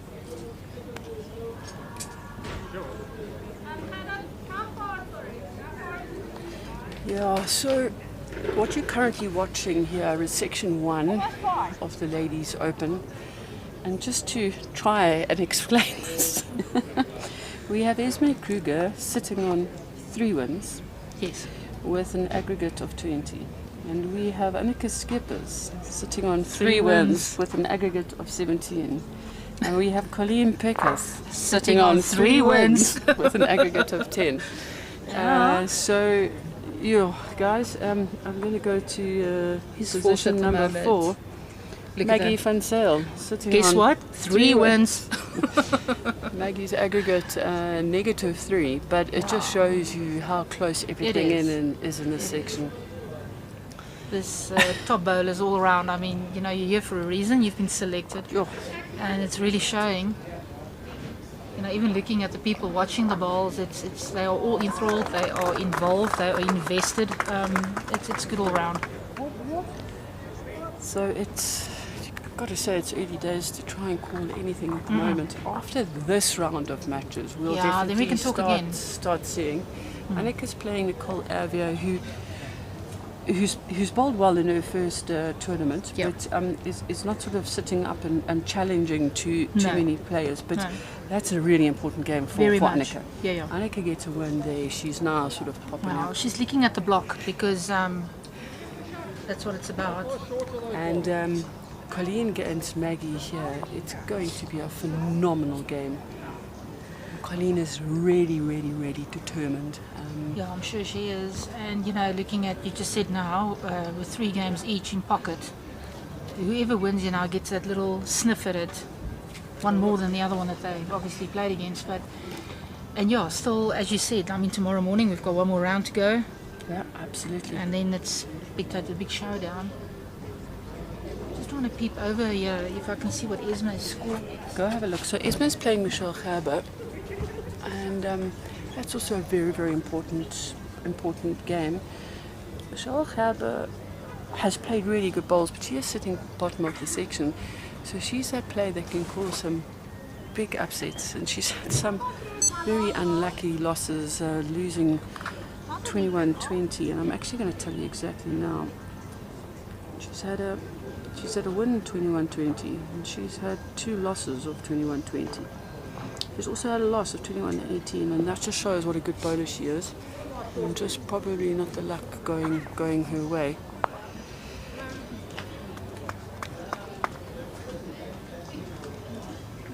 Well, it's Esme is currently up 12-3 against Michelle Gerber. Okay. And speaking of Michelle, I had the privilege of playing against her as well a couple of years back in the Cape with the Nationals.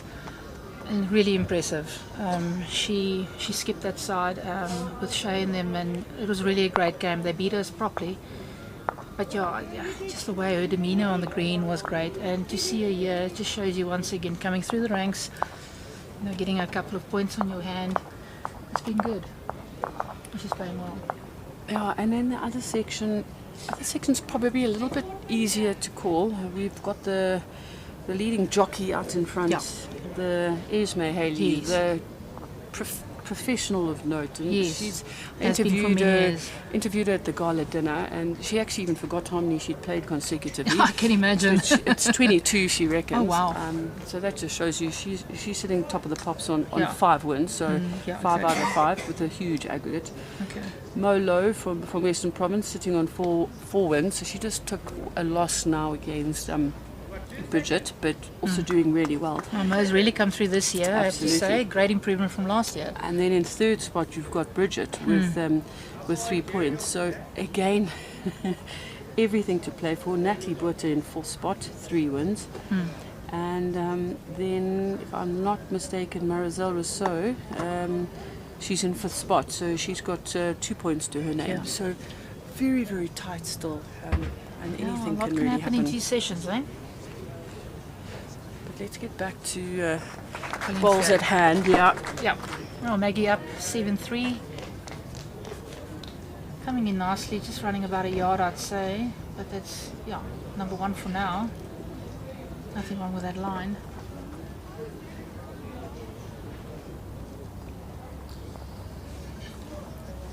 A lot of comments coming in, obviously some for Maggie, some for Colleen, and Colleen is now steadily just coming now, a couple of feet short, but One shot there, I think. should be number one.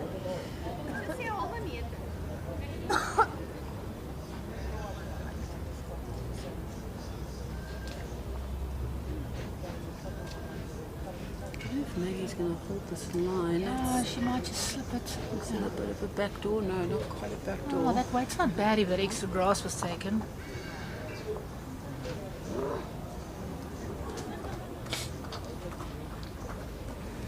I do love watching Colleen Piketh bowl. She's Hey, just got such a beautiful it's delivery. smooth. I tell you what. And just the little tickle on the Gosh, jack, yeah. hold two. Yeah, Colleen has got, I've called her for many, many years, stable Mabel. I mean, you know, she's clinical, gets on it, same delivery, same everything. Really nice to watch. Good inspiration for those up and coming as well. Stick to the basics. Ah, Maggie just floating through. Maggie van Zyl, just a beautiful correction in her line. Knew on that first, or that last ball, she was Yeah, just a the bit third under. ball. She really did nail that line. Oh, Colleen looking now to capitalise on her last one. I think that's the young Perry you're seeing in screen there, supporting his dad. Oh yeah, cute, eh? No, he's so Oh, cute, man. gosh. Strutting his Wingate shirt. Yeah, Colleen's just falling short there. Nothing wrong with that line, I think. Yeah, you know, as they say in Afrikaans is the same, but I know we can't really speak Afrikaans online. No, of course you can. Nou, krummels is ook brood, so one is one. Maybe two, I'm not quite sure. It No, looks they like showed it's two only the there. one. No, Oh, they did did show okay. two. Mark has got 2 lollipops up there. Alright, so it takes a score to 5-7 with Maggie leading on 7. Quite interesting. Maggie, Colleen's left the balls there. She's taking the mat Yeah. up. Yeah, considerably further than what she has the first couple of ends. Obviously looking to change the pace perhaps, trying to throw Maggie off. You can't throw people off at this at this Don't think stage so. in bowls. I mean, you know, they're used to everything, they've practiced everything. Yeah.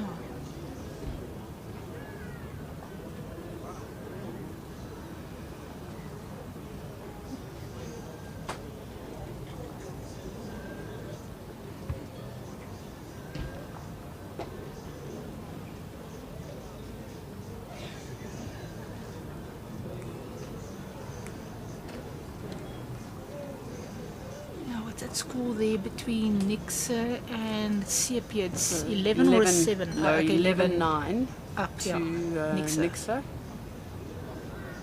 And we've got Wayne Ritmiller against Tinus Ulofse, that's 16-12 in favour of Wayne. And then we've got Wayne Perry against Jerry Baker, and Wayne is up 10-5 against Jerry Baker. So we definitely have seen over the last sort of 2 days of bowls how quickly games can change. Yes. We've seen a couple of these top players, you just lose that focus for an end. Yeah. And it can't even be an end, it could be for 2 or 3 bowls. Yes. And your opponent packs sort of 3 Nails it fuss in. on, and you end up dropping a 3 or 4, and then that just starts getting you rattled also from a confidence perspective, as we see Maggie van well done Zyl there to just Maggie, draw that's a touched the beautiful jack. draw. Oh, those 2-3 shots that, you know, turn around as well, watching down at the veterans as well. Someone holding 2, they play with a yard of weight, they make a 3. It's a big turnaround of 5 shots within like 2 bowls, if you can put it that way.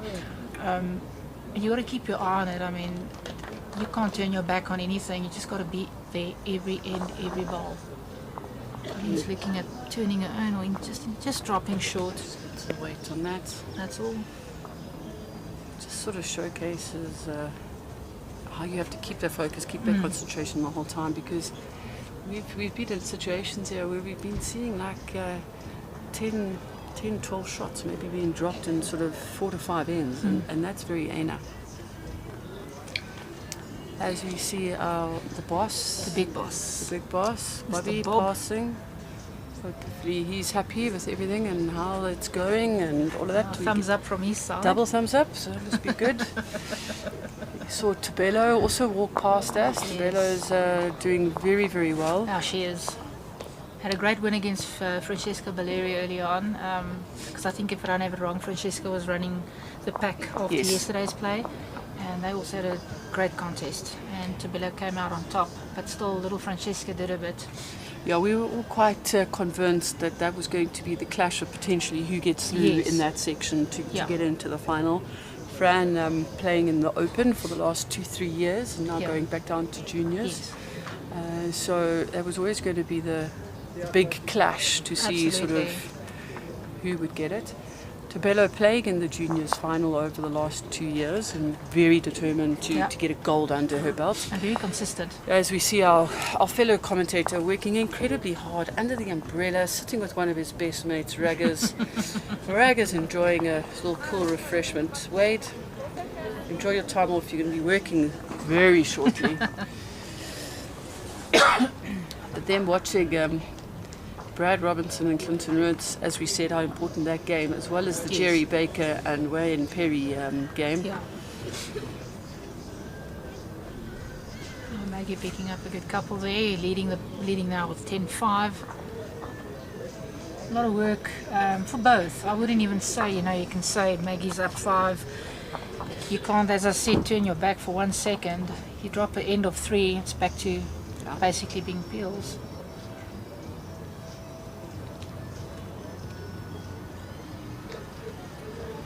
Coming down the line nicely. Run a yard or so if... Oh no, I'm just going to pick up the jack there. That's brilliant. Well played. Very well bowled. Great opener. Maggie's feeling confident in the draw. It's coming out nicely for her. I'll just have a look at that draw again, which we just did. And I think Colleen's just not quite reaching. It's a road. It's the right Yeah. road for Colleen. That Just is. needs to add that little bit of weight to get there.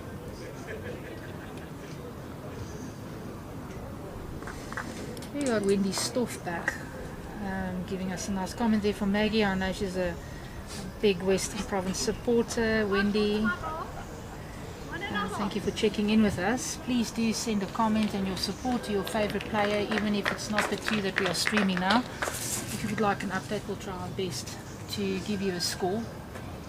Colleen on a good track, yeah. She's added on the right weight. And she's going to draw number 1 here. Oh, that's a lovely reply. Just ask the marker how much weight did he need on the first bowl, and it's a lovely example of correcting it perfectly. Yeah, well, obviously isn't the it? marker doesn't lie. And Ouch. ouch, yeah. We're not quite sure how to comment on that. No, we just call tequilas. Yeah, That's it. Yeah. Colleen and Maggie sharing a little bit of a laugh, Maggie hitting her head. Oh, Maggie knows. I mean, and still doing it on camera. I mean, that's even worse. But anyway, it happens to the best of us. Colleen's going to slide through there. Anyway, we'll open a tab on Maggie's name. We definitely will, and she's having a laugh still. No, and just I check think your that's bias, great. Maggie. Just check your bias. That's all you got to do. And the tension that's around this. This is still what's so good. Is just to share the giggle. We all humans. No one's perfect. Of course. Oh, well, look, it's bending back to the jack. But, That's an amazing ball coming down here. Debbie Phillips, please can I ask you just to take a little note there. The guys at Durbanville Bowling Club need to just... We won't let her get away with that. Of course, and I'm sure when she gets back home, they will remind her. So Colleen holding steadily a 1 there, trying to capitalise to make at least 2 here, to get the score ticking on her behalf. Yeah, she's tracking well. I'm liking it. Yeah, it's a dead draw from Colleen. Well bowled. Draw, and she's just picked up 2. Oh, just phenomenal bowling. Indeed. It's a very good demonstration of drawing, just keeping that weight and a little tickle on it. Maggie's still having a little chuckle with them. Yeah, there we go. Oh, we even heard of the second one for the day. So Durbanville, Debbie, please take a note of that. I think what I loved about that end as well, it was just, everyone's so stressed. People are playing at the top of their game, but even Colleen and Maggie could share a little giggle, a little laugh between the two of them. Yeah, I'll break the tension a little bit.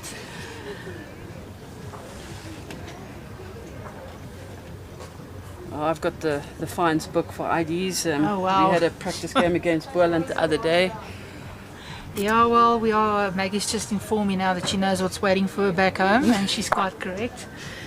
What she doesn't know, she shouldn't have let it slip that it was the second one of today, because I didn't know. So well, she offered the information, and I'm sure we'll let Pete know already to open the tab and just get over and done with it.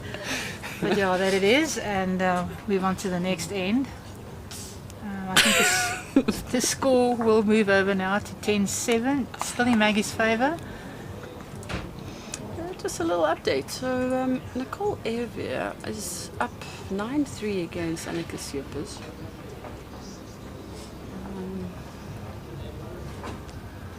Nicole has had a phenomenal 12 months, and she so deserves her opportunity here at the Bsa Masters.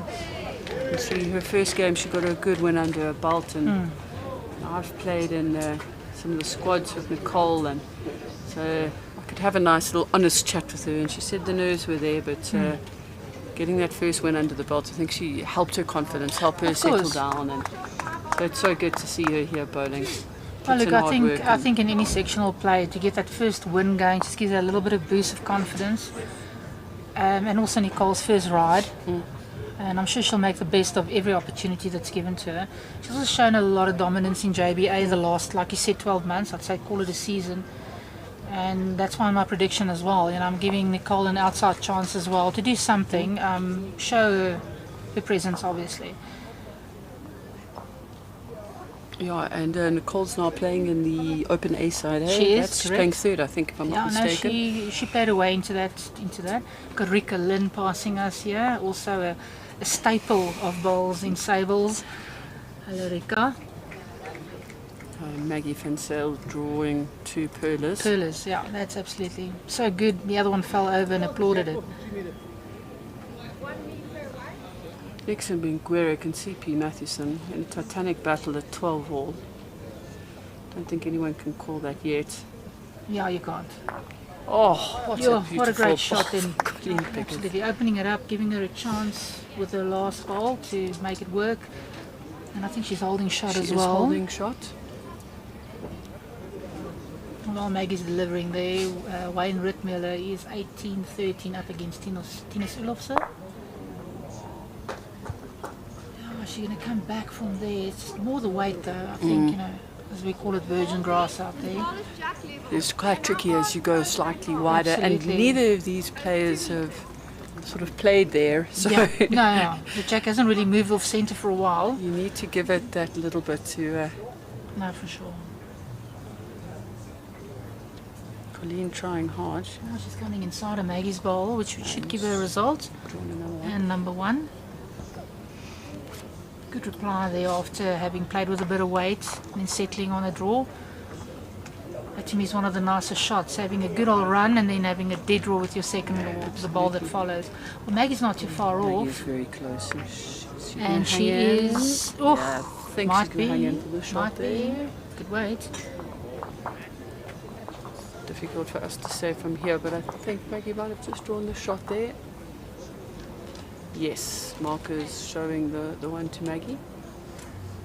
Maggie bowling with the red decals. And Colleen Piketh with the blue decals.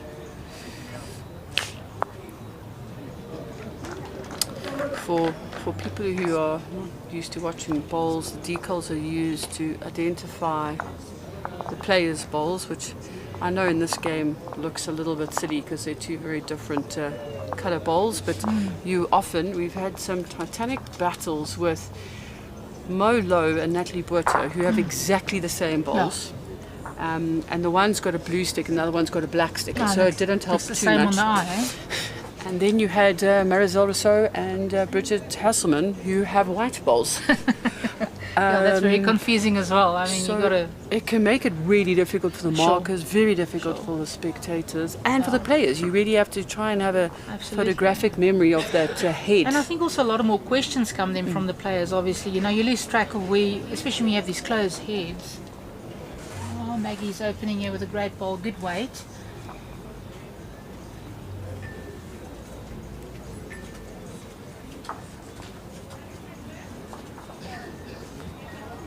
Colleen's not looking on a bad line. It's all on her weight here. All She on the doesn't weight. seem too happy with it. I could see in her body language. Now dropping about, what, 1.5 meters short. No, that hand definitely, although both players are playing that hand, now you see Maggie obviously changing because Colleen's ball's probably just in her Yeah. line. But the hand that they are playing, this inside hand, has seemed to be sort of 1.5 meters to 2 meters slower than the Correct. outside hand. You're just underdoing it there, but it's still a bit of both, as we call it. Albany, a bit of best of both.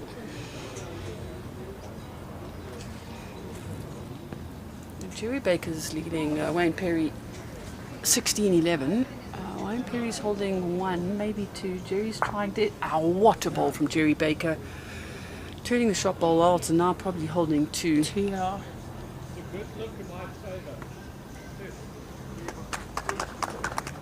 Maggie just double checking her bowl. Last time I'm not going to make that mistake twice in one more game. wrong biases. We don't need that. I'm liking the line on this hand with her ball. It's all in the weight. That's what's going to put her on the jack, and she's on it. Lovely, number 1. That's Oh, very that's good beautiful. ball. Interesting head setup here. We're going to see Colleen Piketh looking for a little bit of weight. Yeah, under the looking line. ideally to crack that egg. She's got a great ball She's waiting at the really back, good. and Yeah, she's not close. far She just off. doesn't want to find that gap. She opened it up. And Oh yeah. she's bowled a cracker. She hasn't quite got the perfect result. No.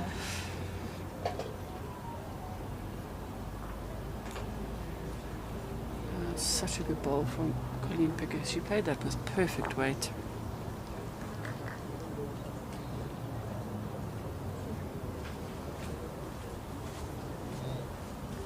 Oh, not a wasted ball at the back here.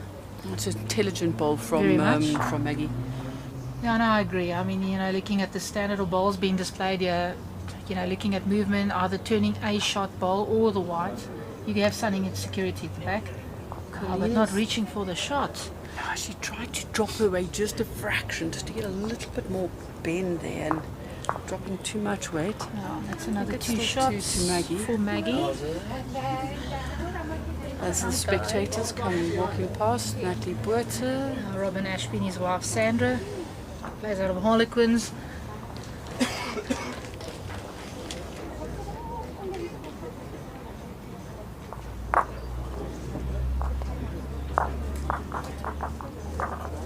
One of the executives walking here from Bsa, Charney Westerveld, all the way from Sabres. Hello Charney. Heb je geld gebring?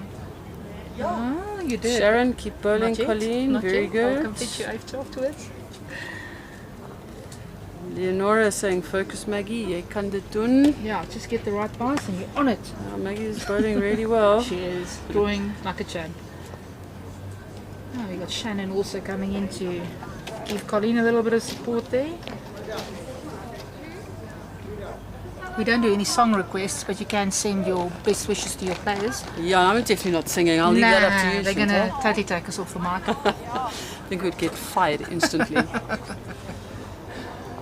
Maggie's just rolled a short jack. So for those who are new to bowls, the distance between the mat and the jack needs to be at minimum 23 meters. That's right. Maggie trying to change up the length slightly and putting it under the 23 meters, and the marker will then deliver the jack back towards the opponent, and then the opponent gets to decide what length to bowl. And should the opponent also lose it, it gets placed on 2 meters, and then the original player Yes, will correct. place the mat wherever she or he likes. Oh, it looks I'm good. glad they only say it can be happen 3 times, or I should say Imagine, twice, 'cause up and down, otherwise up and they would, I don't know what length they want to play. No. Keep putting it in the box. Well, luckily there's lights, so we can go into the evening. Yeah, last year we had a we had a game that went on almost till about 7:30 in the evening. Both players were not happy with it because of the lights. And sort of both players weren't 100% sure of how they should manage it, what they should do, and they both sort of soldiered on. And then only afterwards the umpire said, listen, if that is the issue and you do have that problem, you are allowed to speak to the technical official and come to an agreement and go off the green. We even saw that in the SA Ladies Open this year. Okay. I think it was Anneke Skeepers who went on to bowl exceptionally late, and they actually called the game off, and then they had to come back the next morning to carry on. I think I read bowling. about that, yeah. Yeah, and I'm not sure if it was Anneke Skeepers. It might not have been Anneke. I'm sure it was Anneke, but still good and well playing in the lights, but the green changes and the lights sometimes are not obviously proper sunlight quality, so it can be really tricky when you're trying to see where you draw into. Of course, yeah, the light plays a big part. Coming from broad daylight and then having to go into your sunset times, your vision, the visibility, it's really important, especially, with the judgment of distance and, calling it off for the next day. There will always be someone that's not going to agree with it, especially when that person maybe be on top. I don't know. Nan Roos. We have the ever great Nan Roos with an R. That is graced our presence. Roos. I'll have a water when you're ready. Thank you. Thank you. Nan has been fantastic. It's the second time she's offered the commentators some liquid refreshments. She realises we have to talk a whole lot of rubbish, so we and do can get we not thirsty. do that so well? So it's really nice having people look after you.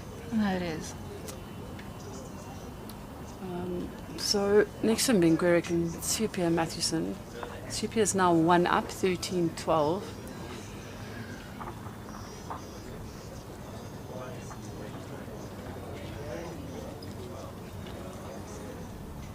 Wayne Perry fighting hard against Jerry Baker.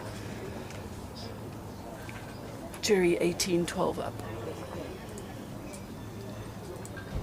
Oh, Colleen coming in with a looking nice good. line. She just sits to get that jack. She's on it and make 2 maybe. Yeah, she does. What a great shot. Very good ball from It's making Colleen. her scoreboard tick to 9. Listen, Maggie van Zyl is playing brilliant bowls No, here. she She's is. putting pressure on Colleen every single Definitely. end. There's no loose ends. They're really lovely to watch, and I'm sure also the spectators are enjoying this. It's like watching tennis at this stage, backwards and forwards. We don't know where to watch really. I mean, I'm commentating on one game. I'm gonna quickly get up and see what Esme's score is. The reason could why do I'm that. invested in that game because it has a lot to do with this section. 100%.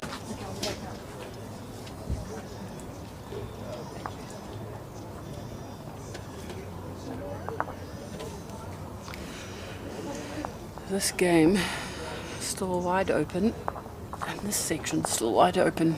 No one can quite predict what's going to happen.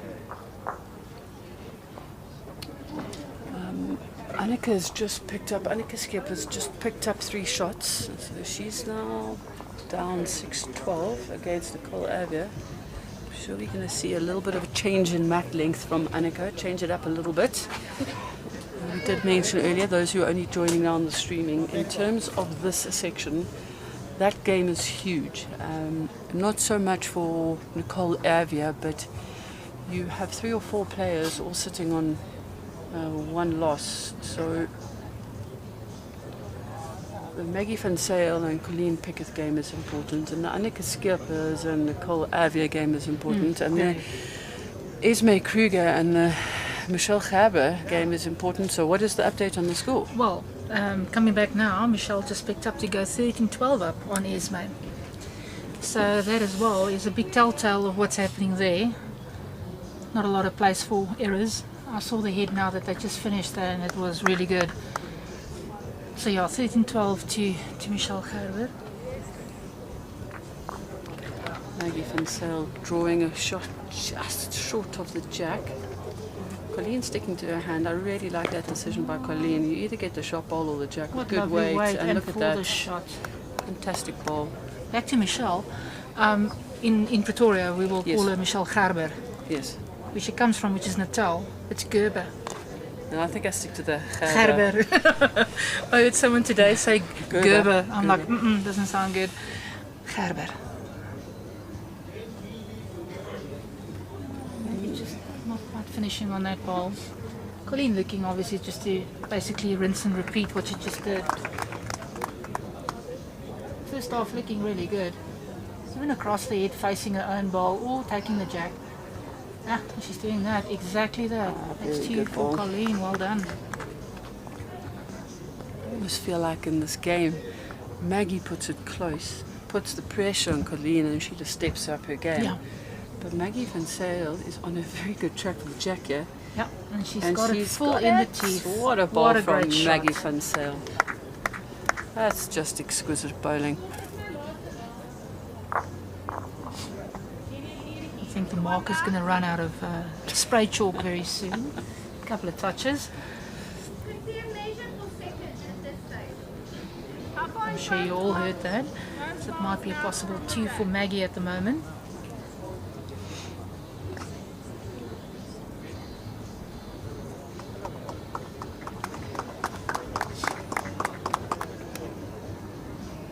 Colleen opting here on the back end, looking for that space, which is now sort of the level bowl number 1. Just carrying a wee bit of weight. That's the line to draw it.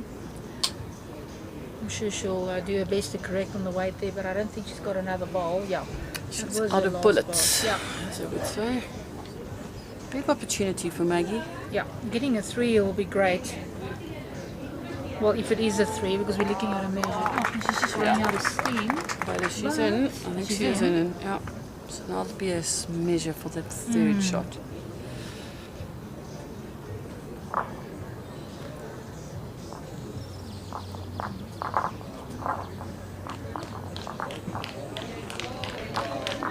That's Colleen taking 2 out. From where I'm sitting, I'm liking Colleen's bowl for third. Oh, well, they're too lazy to measure. I think they're too lazy, but I think it's long difficult. arms. So you need it's long arms for this. Past the shoulder length. And that was just a joke. Normally the brief to the markers is if you go past your shoulders. Correct. There's no reason to sprain your shoulder. No, absolutely not. Well, while they're measuring, let's have a look at the menu. Claire, what we got going there? We got Wayne. What about they done, right? They're done, so we've got, we can't quite see that score at the moment, but Jerry Baker is 20-12 up against Wayne Perry, and he has drawn pretty much a front toucher. As it sort of came down to rest, it rolled out, but it must be about 3 to 4 centimeters in front of the jack. So smack on it though. All the pressure now will be back on to Wayne Perry.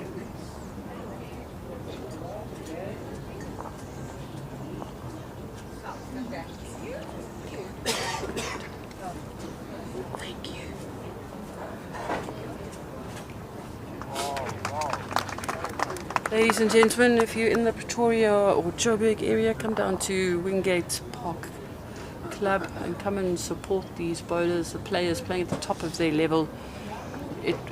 I don't think I've ever watched such brilliant bowls. We've been really treated to some exceptional bowls, but I think for me so far what's really stood out is the strategy of what the players have played with. The maturity in their shot selection has just been outstanding. Definitely coming back to Wingate, being a local girl, it's always a joy playing here. The facilities are top notch, and arriving here this morning, parking is really minimal, and we had golf carts bringing us down, so that's really a super thumbs up to Wingate for organising all of that. And then we don't even talk about the food and all the servings of beverages. They're all very well equipped. So please join us and come and watch some live bowls. Even tomorrow morning, you're in for a good treat. Going into the finals. I think tomorrow morning's 2 sessions are going to be really important for a good few sections in terms of who plays in the final, who gets a bronze, loads to play for. Now I don't think anyone's going to lay down until the very last bowl's been bowled. All playing in there to get a medal, so to speak, which I've gold, silver and bronze. But I think just being here to witness the finals at the end of the day, all the way from the juniors, the vets to the open, you're in really for a good time. Colleen Piketh on a very good road. Just dropping short, it seems. Nothing wrong with that line. Both players just slightly short on that. Maggie had the jack and put it too short, as she did in before. And Colleen threw a slightly longer jack, so I think that slightly longer jack. Maggie can slip inside of hers with another yard and a half. You see the line's unbelievable. Thank you, donkey. So we get some nice water delivered to us, nice cold water. Very much, donkey. This is my crew, by the way. This is your crew. Yeah, oh, you're lucky, well we call them the supported. Stutkoeien. Where's Liesel? Come on, photo.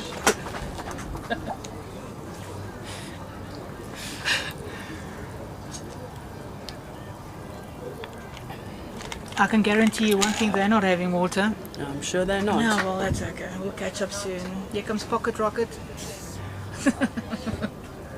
There's here some blood.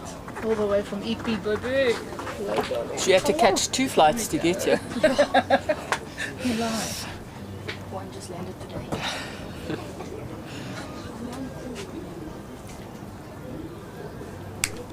Where are you going? I'm going to have I'm going to miss you. little bit of a break. And I'm going to leave you in the capable hands of, or maybe the 2 reprobates, I should say. Yes. Chantel and Michelet. Well, I've been waiting a whole year to commentate with you. Only a year. Only a year. All I'm going to say is I hope they behave. That wouldn't be fun, would it be? How are you? Good, thanks. It's Yourself? good to see you. Likewise. Sure, this is not like their normal heads. Yeah, not this one. We've had great heads before this. Yeah, I was watching. Yeah, it seems to be a little bit, both of them playing the backhand, going that way, away from, well, towards the flipboard, should I say. Colleen's sneaking in there, depends all on her weight. Yeah, just drifting through. But yeah, you know, so it goes and so it does not. Let's try again the next end. Colleen not very happy with that last bowl of hers. Some good bowls it's been this weekend so far, hey? Fantastic. Very privileged to watch yesterday and today. And we were watching, obviously, the juniors. Oh, yeah. And some of the markers said, if this is the future of bowls, bowls is in good hands. Yeah, no. I watched them this morning, and I tell you what, it's been spot on drawing. And looking at these, well, you know, some that have had their first year into the under 30s, and those that have been there for a while, like you quite rightly said, that is the future. And obviously they're aspiring one day to be here, being Correct. televised on the open A or what's it, B and C greens, which is now for the men and the ladies. Yeah, so that's one for Maggie. She's making the scoreboard tick. It's now 16-9 in favour of Maggie. And next door, the measuring for game between Jerry Baker and Wayne Perry. Jerry is 20-12 up. Wayne put the kitty in the ditch. So they're measuring for shot.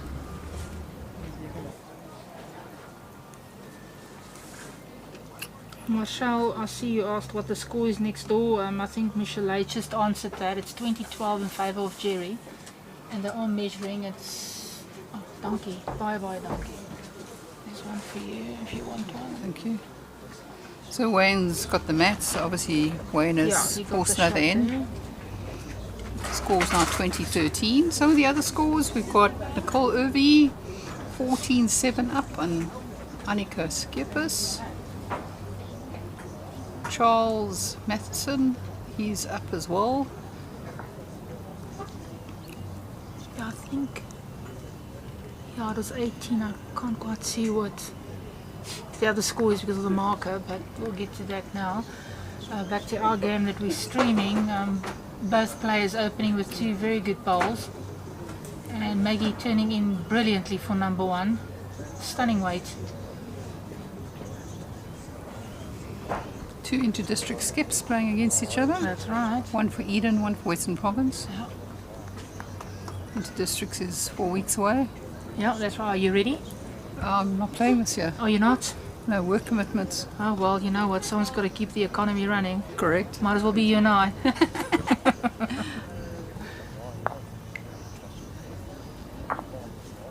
I think Maggie's just going to try and trace her. I don't think this line is quite the same as the previous ball. Still coming in though. Oh, just not quite. So Maggie's holding one at the moment.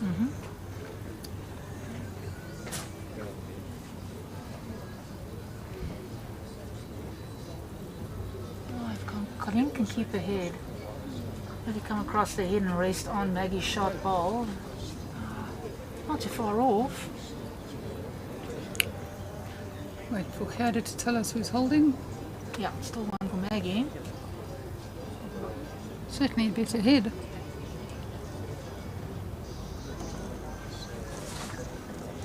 Maggie's coming down nicely now. Yeah, this Well is done. very good consistent drawing here from both of them.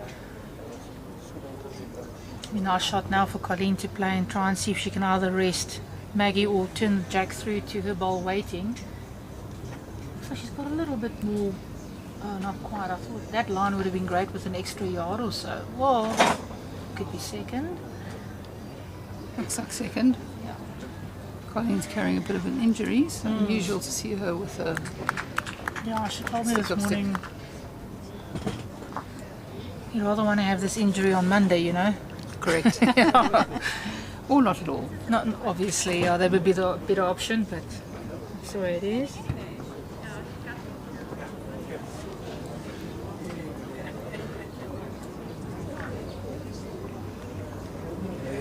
Thanks for all the comments coming in. It's nice to see all the support and, well, obviously appreciation to the great crew from Talking Heads.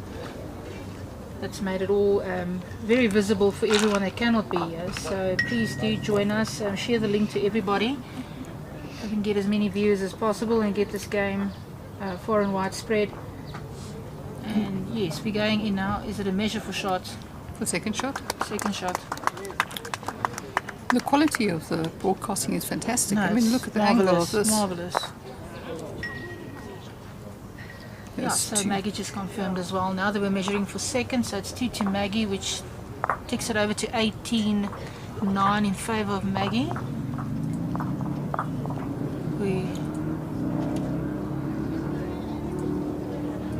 So Mathewson is 19-12 up on Nexa.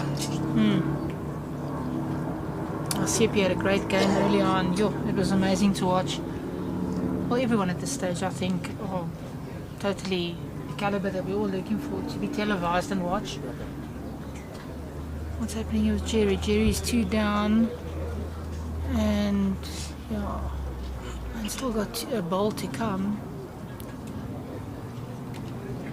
That whole stigma about 20, eh? You want to get there, sometimes you just can't get off it. Yeah, you know.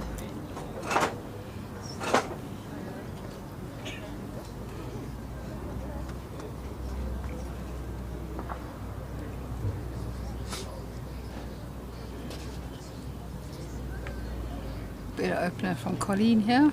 Yeah. I just drifting past, but still in good area.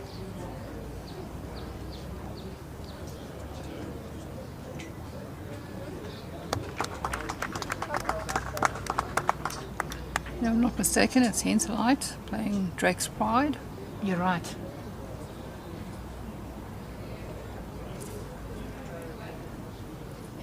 Oh, maybe he's just dropping short with those first 2 of his. So for those that don't know, Colleen plays with Henselite. The Henselite brand is back big time in South Africa, and then Maggie's playing with Drake's Pride. No, it's a great ball. Very consistent on the weight and line that she played with at first. What do you play with, Michelle? I'm also a Henselite girl. Yeah, me too. Tiger Pros. Me too. I think it's the most forgiving ball. I also think Yes. so. So if you're not a great bowler, then Well, that's why I play with Excellent. I must say that Jerry and the Arrows have brought, bringing the Arrows to South Africa has done. A lot of the youngsters are playing with Arrows. Yeah. and has done great for the Aero brand. Oh, that's good. Yours is a meter? I think, bowls with, there are only so many makes.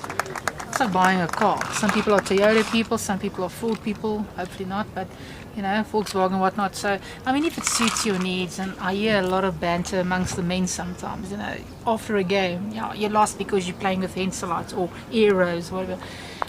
It's always good to see the rivalry. I think it's very healthy. It keeps everything alive as well. But yes, as mentioned, the Henselite brand being more visible the last, I would say, few months, it's been good to see them back on. Coming up with amazing colours and shapes and designs, and it's nice. So Maggie was one down. I think Just runs through there.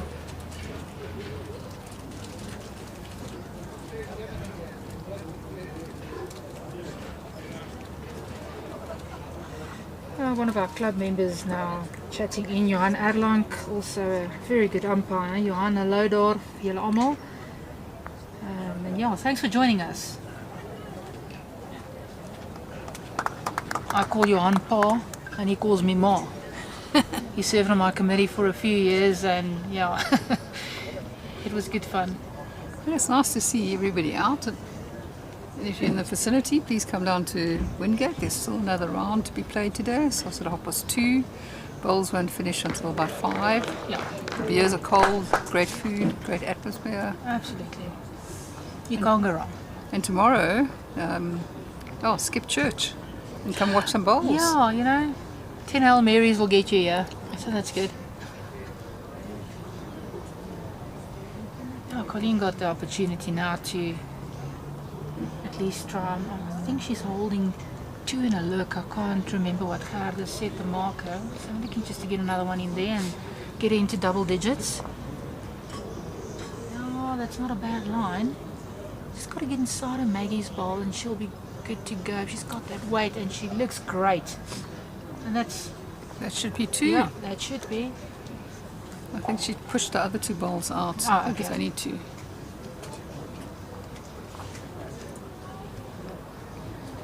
Heading off to nationals?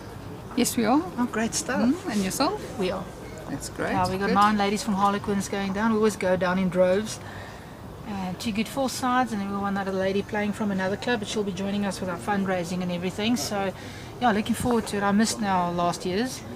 But back in force with a new team, and we're looking forward to it. It's going to be a joy. Well, whenever you go to the coast, it's good absolutely. fun. Look, we're Valis, We're not used to much. So when the ocean rolls in, we roll out.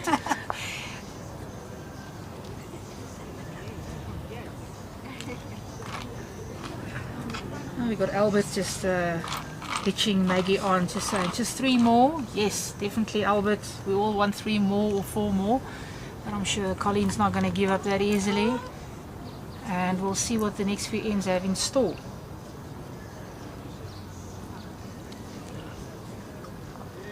On the other rinks, we've got Nicole Irvie, 16-10 up on Annika Skerpers.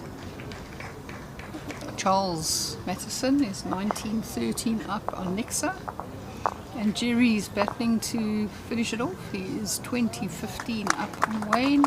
Looks like Wayne is holding 1 at the moment. Wayne's come back nicely. It's hunting that 1,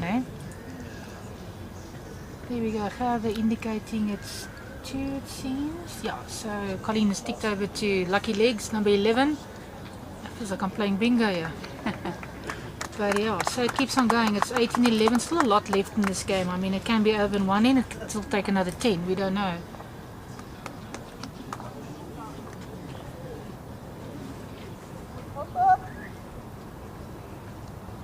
So I know you were doing some predictions.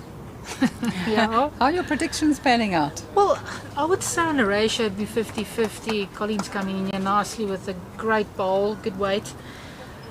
It's difficult. I mean, this is more like a banter thing, which I'm glad they tried out. Stephen Scott's done an amazing job, and I try to join him. Looking at what the draws have given us, you have your favourites, you have your on-paper champs, but then you have those tournaments we, as we call them, the dark horses, just come through from the back. So we've had a look at stating the obvious, maybe, and then obviously also giving someone else a chance. But for now, I would say I'm looking on a 50-50 scale. I mean, you know, I was looking at Francesca in the juniors, and yeah, Colleen coming in with a great ball at the back, running through a yard. But yeah, it's been fun setting it up, I'm not going to lie, because there's not enough space to put what I think. Well, I mean, I think the predictions are great fun. I mean, I do it for JBA, and we have one club that loves taking me to task, because I always predict that somebody else, club they're playing again, is going to win. In fact, I predicted that Linden was going to beat Randburg. Oh, Maggie's coming here for a pearler of a shot. Well done. And Randburg picked up full 12 points. Wow. I had to go eat humble pie, you know. Yeah, well, I mean, that's live. That's live. You know, I've heard some talk, you know, hustling about that. Oh, you know, how can you say this and that? You know, at the end of the day, it's called bias and banter for a reason. We're trying to make it a little bit more vibey for the person out there, and giving, you know, the guy that reads it that might think he or she doesn't have a chance, a little bit of extra oomph, you know, just go out there and try and prove me wrong, that type of thing. And I think it's happened. Oh, Colleen's coming down lovely. If she turns across onto Maggie's ball, she's got the shot. Oh, look at that weight. Brilliant weight. I'm still holding. Thank you. Maggie's still holding one.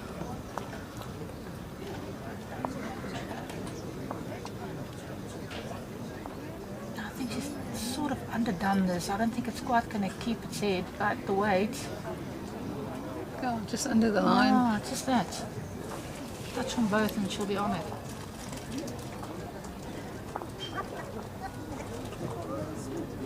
So I heard a new term when we were in Cyprus about feeding the donkey. So Oh, really? Well, feeding the donkey makes sense in Cyprus, right? that's true. Yeah. But feeding the donkey is give she it more gives us- grass. Oh, if she got that front set, Maggie would have been out of the head. Good try though. Sorry. So no, so feeding the donkey is really about just giving it more grass, because Yes. donkeys like Yeah, grass. they So do. all Maggie They needs do. to do is give it a little bit more grass. No, for sure. She touches the white, she can make it 3. It was a great opportunity that didn't quite work out for Colleen, because I think Maggie shot ball and Colleen's, they're touching, so just a touch on Colleen's and hers would have gone out. Correct. But no, she just missed out on that opportunity, but I'm sure she tried her best. Obviously looking here at the shot. Oh, Maggie's still with the ball to come, I think just looking for the dead draw. A tickle on the jack would be good. Maggie's had a good weekend so far. Definitely. Like Claire mentioned earlier on as well, looking at the standings as we started this round, there are so many in this section with 3 wins and then just a few shots in difference in aggregate. So I think this round here is going to determine quite a bit, especially the game between Esme and Michelle Gerber next door, Gerber in Pretoria. Oh, he's looking for a good line though. What does it look like there? Maybe one to Colleen. It's more level with the jack. They normally say it's more prone to be the shot.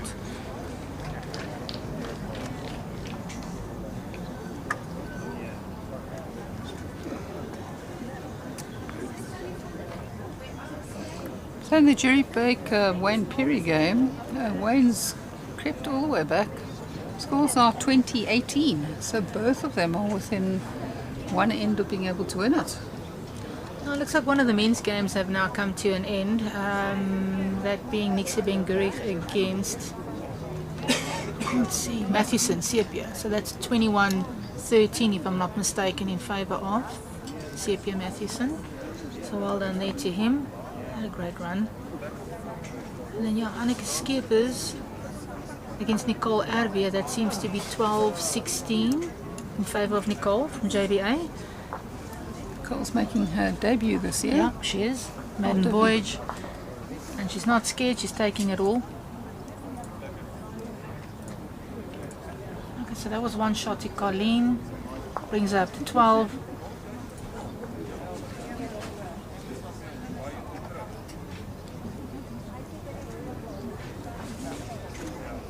So in the Baker Perry game, with 2 balls to come, Perry's actually holding the shot. Wow. Yeah, here it is. I can see it's just past this one bowls bag.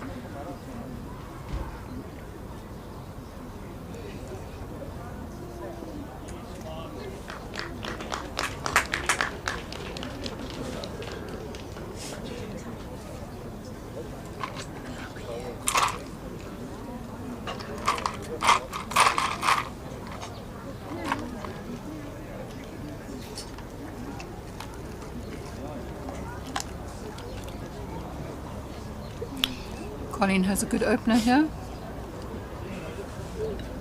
You're just looking at the line. Weight's not too bad.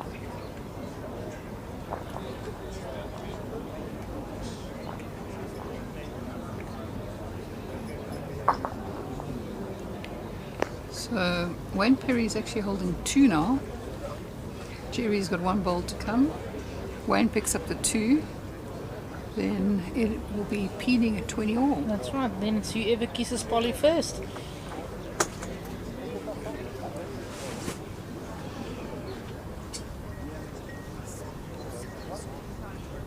Maggie delivering that really nicely from where I'm sitting.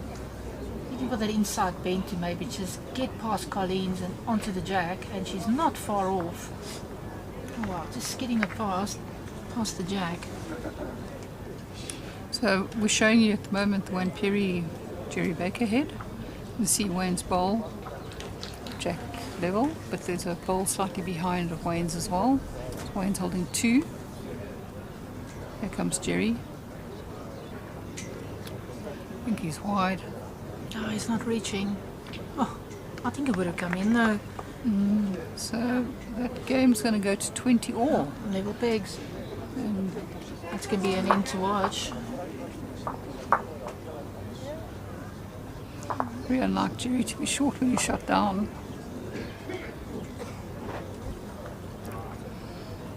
So it looks like Colleen's holding 2 here, maybe 3. Maggie.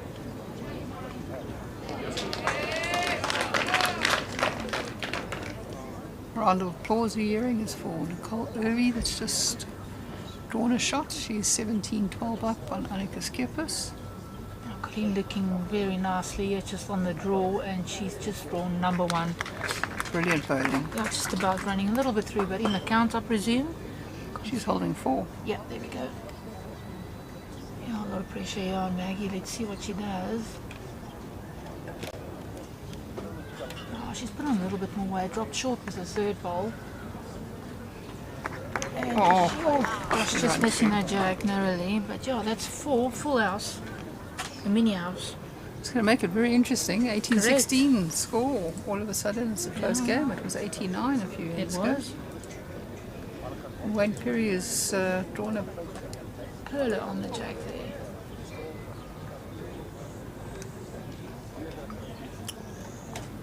Back toucher.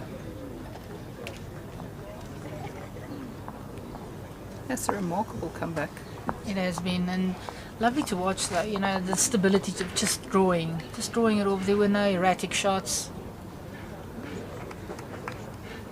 Another one close.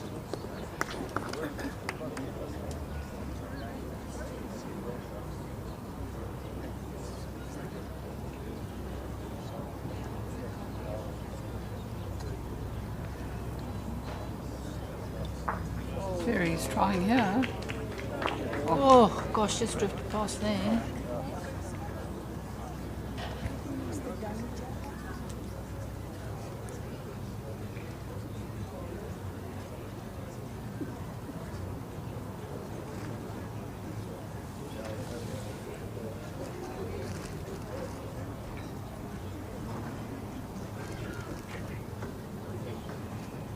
Colleen's first bowl, great line. It's probably 3/4 metre behind the jack. Here comes Wayne's bowl. Oh, another one close. 2 to Wayne, only needs 1. Jerry's got to make a decision on that 3rd bowl of his. Make the change now. Maggie draws a great bowl toucher. from Maggie.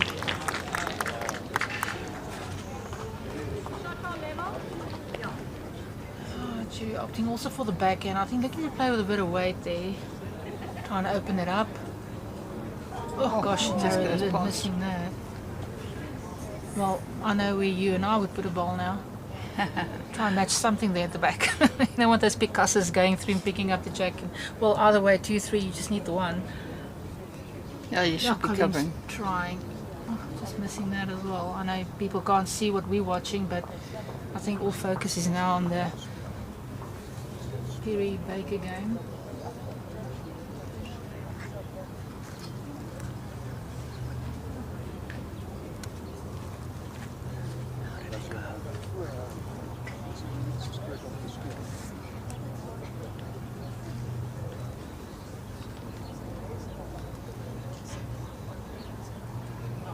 Here comes Colleen again. She's in a fair line.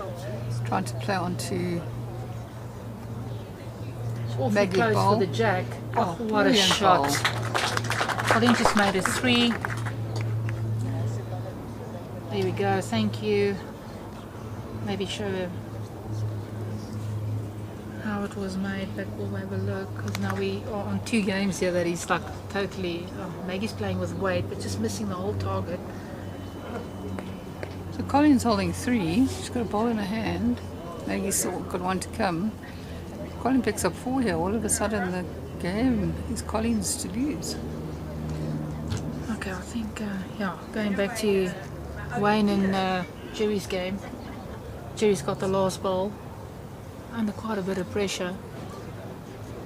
Something I'm sure that he's used to handling well. Let's have a look what he does. Still opting for the backhand. This will be the better shot, I suppose. Yeah, he's looking at it. It's not going to quite reach it. So Wayne Perry then takes that game. Great comeback. Congratulations to Wayne.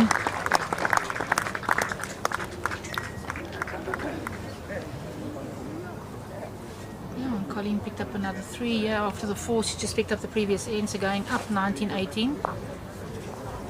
I think that will be the first time this game that she's actually been leading. Yeah, I think Maggie was quite in control from the word go.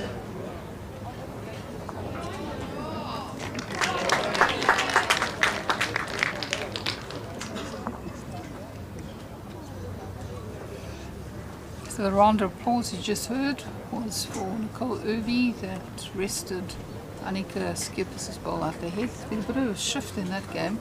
Annika's come back a bit, and the score now is 17-15 in Nicole Irvie's favour.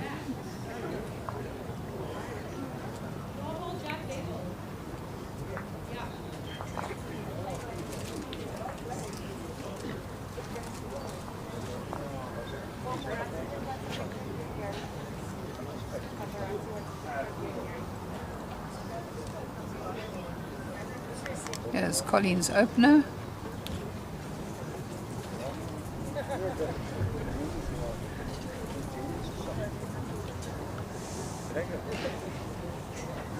Just a reply on Poppy Smith asking where they can get the link for the bowls for the Masters results. Just go on to Bowls Draw. We'll give you the option to go on BSA, and then you can obviously see all the results as it stands now. Hope that helps.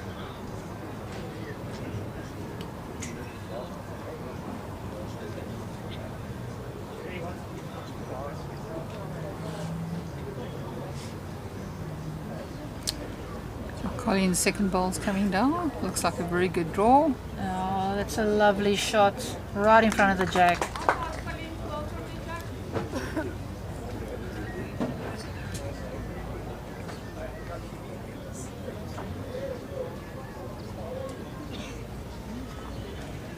Now let's have a look at Maggie's reply here. She's not too far off.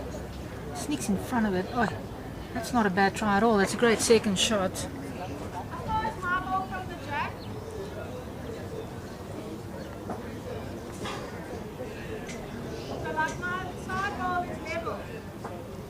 No, it's about 2 balls behind the jack. Are you staying over? Or are you travelling back and forth every day? No, we're travelling back and forth every day. Okay. At least it's weekend and not bad traffic, so that's okay. Yeah, it took us 40 minutes this morning. So Really? not at all. Yeah. 40 minutes is a long, long way. Colleen coming in and sneaking in another shot. Brilliant, What a great Colleen. goal. It's almost like she's got a second. Stable Mabel. Average. That's average goal. Oh, lovely to see this. Spirit in which the Yeah, game's been absolutely. played. And, accepting as well, whichever way it goes, it goes. I mean, Colleen has won it and she's been everywhere and back. It's still good to see at this rate what they're playing at and what's being produced. Yeah, now it's got to be a thinking game.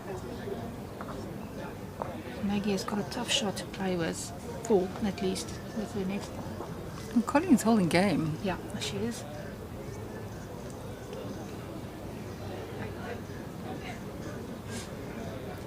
She's putting a back ball in, I think. Yeah, that's a wise choice. Covering. Just matching that ball will be good. So what does Maggie do?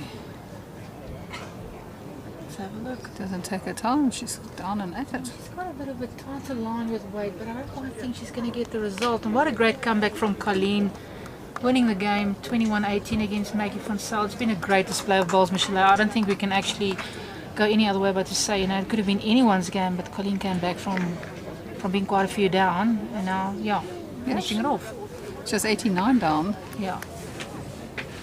Well, thanks for joining us. Thank you very much. Yeah, Chantal. thanks for everyone that clicked on our link and joined us.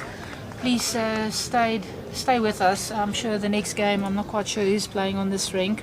But yeah, there we go. It's Marizelle Rousseau against Elma Louw. That's going to be a stunning Yeah. game. Okay, so thanks for joining us, guys, and have a good afternoon.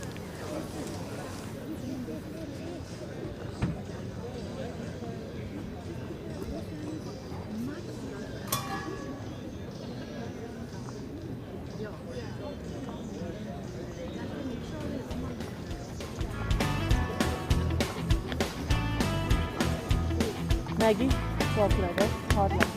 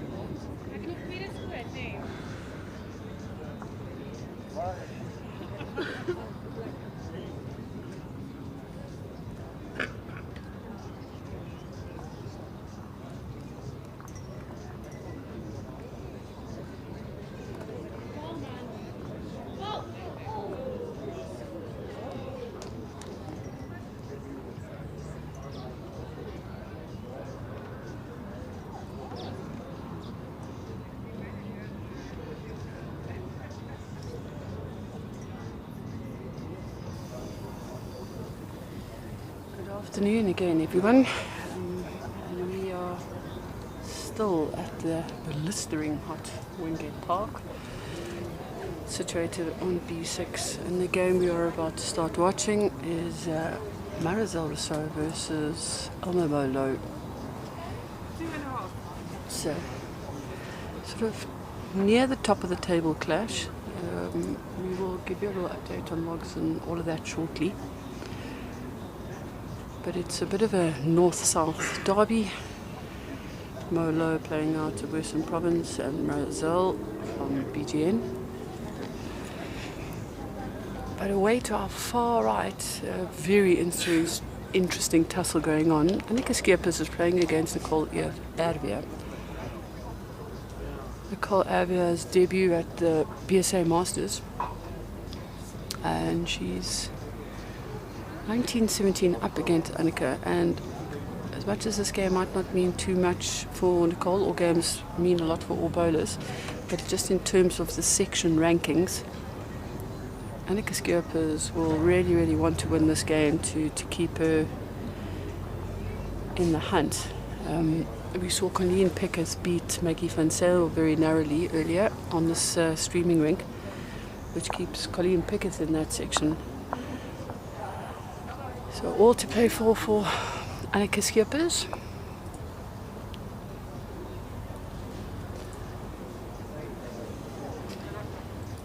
Marizelle and Louw just feeling out the trial ends.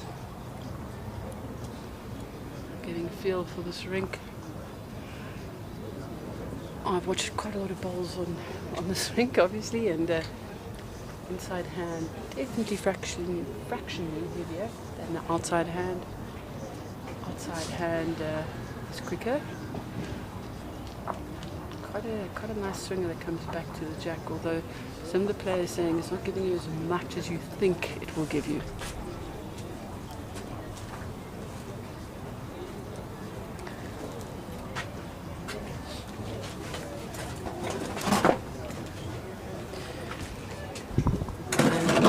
Joined in commentary with Michelle. Afternoon, Claire. Afternoon, Michelle. Back, you and me in commentary box.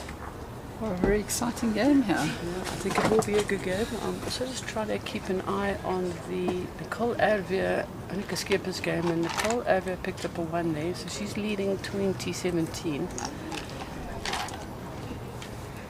And in terms of the section, that is a huge game, just having Colleen Piketh beat Maggie van Zyl. We will go through sections a bit later, only once that game is finished, because otherwise there are going to be so many ifs and buts and maybes that come into it. So let that game finish, and we'll let Bowls Draw update those logs, and then we'll bring it to you. Annika's just moved the jack and put it into the box.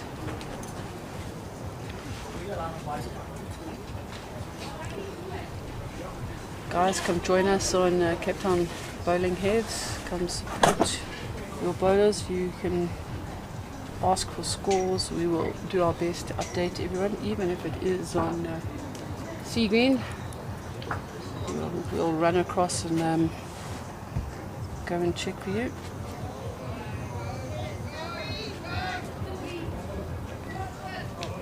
Nicole Ervia has just bowled an absolute beauty. The jack is probably from our angle not much more than 30 centimeters off the ditch.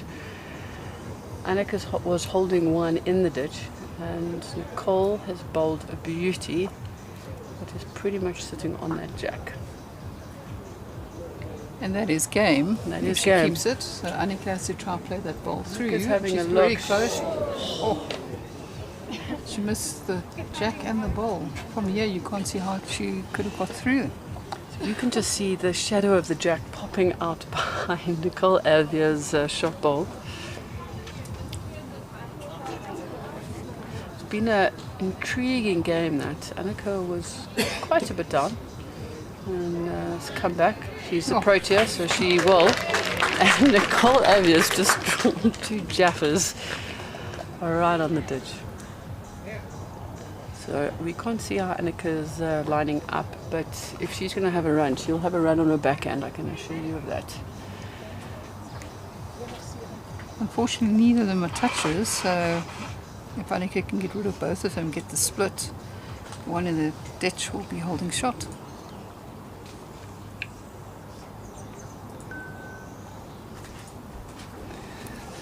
So I think there's a bit of time when she's on it. She's just missed it. What does Nicole do now? Going to have a look.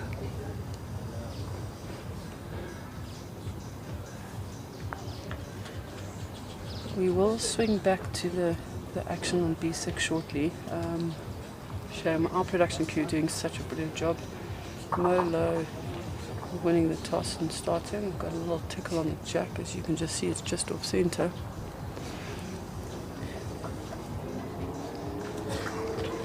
But I have no doubt we will also keep you updated what's going on B1. About 3 meters short? Yes.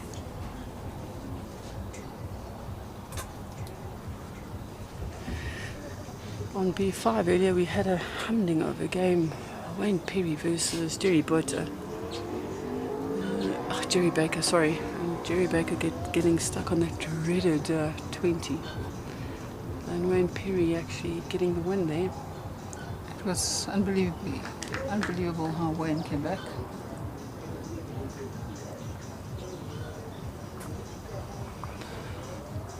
So Nicole Avier's fourth ball, she put in the dirt. It was a very clever call. She was trying to cover Annika's shot ball on the side that you can see there lying in the dirt. So just in case something happened, the jack spurted out that she could try and cover that.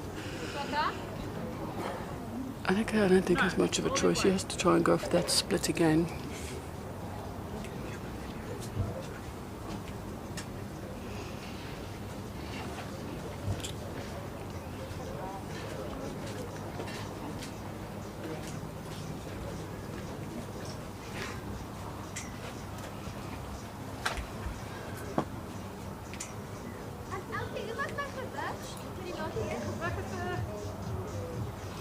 There you can see how close those two bowls from Nicole Avier are to the jack. I thought it was about 30 centimetres. It's probably less than 30 centimetres jack to dirt.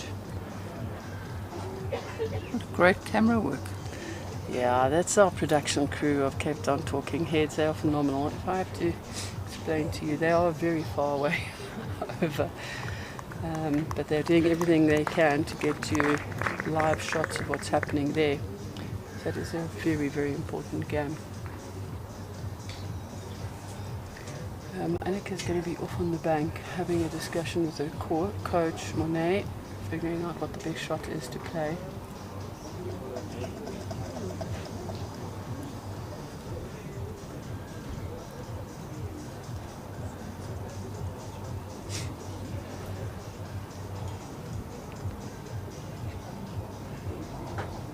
We have spoiled by the quality of bowls that we have seen through yesterday, day 1, Bsa Masters, as well as day 2 today. Top 16 males and females in the open sections across South Africa here.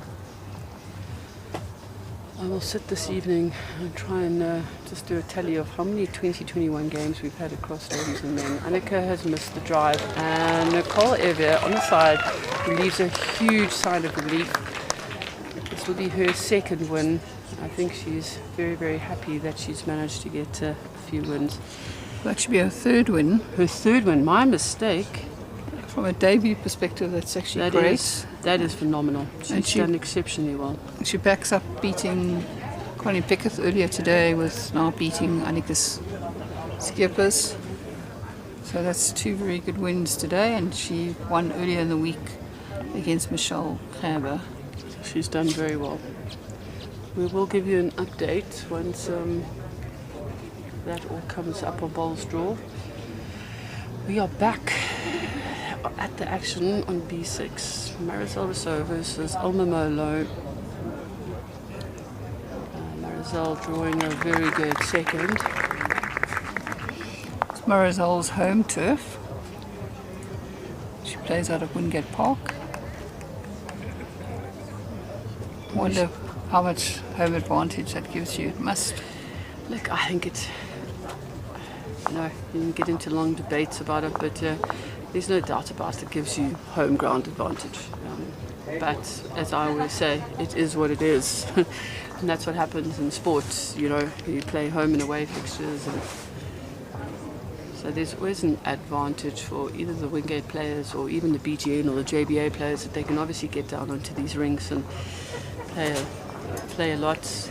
You see the Marizelle Rousseau stand. Wingate very, very proud of all Marizelle's accomplishments, and so should they. Phenomenal young bowler. She's done so well. Got her Springbok colours. Won multiple medals with the Protea kit on.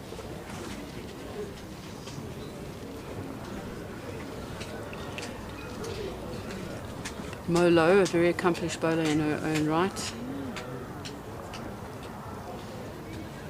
Burst onto the scene as a novice and won the Invitational Masters, and a few months afterwards winning the Western Province Masters as a novice. And she's built on that record over the last few years. A beautiful draw from her coming down. So Mo hold shot. Quite enjoying this little breeze that's sort of tickling through here. It's been really, really warm today. There's just a light breeze that's sort of rattling the flags a little bit.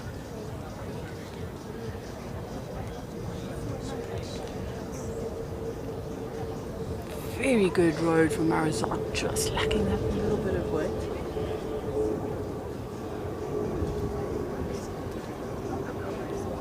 So for those that are just joined, the temperature is actually 32 in Pretoria today. I think yesterday it got up to 34. Yo, it's hot yesterday as well. And there's no respite for tomorrow either. Is it also another scorcher? Yeah, great Such bowl good here. bowling from Mo.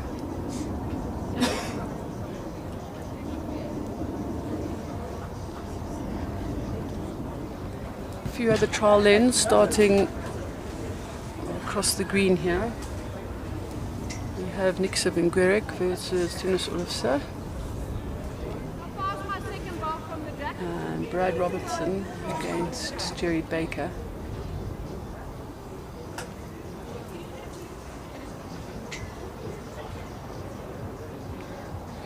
Will be Wayne Perry against Clinton Roots.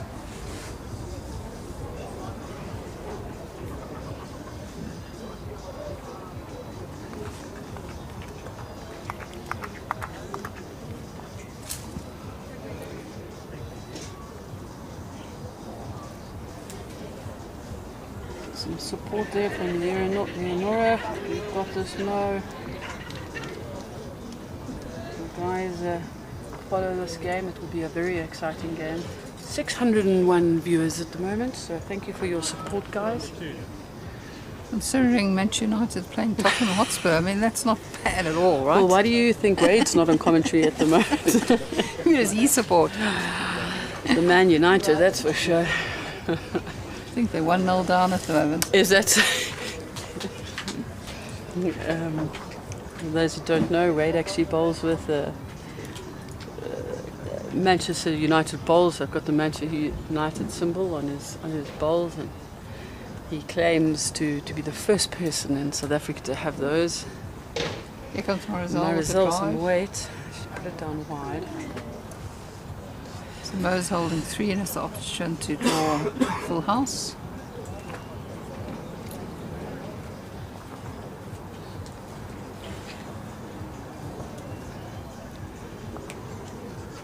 Yeah, it's an important ball for Louw here. He needs to make sure she draws a shot, a fourth shot I should say.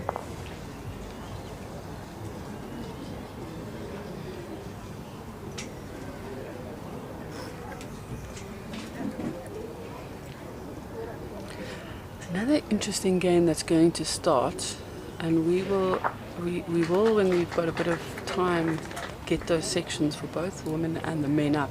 But Wayne Whitmiller is going to be playing Bsa Masters, and that could be a very interesting game. And Louw has drawn, I'm convinced of, as a fourth shot. So that is a very good end from Mo. That's 4-2 after 2 ends. So Wayne Rittmiller has won 3 of the 5 games he's played. He's lying second in the section. Siapia or Charles Mathewson? First, First, he has not lost a game yet. Okay. And What does 3 and 4 look like in that section? so both 3 and 4 have all won 3. So when Perry has won 3, Clinton Roos has won 3.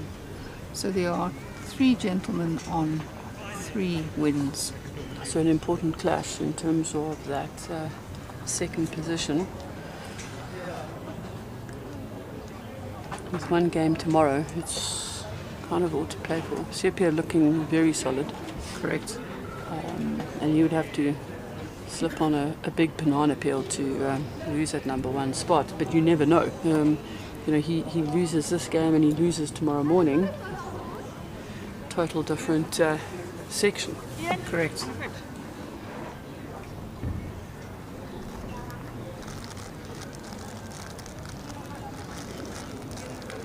Apologies to Manchester United supporters. There's actually 1-0 to Manchester United. Sorry, I'm not a Manchester United supporter, am I? Sure, Michelle, I feel like we're giving commentary on different bowls games here as well as the footy. We could do 4 sports all in one broadcast. I guess if you speak to most bowlers, they would be quite sports mad. 2 or 3 other sports that they're interested in at the same time. Absolutely.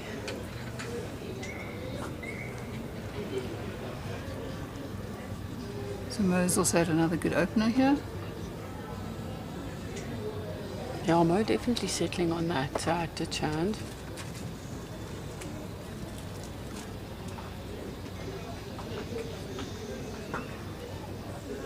Marizelle's just nipping the grass a little bit. Sure, measure.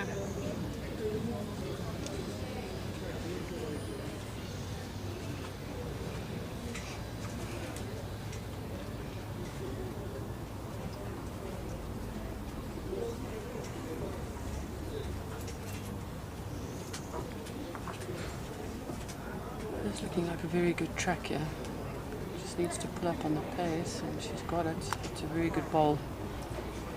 Little jump and hop and skip. I'm not quite sure what you call that. Let's hope she doesn't listen to the commentary afterwards.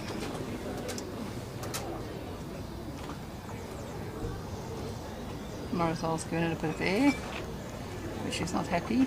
It's going to be short.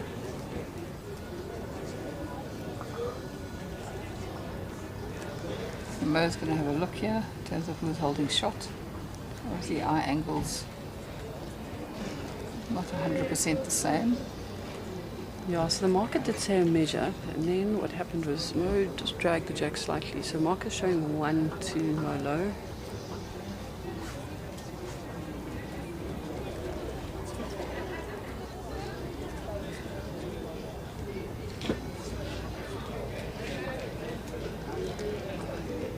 You were talking in the previous commentary about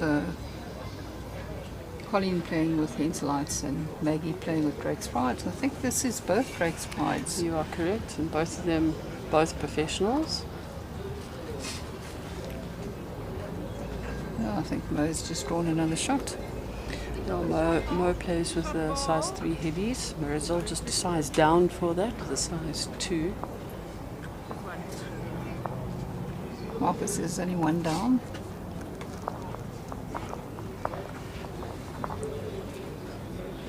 We started the morning with the Aero show, and we've ended the afternoon most definitely with the Drake's Pride show, because Maggie van Zyl also bowls with the Drake's Pride. That's correct. So, yeah. Marizelle might, it's very difficult for us to say from this angle, but might have given Mo a second shot. I'm not 100% sure.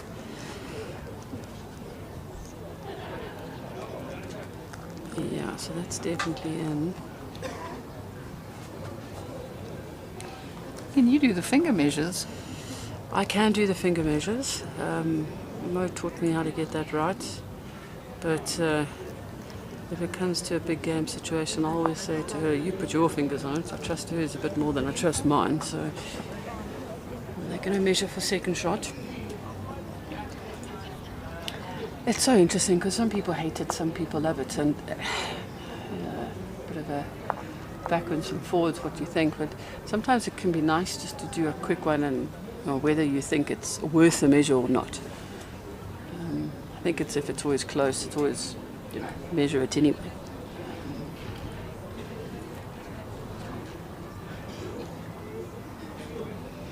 While we're having the marker doing the measuring, maybe just a thank you to all the markers and umpires that have given up this time this weekend.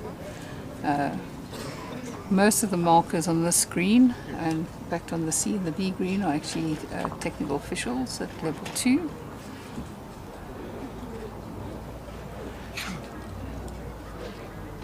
It's a lot of time and effort and energy that goes into marking, being an umpire, the technical officials, the LOC. There's so much that goes in organising a competition like this. Was 1 on the measure. Scores 5-2 after 3 ends. Not that ends matter. I'll give you an update on the score. So Desi Rosenblatt is playing Natalie Botha. It's 4-all at the moment. Desi had a difficult day 1, but Desi is the ultimate competitor and she's fought back really hard. She got a good win earlier. She'll definitely want to get the second win under her belt. Start catching up a little bit. Next door to them, Wayne Roberts is playing Josh Turner. Josh Turner is currently leading the section. Wayne is 5-2 up on Josh. Still very early.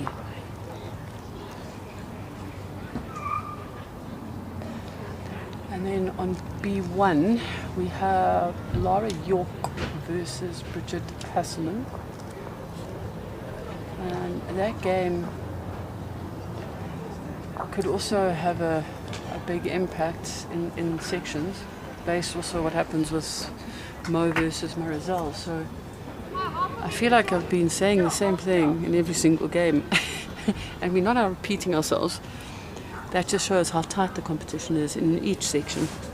Correct. So Isma Haley is the leading jockey, definitely in this section. She's got a full house of wins. But that second, third and fourth place tussle is a hot contested tussle at the moment. Correct. So what is it looking like there? So Isma Haley's won 5 out of 5. She's currently playing Tara Janssen van Rensburg. We'll try and get a score for you there. Bridget Hasselman is lying 3rd with 3 wins. Natalie Botha is lying 4th with 3 wins, and Mo is lying 2nd with 4 wins. Marizelle has only got 2 wins. So for Marizelle to try and get into a bronze medal position, she'd have to win today and tomorrow. Yes. So very important game for Marizelle, and also for Mo. Mo, I'm sure, would like a medal. If she wins this game, she'd have 5 out of 6 wins, and will give her a chance either to play in the final or to get a bronze. Yeah, absolutely, and she would love to come away with a bronze. Few people know that last year she was very much in the running for a final spot, if not a bronze medal spot. What a great ball! That's a great ball from Marizelle. She ended up getting 3rd in her section, but she lost one game 21-20, and that ultimately cost her getting a bronze medal. She was very disappointed in that loss from last year. Is Marizelle's ball behind or level? But I love it because it just makes the watching so exciting. There's so many permutations that could happen. Actually, I'm going to jump up and go and have a look at that, get that score on that other side. The Esme Haley one. Yes. So in the other section that has completed 6 of the 7 games, we've got Esme Kruger leading that section with 4 points, so 4 out of 6 wins, having lost 2. In second place, we've got Colleen Piketh, also with 4 out of 6 wins. Esme Kruger's on plus 27 and Colleen Piketh's on plus 13. Colleen plays Michelle Haber tomorrow, and Esme Kruger plays Nicole Irvie. Nicole Irvie's on 3 wins plus 11. So Nicole's certainly not going to allow Esme Kruger to walk all over her. It's a very interesting section tomorrow morning. Also in third place is Annika Skeepers, also with 3 wins. So Annika and Nicole, if they both win tomorrow, they're on 4, but they need Colleen and Esme to lose. So lots in that section. Absolutely. Esme Haley is 4-8 at the moment, down against Tara. I've watched a few of Esme's games over the last 2 days, and I kind of want to call it as she comes from the back. She seems to love to come from the back. She never gets rattled. She said something to me once, I just need to find my line, and then I know everything else will come into place. Correct. Well, she's often said to me that line is king. Mm-hmm. Get your line, the weight comes. So we'll keep you updated as the games progress.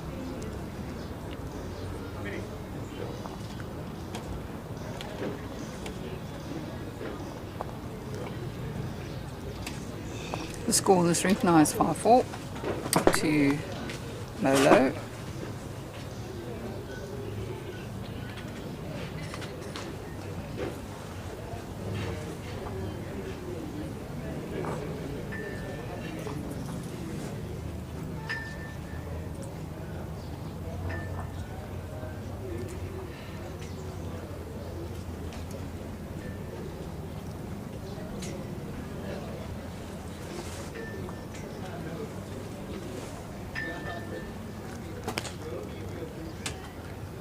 Both players preferring the outside the ditch hand. We saw Sean Thomas yesterday afternoon put a phenomenal display of drawing, finding that swinger and letting it drift all the way back to the centre line, and bowled exceptionally well yesterday afternoon. And then Josh Turner this morning as well, also on that ditch hand. Important thing to remember is these 2 hands, their pace is very, very different.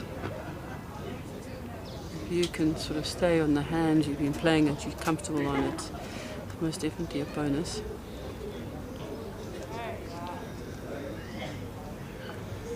Good line there from Mo.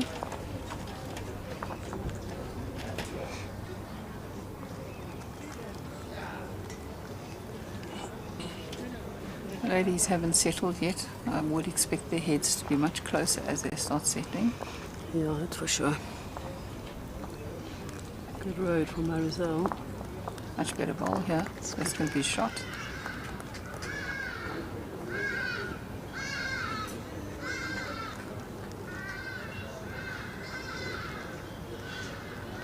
I'm just going to look to correct that weight. Just come around the outside of her bowl and sit on that shot bowl. She's very close here. Very good bowl. It's a beautiful bowl.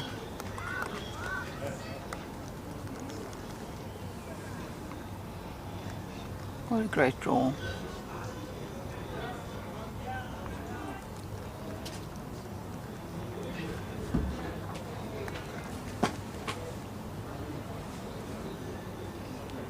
So Marizelle's now trying to draw on the opposite hand, because the bowl's slightly behind the jack. She needs to get around Mo's bowl here, not quite.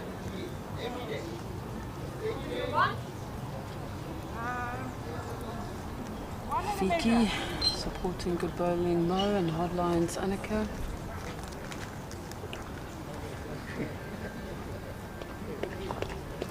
Ananda Kratzer giving me a hard time and saying she's going to tell Mo all the things I'm saying on air about her. I'm choosing my words very carefully, Ananda.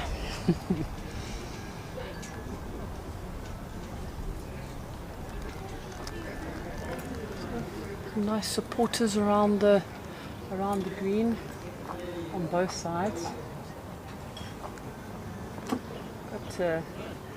Jason Evans playing against Matthew Perry, which Evans is leading 7-3 at the moment. And it's also going to be a very good game. Some superb matchups on all the rinks for this afternoon session.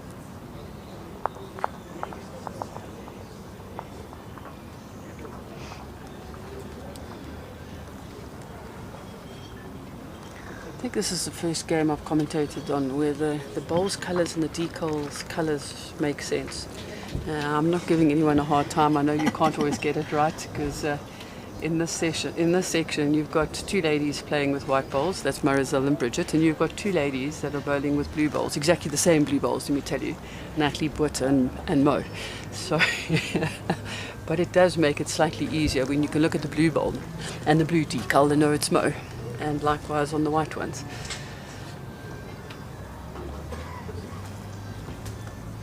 So in the under 30s, on the lady section, one section has actually been decided in terms of the winner. Zandre Hildebrand from Northwest. She has won 4 games, and the person in second has only won 2. So irrespective of what happens tomorrow morning, Zandre will actually be in the final. And she was in the final 2 years ago and won that final. Correct. Bronze medal is going to be very interesting because there are 4 players that have won 2 games. So currently Devon de Jong is in second spot with 2 + 9. Ilanka van Breda, local lady here from Pretoria, is in third with 2 and -5. In fourth is Gillian Young from Durbanville, also 2 wins, -8. And in fifth is Aneska Richter, also with 2, -13. So bronze medal, very interesting tomorrow, but the winner is definitely Zandre, and she'll be playing in the final. And Michele, tell me, Tabelo, I know you are assisting with some sort of coaching and mentorship with Tabelo. She's top of the pops, I think, if I'm not mistaken. Correct, so yes? she's also won 4-4. Okay. I haven't got the latest score here because Fran is the other one of interest. She may have won 3, but the latest score is not updated here. Okay.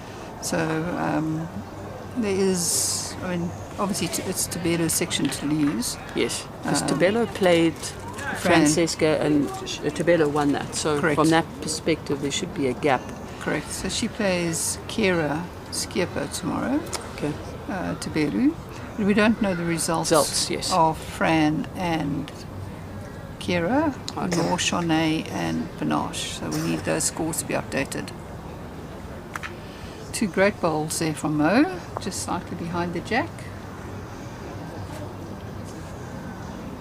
Moment Mo is 7-4 up.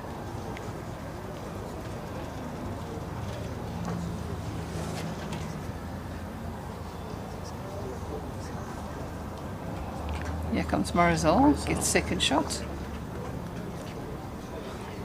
Tanya Allen from Durbanville, go Mo. It's amazing, guys. Keep your comments coming in. If there are any questions. Mo's not happy with that. No, definitely not happy with that. 657 viewers, which is fantastic. Thank you for the support. We all appreciate that.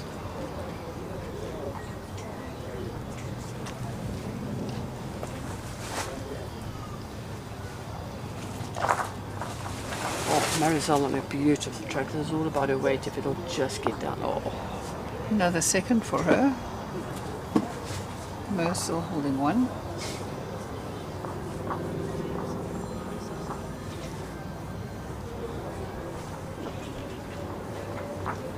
This ball looks better. Really trying here. Just needs to run a little bit more. Oh, well drawn. Oh, he's got another second. Holding 2. Could be a little shot on the other hand for Marizelle. Sit on the back bowl, or you pull it straight through. Playing under Mo's short ball in the front, and I think that's exactly what she's eyeing out. Yeah, her line's definitely narrow. She's looking, she's very close. She is very close. Oh, that is phenomenal ball by Marizelle. Not getting a perfect outcome, but limiting it just to the one shot. And Michelet has always said, if you drop one, it's also fine. Pick up one, drop one, but you just limit it to that one down. Correct. And Marizelle played a very mature shot there.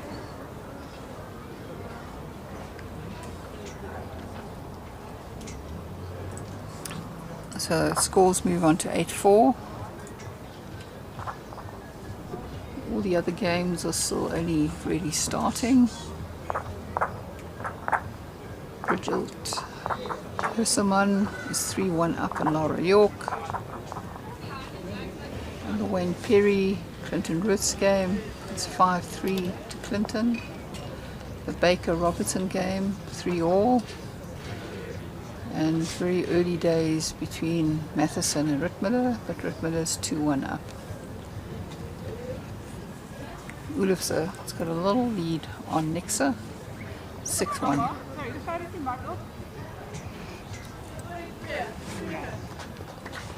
Yeah, it'll be interesting to see how tennis handles sort of the rest of this game. He's been in some reasonably good situations where he's been up on the game and then just kind of let it slip.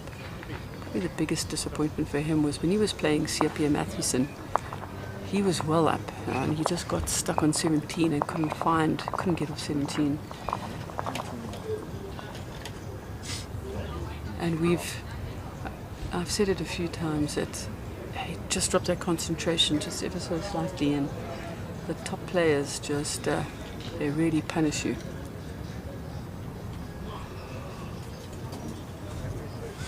I think that's the difference, the difference between a top player and a tabs-in player is the consistency. And if you go off for an end or two and you're playing against a consistent player, you're going to drop 2s, 3s, sometimes even 4s. We saw Josh Turner this morning. Paul White went off for 3 or 4 ends and he dropped numbers. It's really about the consistency. We see Marizelle's mom sitting watching. Isabel.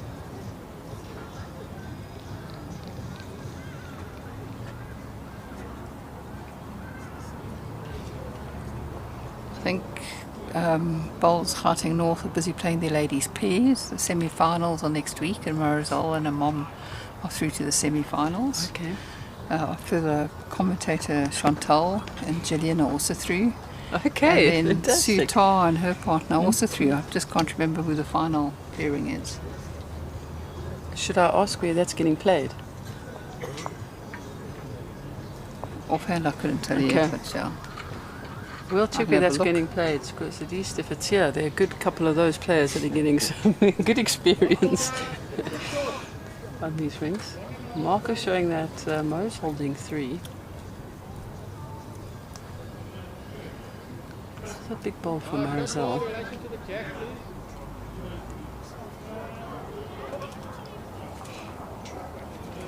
Put it out there, wanting the ball to come back. I just don't think it's going to come back enough.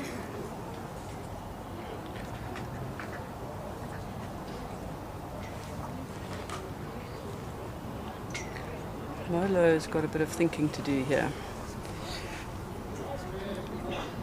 because the next bowl for Marizelle definitely won't be short. He'll probably look to attack into that head, not with crazy weight by any means, but just with a reasonable amount of weight.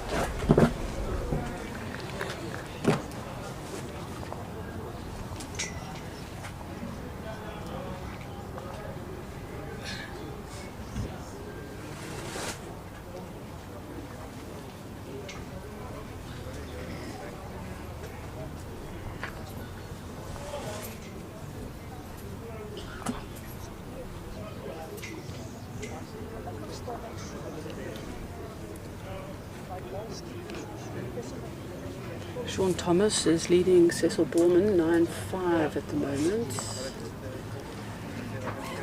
Molo's drawn another shot there into the mix. Let's see what the marker says. Holding 3 and a measure. 3 and a measure. To drop 2-4 so early in a competition puts you really on the back foot. So I think Marizelle's definitely going to have a look at how she can limit the damage. Wayne Roberts is leading Josh Turner 10-3.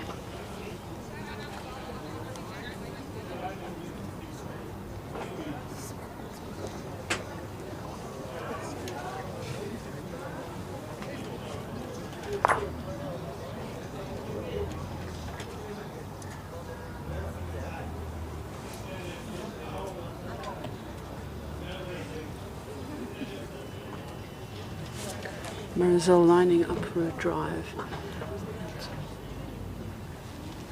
She looks like she's going to get something.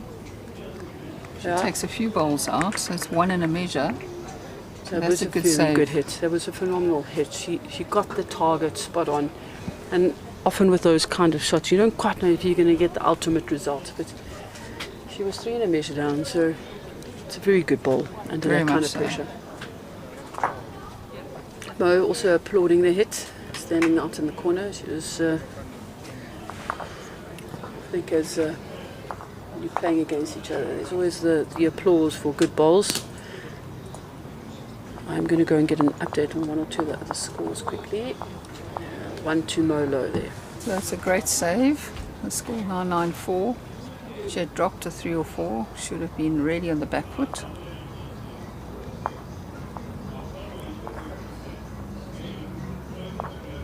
So Mo's bringing the mat up a few meters and then delivering quite a long jack.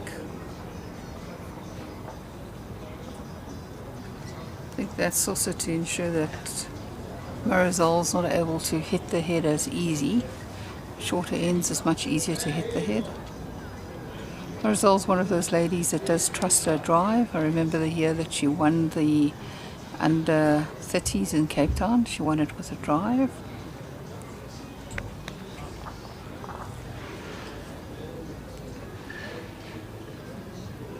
Those opening bowls, probably about a metre short.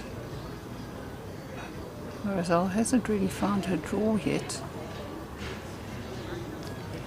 She's choosing the ditch hands with quite a bit of grass. It's going to bend back nicely, not all the way back. Just a little bit of an update. Desi is leading Natalie Botha 6-1. Esme has come back. She's still down, but it's 8-11 against Tara Janssen from Rensburg. Paul White is 9-8 up against Brendan Ferns. And they look like there was there's a very tight head than when I just had a look now.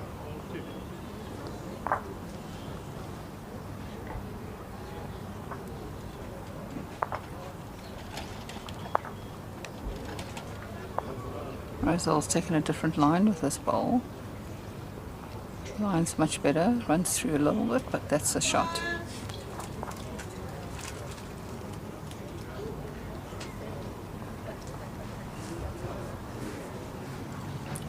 So Mo picked up the longer jacks. Unlike her to have 2 short bowls, I suspect this bowl will reach.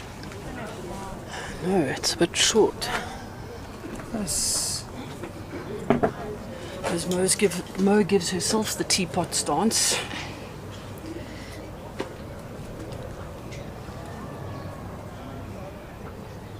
Marizelle with a lovely little opportunity here to put some serious pressure on Mo. line looks good again. She's going to touch a jack.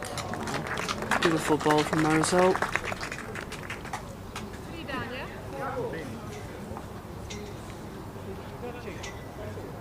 So let's see if Mo under pressure can also do a good save. She's 3 shots down.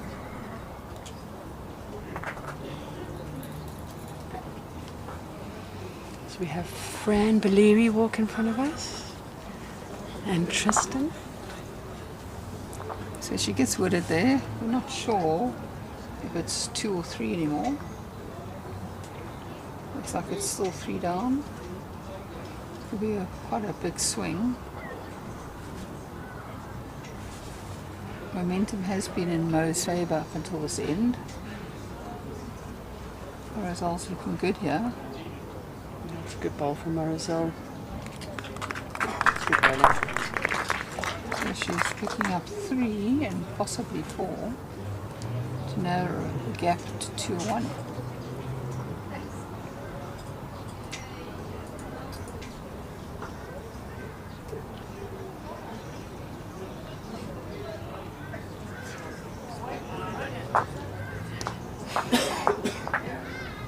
So Marizelle picks up 4. Now all of a sudden the game is 9-8.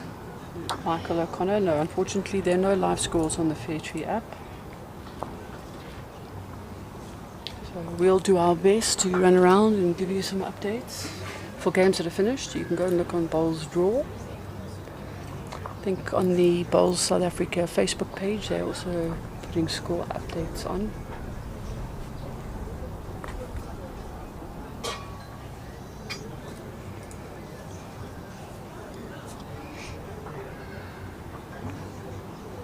It's so important for young bowlers to understand that you do have that bad end, but you've got to shake it off, put it behind you. There's nothing you can do about it now, and just focus on the next end at hand. Correct. Don't go dwelling on what's happened. You can't do anything about that past.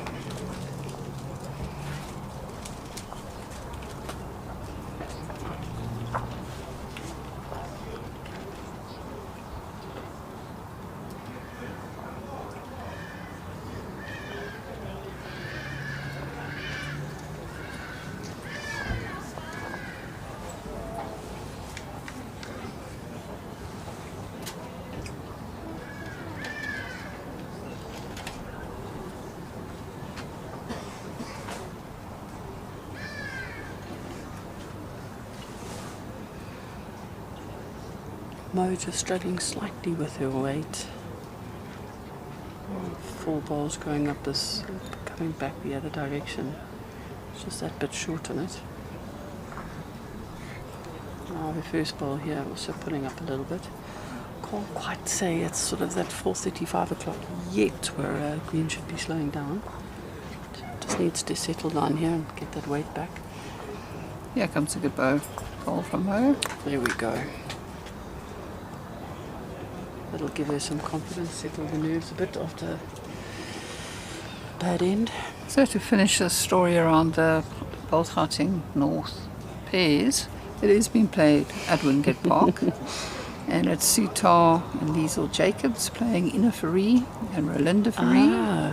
Chantal Null has a great bowl again from Marizelle. I'm not sure if she moved it enough to get the shot. Waiting for it to be a marker to indicate.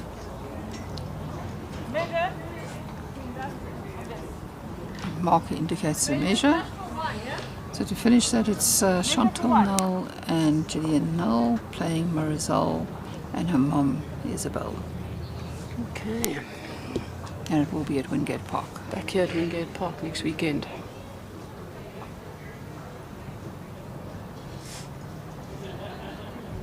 Oh, yeah, comes another great bowl. Oh, it's a good bowl from Mo, settling in just behind the jack.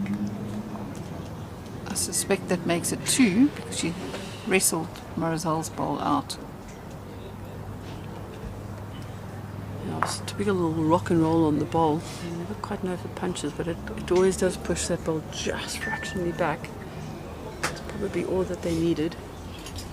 Oh, Marizelle on a very good track here, looking to trail that jack just under the line.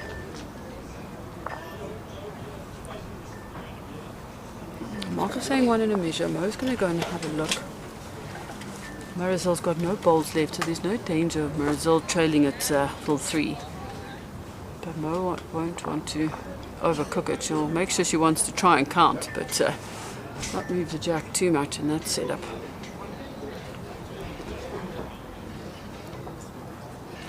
So if there are any questions you have out there, please put them.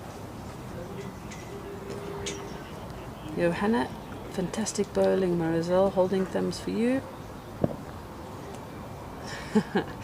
And an awesome shout out to LCL Marker, you aced. I love that. We were giving a proper shout out to all the markers, technical officials, everyone here. So much hard work they all put into. Christy, yes, we'll give you an update now on the Lara York score against Bridget. Bridget is leading 5-2, just after 5 ends, so that's games sort of just underway. And Clinton Roots up against Wayne Perry, 8-3. Jerry Baker and Brad Robinson. That is a tightly contested game. Brad leading 5-4 against Jerry, just over 7 ends. Miller and Mathewson. Miller 4-2 up. And next up, Bengueric 10-6 up against Tennis Olofsson.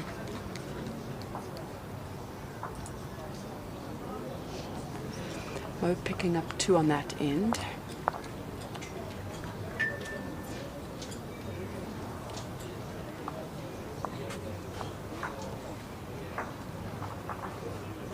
I just want to describe the atmosphere as a little bit tired. I know it sounds silly, and I'm not saying people are bored. I'm not saying that at all, but there's been so much excitement, so much thrilling bowls in incredibly hot conditions.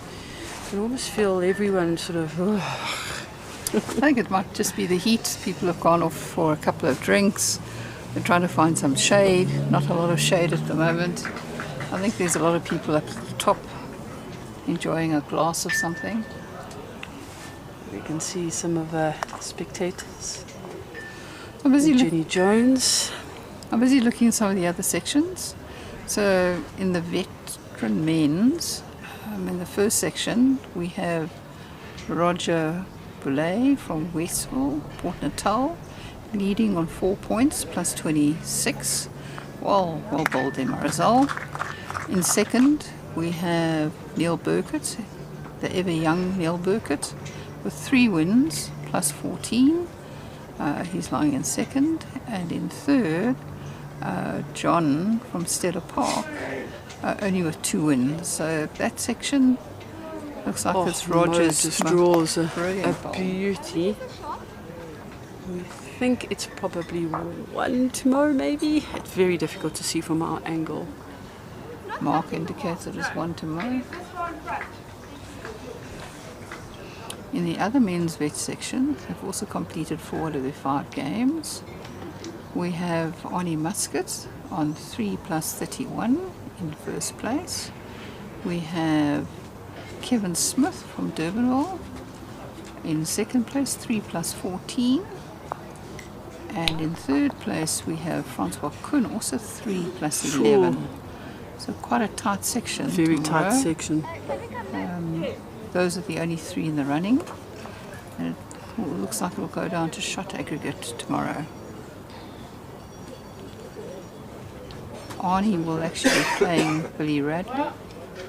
Kevin will be playing Francois Kuhn. So the winner of that one will certainly get a medal. Yes. So lots all to pay for in that vet section. Marizelle and Mo coming up to have a look at the head. Marizelle just tipped over her bowl, and that's potentially the shot bowl now. We have a shout out to Mo, bowls boy. That's Jonathan from Edgemead. I love it.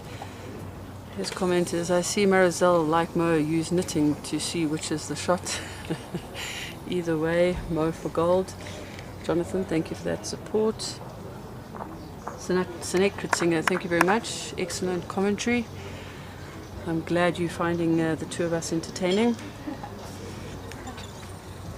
Sinead, Gauteng president, that's correct. And Elsie Louw, Mo's mom, watching on YouTube, all the way in Calvinia.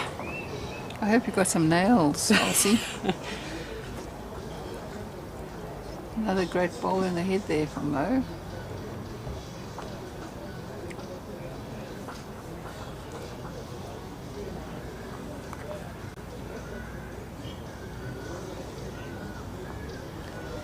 Roselle's on a good track here, but I think she might be a touch wide. She's going to touch Mo in. Mo might be holding 2 now. I think Mo might be holding 2. Marizelle was playing a good shot. She was trying to find the inside of Mo's bowl. And use it. And use that. She just found the outside of Mo's bowl. Just a perfect example of how tight, how many millimeters is in this game.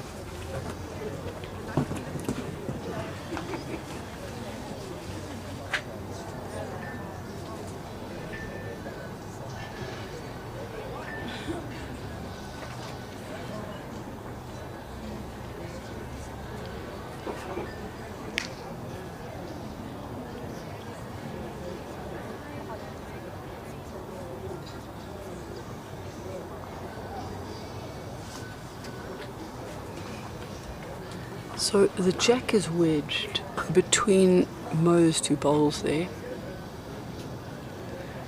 Mo trying to figure out on the run which angle the jack will go. So I'm suspecting that's where she's going to put the bowl. Almost doesn't want to make the target bigger for Marizelle.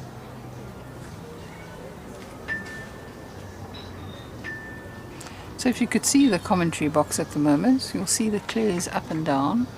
You can see that her nerves is probably worse than Mo's nerves at this point in time.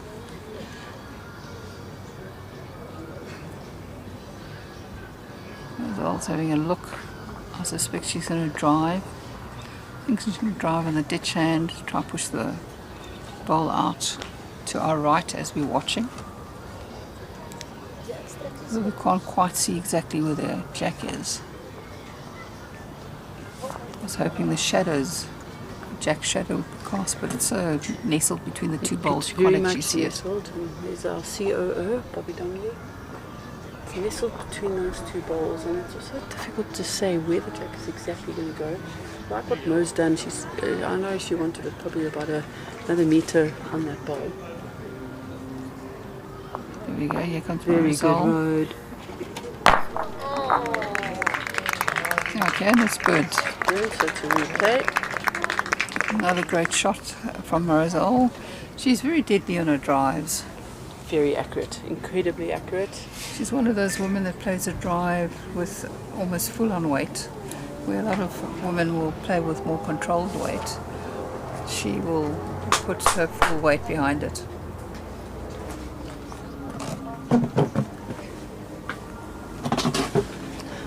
Oh, this is a great display of bowls on that end.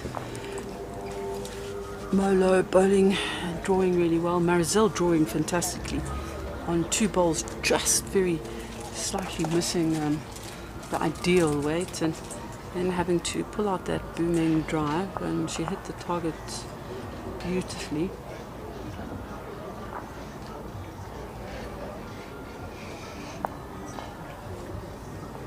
Laura York is fighting hard against Bridget Hasselman. Bridget 7-4 up. Clinton Ritz leading 10-3 against Perry. Baker 4-8 down against Brad Robinson.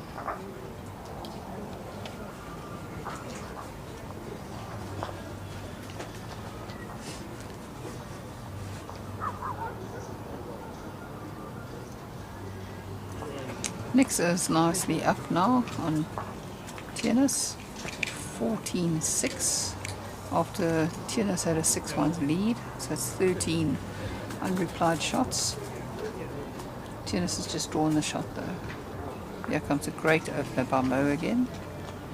So although, I mean, most of the people watching will be staunch bowlers, but for those that aren't, you'll notice the end was burnt and be replayed. You may have a choice to play it in the same direction, or if you, by agreement, you can continue to play in the opposite direction.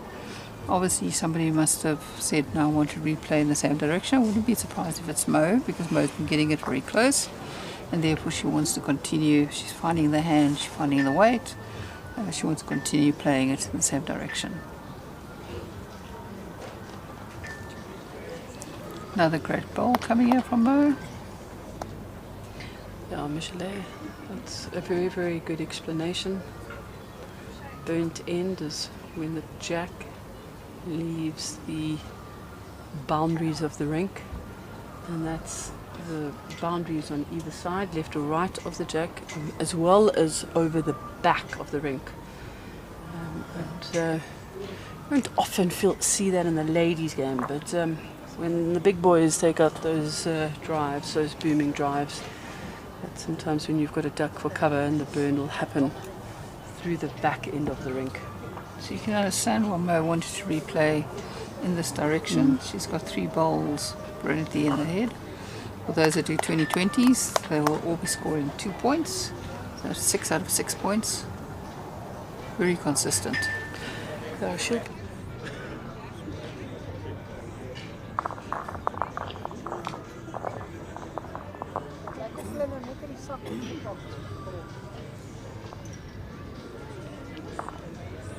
Pairing.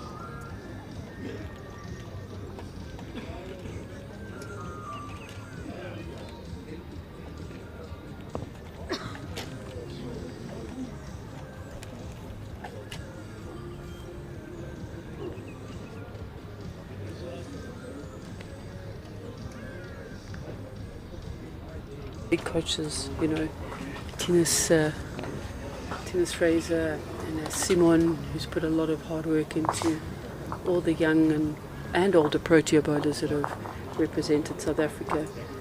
Neil Burkett. They'll all tell you that you've got to get over those bad bowls very, very quickly. There's nothing you can do about it. It's how you bounce back and what you do on that next end. In bowls is as much about skill as mental. And the mental game is very important.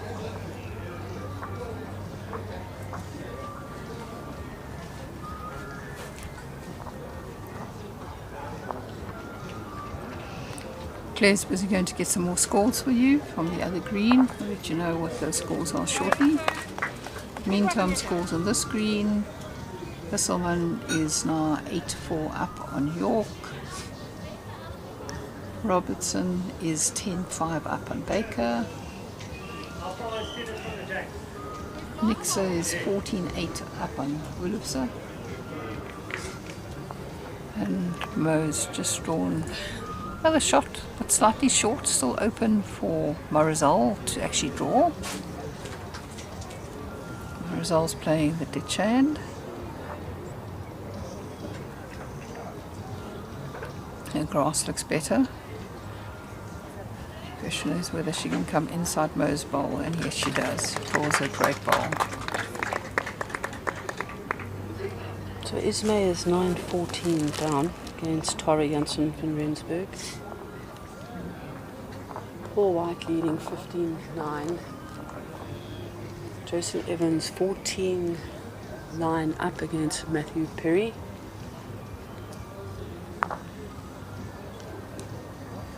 Wayne Roberts is in a comfortable lead, 19-7 up against Josh Turner.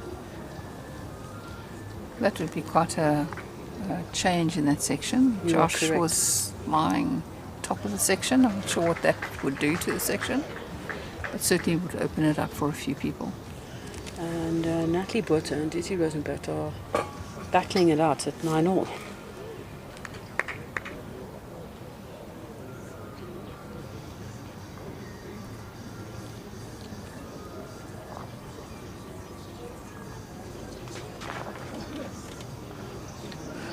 That's quite unusual. We've just seen a drive take place, and the bowl has actually come back 10 or 12 meters to a short bowl, and the short bowl's going to pick up the shot.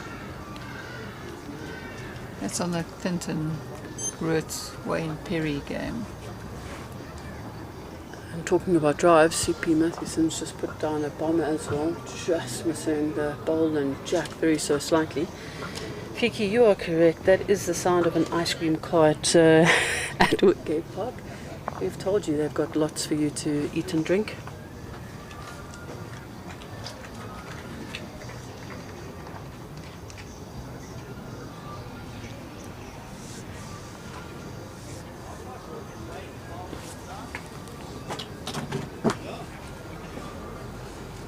Mo's also going for a drive over here. Oh, just not bending in time. And Marizelle's holding one. She's looking at the second.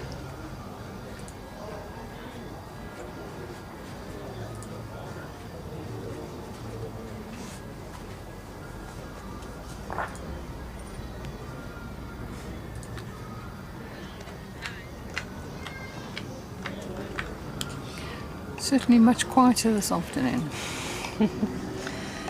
That's what I was alluding to sort of earlier. Bit of a lull around the green. I think it's partly the 2 big days of bowls and the heat that everyone's feeling at the moment. Marizelle wanting to add another. The line looks good. She comes around Mo's bowl. Yes, there That's we go. well bowled. That is very well bowled. Mo rolling 2 out.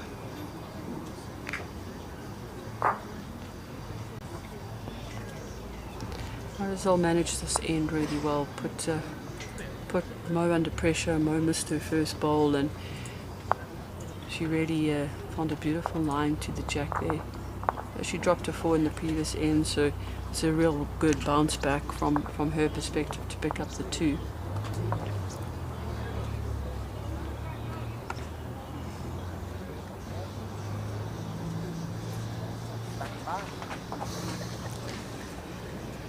Saturday afternoon, I'm sure there are many people playing tabs in at the various clubs around Pretoria and Joburg. I'm sure a lot of them will have streaming on the TVs in the clubhouse, alongside all the other sport matches that are busy being played. Sometimes I feel like in our household we don't have enough screens, because you want to be watching if there's rugby or cricket on, if there's some good bowls on. It can be a bit tricky keeping up with all of it.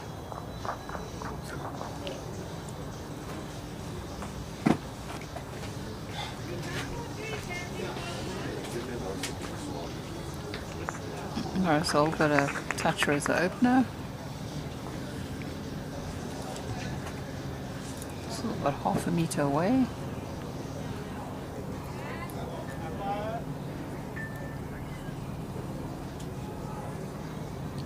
Nothing in the Rick Miller Mathewson game, No. 6-5. Beautiful draw from Mo, sitting in just behind the jack. In an ideal world, you want that ball to fall down flat.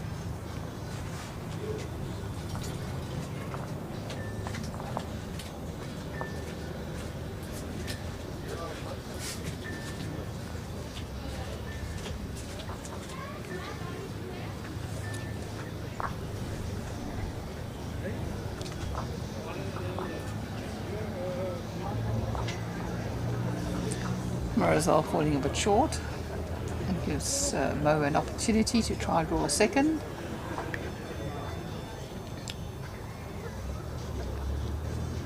Carrying a little bit. That's a good bowl, because we know Marizelle's not going to be short with all her bowls. I love this interaction, guys. Keep it coming in. Streaming at Klipbank, KZN, Country Bowls. We are right. They're playing tabs in and they're watching bowls. And here comes a great bowl from Marizelle. Kisses the jack, but catches on Mo's bowl at the back.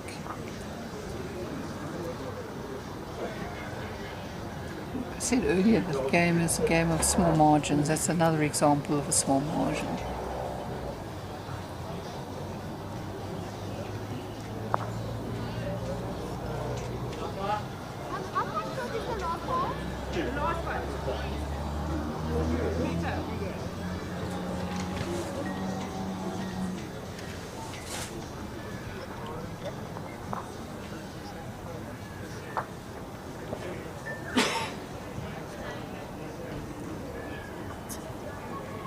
comes Marizelle with her last bowl.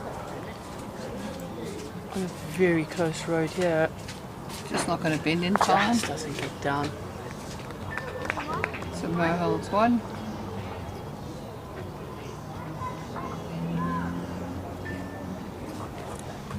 Mo is definitely stronger playing this way. She's been picking up much more shots.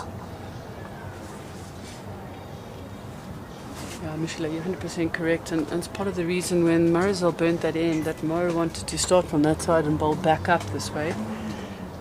Even in different formats, if you're playing sort of trips or pairs, it's so important for the skip and the other team members to keep note of which end you're picking up, what length you're picking up.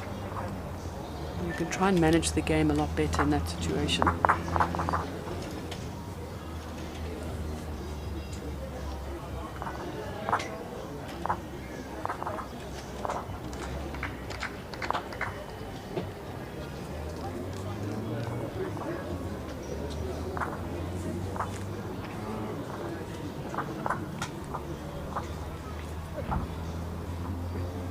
Brad Robertson and Jerry Baker. It's only one shot separating the two. Brad leading 10-9. Rick Miller 7-5 up against Mathewson. Ben Garrick leading 14-11 against Dennis Orson, holding 2 shots currently in that end. Laura York 6-8 down against Bridget.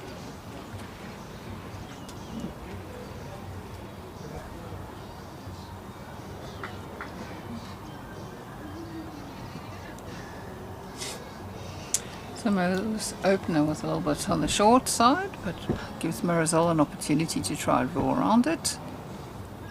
And she does. What she's done.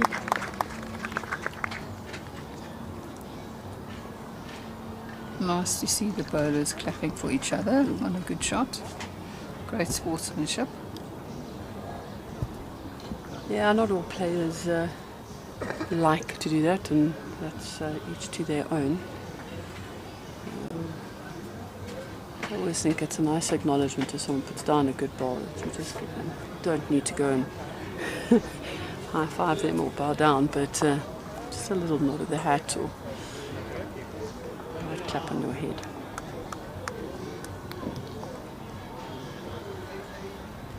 Marizelle putting down a very good ball here.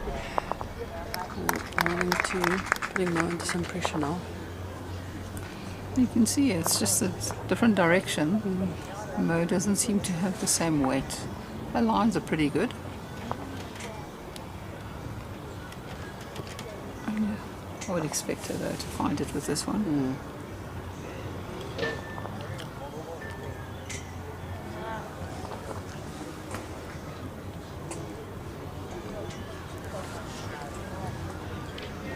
Bit of commentator's curse coming into it.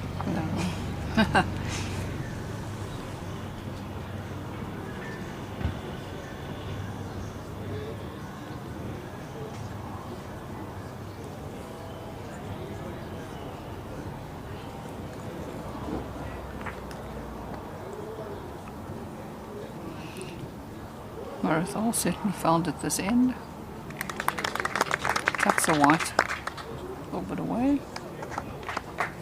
Mo's under a lot of pressure. I don't think she'll be short. Behind the front balls to Jack. How far? Behind. Where's the Jack? This one. Yeah. About this far behind. Level or back balls in front? This one? No. Side balls. That one? Also this far in front. I'm going to call this individual, I don't know, Michelle, if you know, DK Batman. Thank you very much for the engagement. Best of both worlds to our comment about watching bowls, playing tabs in, and maybe even watching some other sport on another TV in the clubhouse, and saying the ladies' commentary is outstanding. Thank you very much. We do appreciate that compliment. Thank you.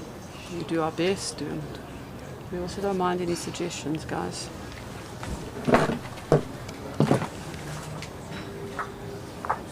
Marizelle has an opportunity to draw fourth here.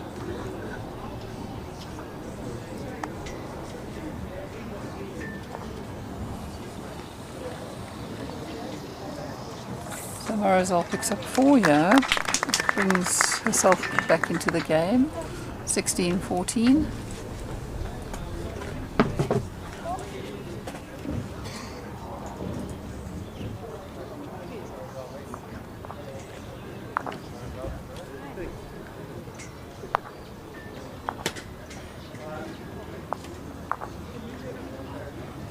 Bring you a couple of other scores on the rinks over here. Bridget Hesselman is 11-6 up on Lara York. We have Clinton Roots, who is 13-5 up on Wayne Perry. Jerry Baker and Brad Robertson is having a tussle. It's 11-10 to the Baker man. Rick Miller and Mathewson, nothing in it. 7-5 to Rick Miller at the moment. And Tennis Ulfse against Nixa. Tennis Ulfse looks like he's going to pick up a 4 to close the gap to 16-15. Some fantastic fight backs on sea green. One in it between Esme and Tara now. Esme 15, Tara 14. Brendan Ferns fighting back against Paul White. Some really, really good games on the go all over. Josh Turner's come back. He's on 10 now.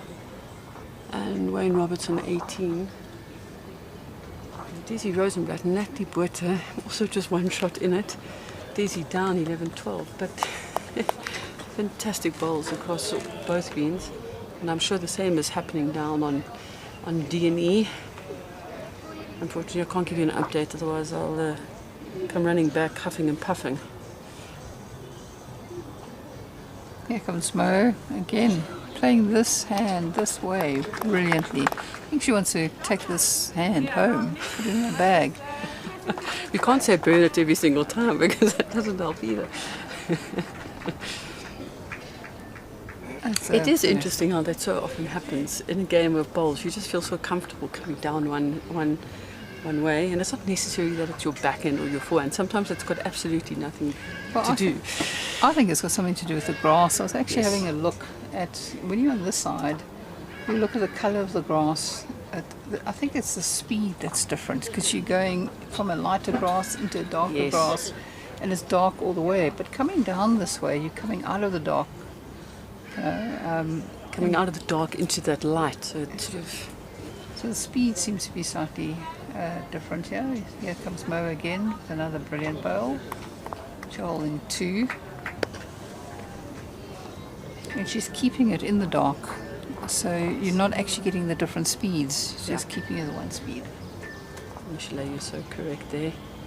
Mo just hitting her thigh there, like in a bit of disappointment. And the reason for that, she's just opened up the jack. So now Marizelle has got a clearer view of the jack, and often it just makes it in your head a bit easier to sort of visualize your shot and see how you can reach the jack, draw to the jack.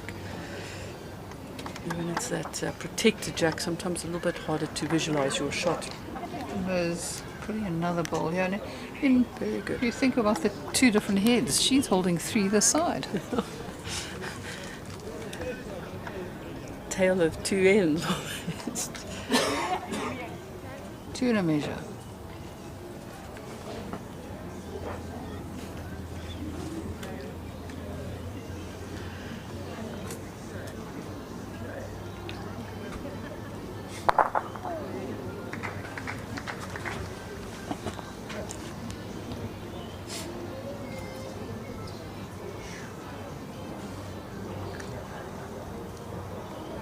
Marizelle having a look here. I think ideally she wants to get underneath her front bowl on her backhand.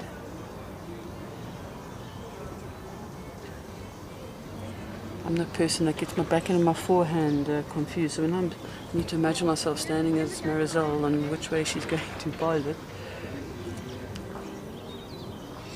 That's why when we coach, we keep on saying left side and or right right side of the green, because if you're left-handed like Jerry, you know, it kind of confuses you in terms of forehand and backhand. Marizelle is on her backhand. She's going to be trying to reach, not playing with crazy weight, but just good weight. She can get underneath her front bowl. She'll be in a very good angle. She's very close here. It's a very good effort from Marizelle. Probably cut it down. It's probably 2 still. Still 2, but it's taken the third out of the measure. But she couldn't afford to drop a 3 or 4 here because it gives Mo an opportunity to actually win the game. Even if Mo picks up 2, you know, Yes. she's in scoring distance of winning the game.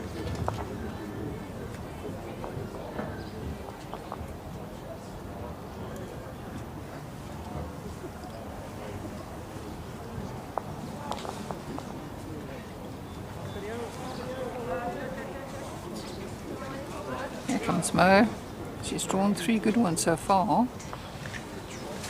She's going to draw That's number very good. again. Very, very good shot from her. So 3 to Mo will give her 19-14. Just gave an update on Paul White's score, and I'm not quite sure because I've just seen him walk across us. So I'm not quite sure you even won that game now. I'll jump up and go and have a look, especially for our supporters in KZN.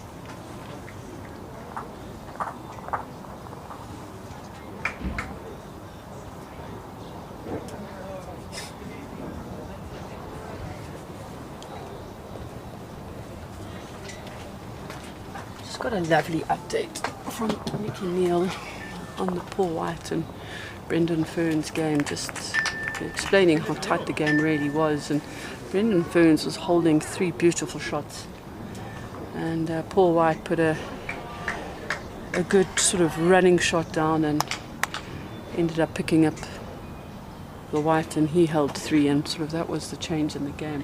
But Nikki Neal saying how Brendan Fern's bowled exceptionally well, and obviously so did Paul White. Desi Rosenblatt is 11-13 down at the moment against Natalie Botha. That game's kind of swinging every end. There's a different leader. And our feature game over here, Mo's drawn a shot.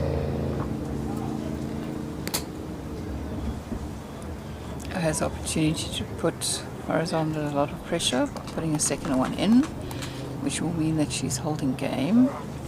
So Marizelle has got everything to do to ensure that Mo doesn't get the game in this end.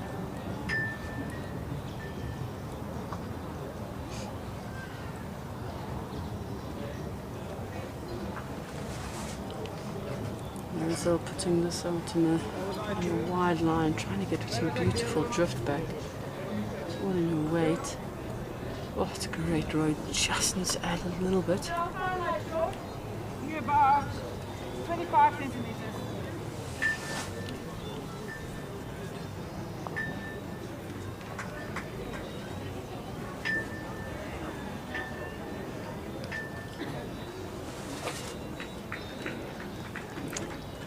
Mo's coming here.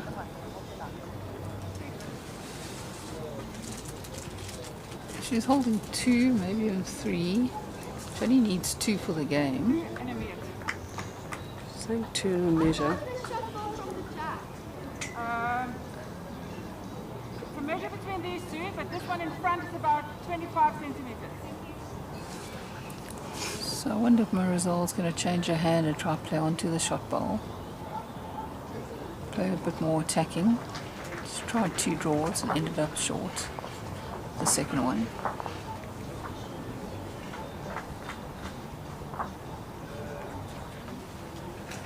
No, she's trying to draw it.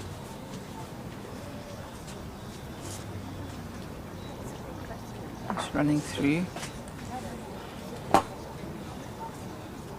Very good road.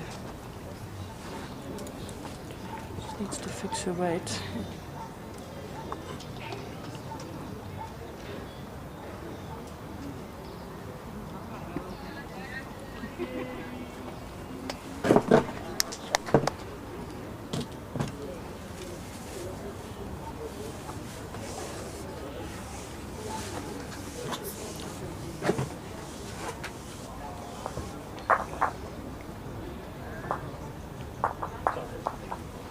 Right, let's see what Mo is doing here. I suspect Mo will be trying to put something slightly behind. Yeah.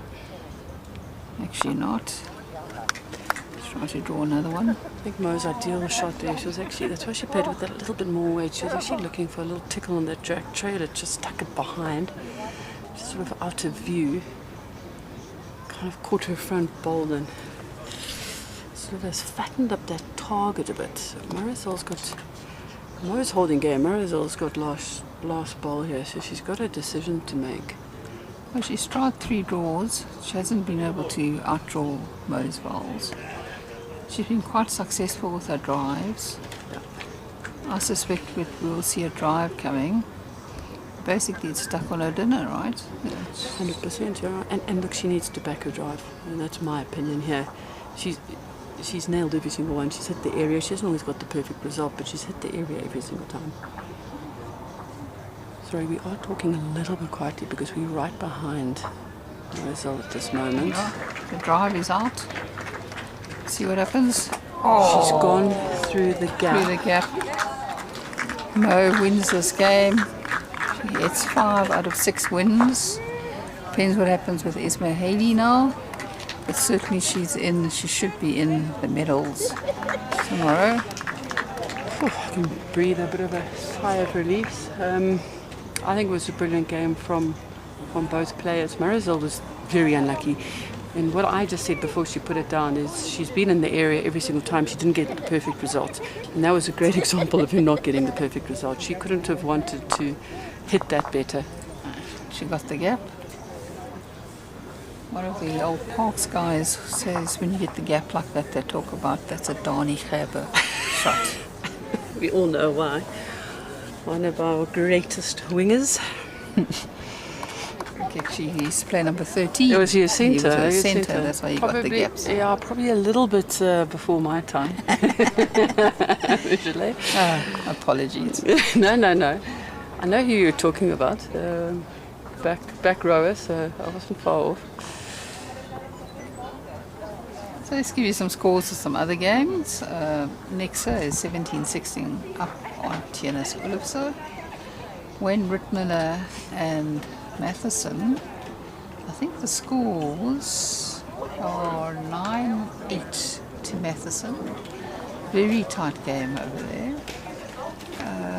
Brad Robinson is 14-11 up on Jerry Baker. Clinton Roots is 14-6 up on Wayne Perry. Brittle Hasselman is 14-6 up on Lara York.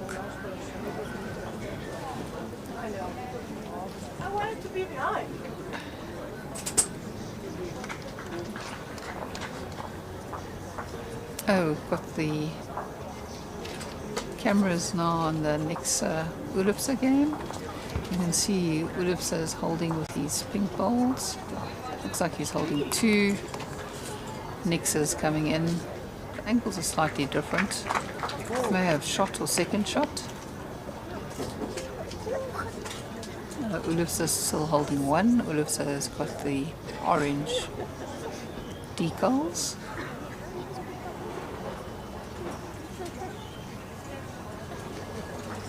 Sorry, I had to step away and just do a little congratulations.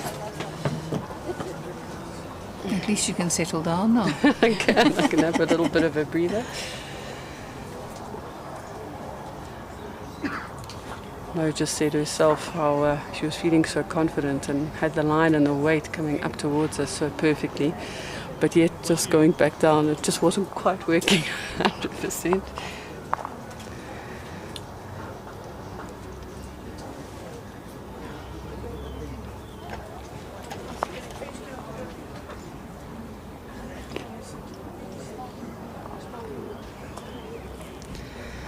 Tennis picking up one there. So it's 17 all. That's a cracker of a game. Laura York fighting hard, 9-14 against Bridget.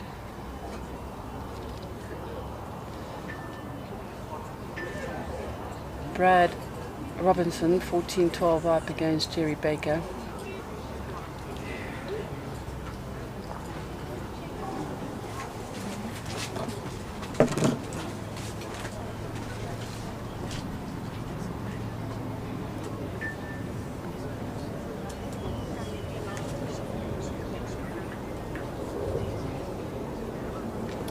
Great opener here from tennis.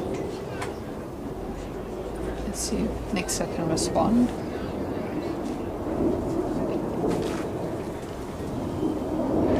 Just runs through a bit. Robertson is now 14-12 up on Baker.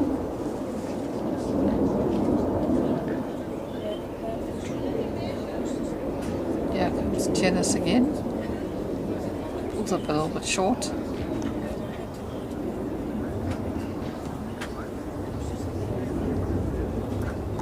The men are very quick on the mat. Here comes Nixa. Yeah, we've had a few debates over that in the different sessions of the commentating. The men do tend to bowl a lot quicker than the ladies. They make the decision quicker. Yes.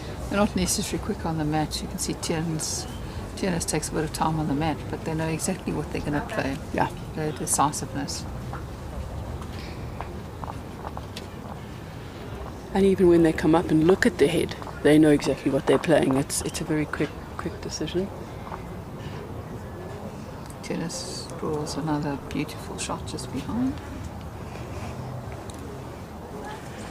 We were commenting in the Marizelle and Mo game about Mo picking it up the one direction, and was it the weight or was it? And it's probably a very good little lesson for young bowlers out there. She felt so confident coming up the one way. She was picking up multiples, and then that first bowl going the other direction, she just wasn't. She said she lost focus. She wasn't as focused and as sharp as she should be on the mat when she needed to put down that first bowl. And that first bowl, she literally said now that gave the opening for Marizelle to draw a good first shot. So probably a very good lesson. As we said, put a bad end in your back pocket, put a good end in your back pocket, and move on.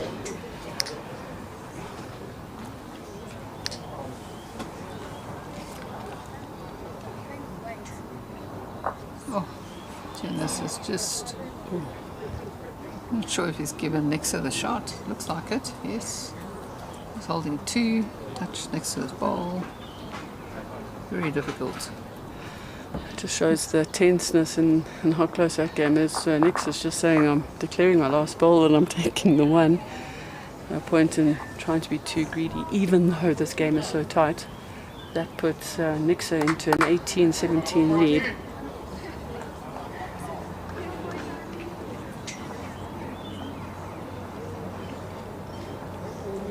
Clinton Roots leading 14-7 against Wayne Perry.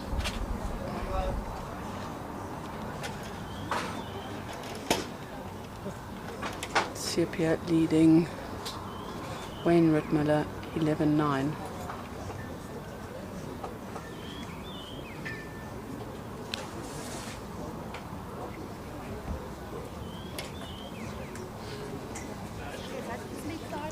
Okay, some results are in from the under 30 men.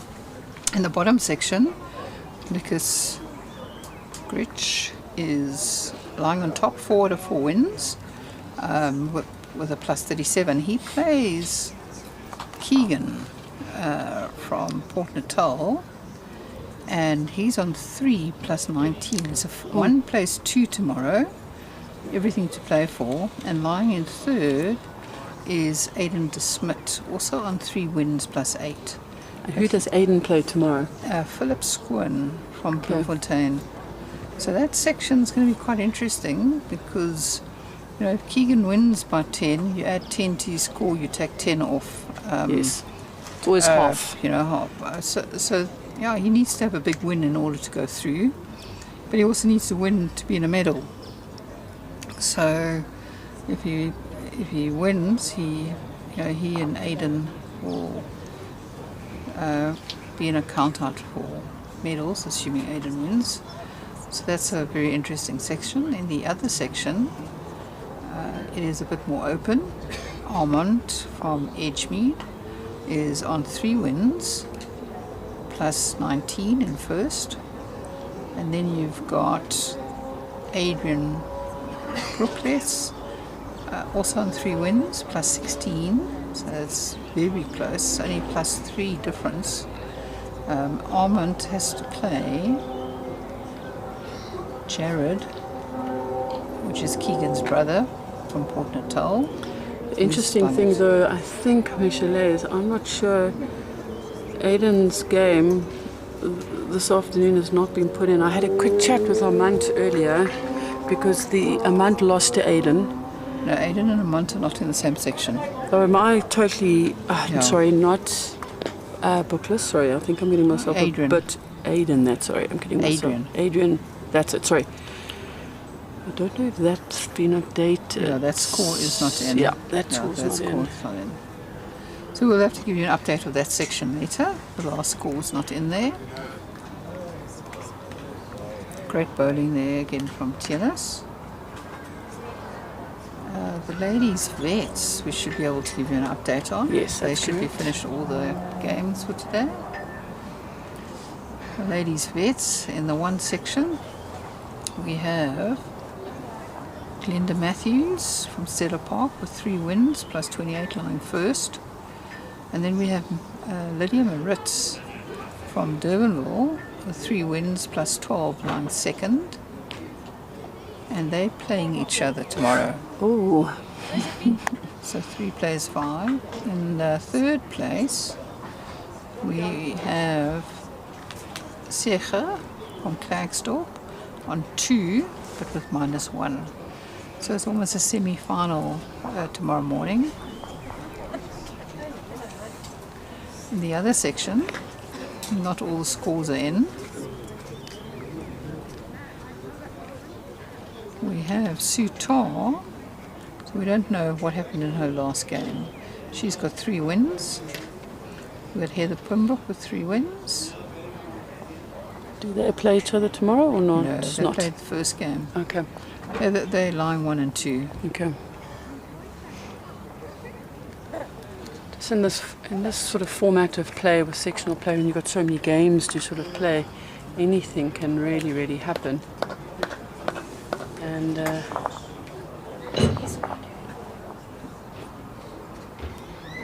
so every game you fight for, every shot is important. And Tilas Olofsson just picked up a 3 to go into the lead 2018. So he's 1 shot away there.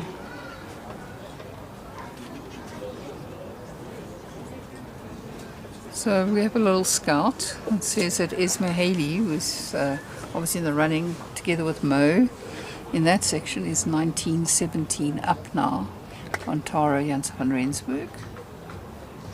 Michelle, what did I say to you when we started commentating? I said, never underestimate Esme. Esme is often a bit of, I don't want to say a slow starter. She's just might not have that perfect feel. But she'll always find it, and she'll always come back at you, and she finds her line, and once she's found her line, then she's going to just jam away. You'd have to ask people like Bridget Hesselman whether she's a slow starter, having won 21-8. So I think it depends when she gets her line. I think you're right around that, but you can never count her out. Correct. And she was very slow now against Tara, but she's definitely turning it up. I'm going to put out a bit of history, and I'm probably going to get it very wrong. It wasn't last year, it was the year before when Esme won. She played in the final and she won. She played Marizelle, I think it was Marizelle. And Daisy. Or was it Daisy, where she was Daisy. hopelessly down. She was 17-5 down or 18-5 down. It was sort of almost the writing was on the wall. And Esme came back and won that game. It just showed the class of the lady and what a good bowler she is. Oh, she's exceptionally consistent. You've got to be consistent if you've bowled 22 Bsa Masters. Oh, she keeps on telling me that the selectors have said if she doesn't win a medal, she's going to the vets. So she's scared to go to the vets. She doesn't want to go to the vets. So every year she aims for a medal. So people would have heard this. Secha, in a good couple of the last Masters, has always said to me, she calls me baby. She calls most people baby, but baby, I'm too old for this Open. So I asked her at the gala dinner, said, are you happy to be in the vets? And she kind of laughed, was a bit nervous on camera with the mic in front of her. But I saw her yesterday afternoon. She says, no, I want to come back to the Open. I'm getting bored in the vets. I only play 2 games a day.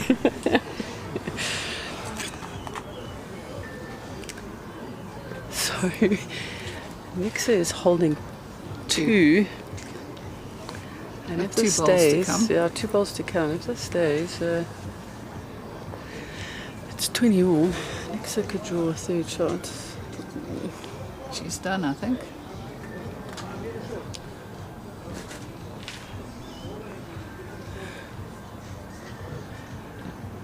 Is the marker going to help us here?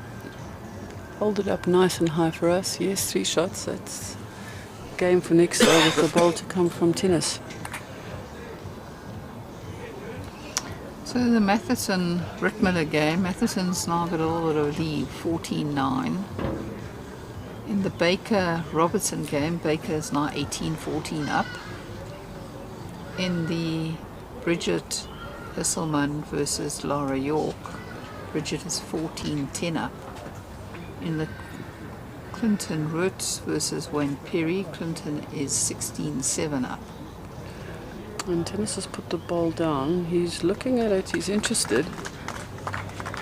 Sergi has to just rest on any of those balls. He's overcooked it. He's missed it. And Nixon Bengueric has got the game. It looks like Nixon will win 21-20. You said you were going to count how many 21-20 games there's been, right? I've got some homework to do today. Yeah. Tennis is going to be incredibly disappointed. He really has not had a bad 2 days, and he's just not quite getting the results. And I think he really was so confident going up, picking the 3, getting to 2018 up. He thought he probably had the game reasonably in control, and just coming back this way, just not getting the result and getting a close enough shot to put Nixa under pressure.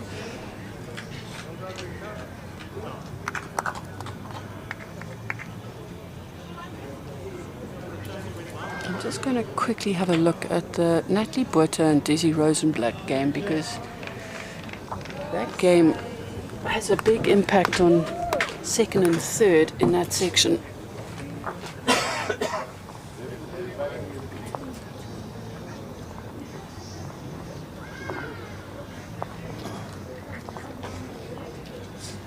So when Rittmiller picks up on that end, Desi Rosenblatt 15-16 down against Natalie Botha, so that's a very tight game as well. Rittmiller just picked up a 4, so closes the gap to 14-13. That's quite a big score in that game. I think poor Noel Solomons is saying, can you ladies get off the commentary, and can these games stop getting so exciting, because I'm still standing on my 2 legs that are now a little bit tired. You can see the scores there, 14-13, 18-14.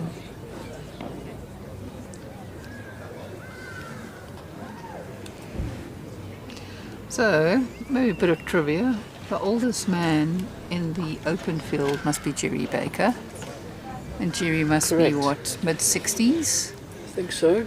The oldest lady in the open Esme. Must be Esme, and she's in her early 70s. Yeah. What is the youngest male and the youngest female? So the youngest male, I would think, but I might be very wrong on this, would be Cecil Borman. That could be correct. Early 20s, mid-20s. Josh as well. Josh came into my head first. Josh did come into my head first, but then I was also like, oh, what about Cecil Borman? So I'm not quite sure about those two. I think Josh is 24. I think he turned 24 in September. Yeah, they turned 24 or 23. So it's either Josh or Cecil Borman. And in the ladies, it would have to be Leila Sneeman. And how old's Leila? Okay, we've got some homework to do. I feel like I'm going to be doing homework the whole night. I think it's just interesting facts. It is, 100%. It is very interesting facts to know. So we'll get some of those stats. I will do some stats on how many 2021 games have ended so far in this Masters. And I'll do it across the men and the ladies. Maybe we'll even have a see who, which player is holding the record for the most 2021 games. I think Michelle Gerber must be A contender. not far off. Jerry Baker's had 2 as well. Ah, Go the wrong okay. way. He lost today, 21-20. I think his first game was 21-20 as well. sure, but it shows you how we spoke about margins.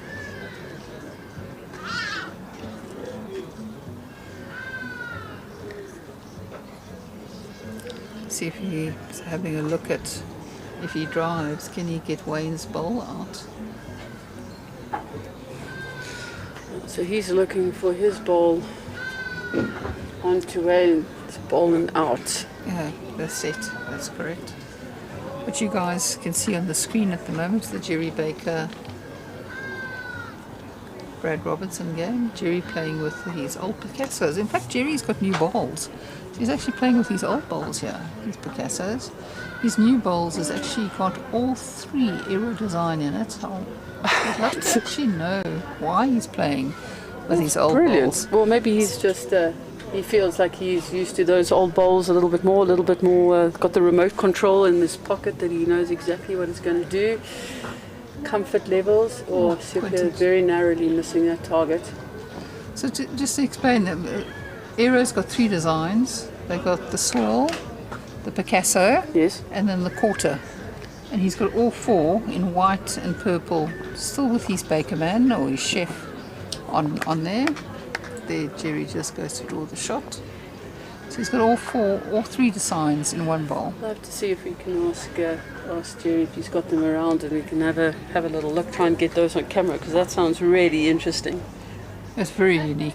It's only bowl I've seen like that. That's fantastic. And that's one of the innovations that sort of bowls has brought in, and the equipment manufacturers have brought in. It's different colour bowls going back in the day. Sort of black and brown was what you got. So Wayne Rittmiller could be holding 2.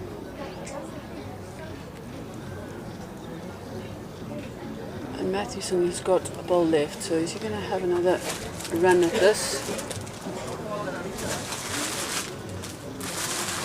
If you do come down tomorrow to Wingate and come and watch some of the scintillating bowls we've seen, there is a Henselite stand as well as the Aero stand. You can get shoes, shirts, caps, bowls, grippo, anything you actually need. Sepia finds the target, he hits the target, runs on with that ball he drove, and gets a little tinkle on the white as well. I'm trying to see who's holding. I think Sepia is holding.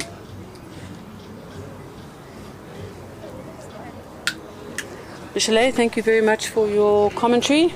I've just got up to stretch my legs and to look at the S game. Can you see what's happening there? 18 all. 18 all. I'm sure a few number of the ladies will be over that side having a look at that game, as well as the Desi Rosenblatt and Natalie Boerter game.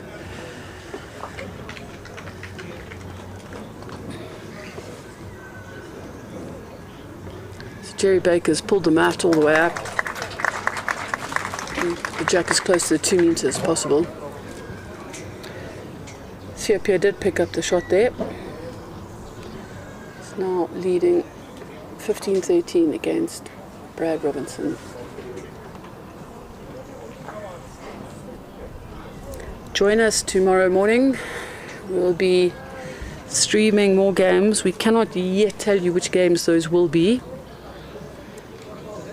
And there will be 2 sessions in the morning, and then we go on to the final.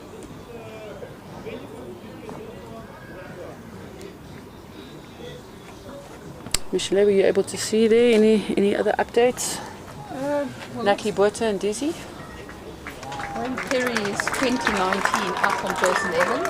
There's Okay. going to be another 21-19 or 21-20 game.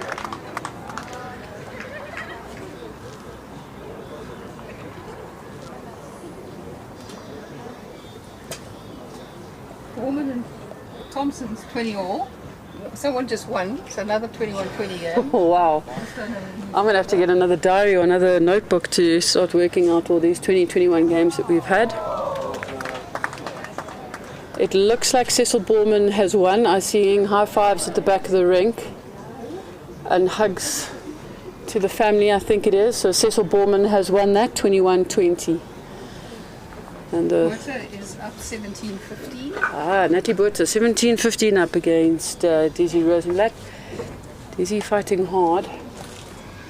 And Natalie fighting hard because with Molo beating Marizelle, it looks like Natalie and Mo might be fighting it out for that bronze medal position if Esme takes the win against Tara Janssen van Rensburg.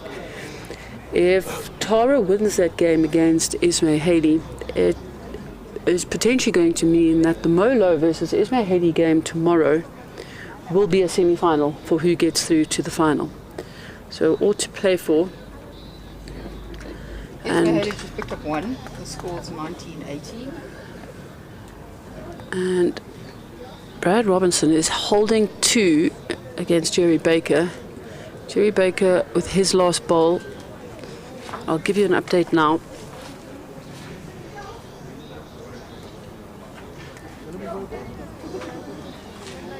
Jerry's splitting out a few bowls now, so now Brad might be holding 3. It's a very difficult angle for us to see from. And if he can add a 4th, that takes that game to 19 all. Jason Evans holding 1. He's currently 20-19 down to Matthew Perry. He's trying to figure out how he gets the second shot.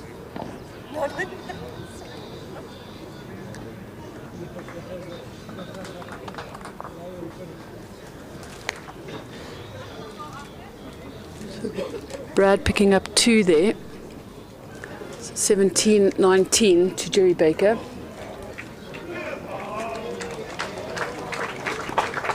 Jason getting very hyped up on sea green, holding 2, and that means he's holding game. Matthews with 1 ball. Anyone in the area of Wingate Park tomorrow come down, there's going to be absolute humdingers of a game, and I think the quality of bowls is going to be exceptional. All to play for, so many permutations still on the table. And that's amongst the vets, the juniors and the opens in all the genders and in all sections. Looks like Joss Turner lost. That's going to open that section up as well.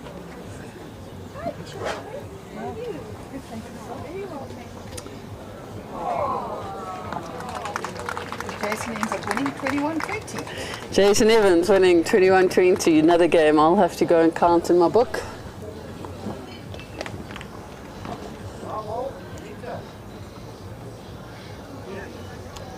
Jerry Baker holding shots, probably still a metre away from the jack. Brad Robertson going to try and beat that ball.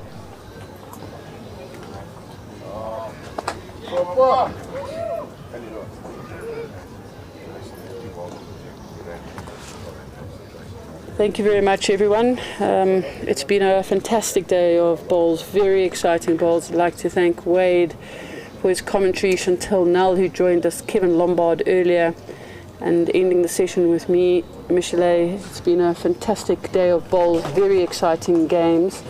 So join us tomorrow and enjoy your evening.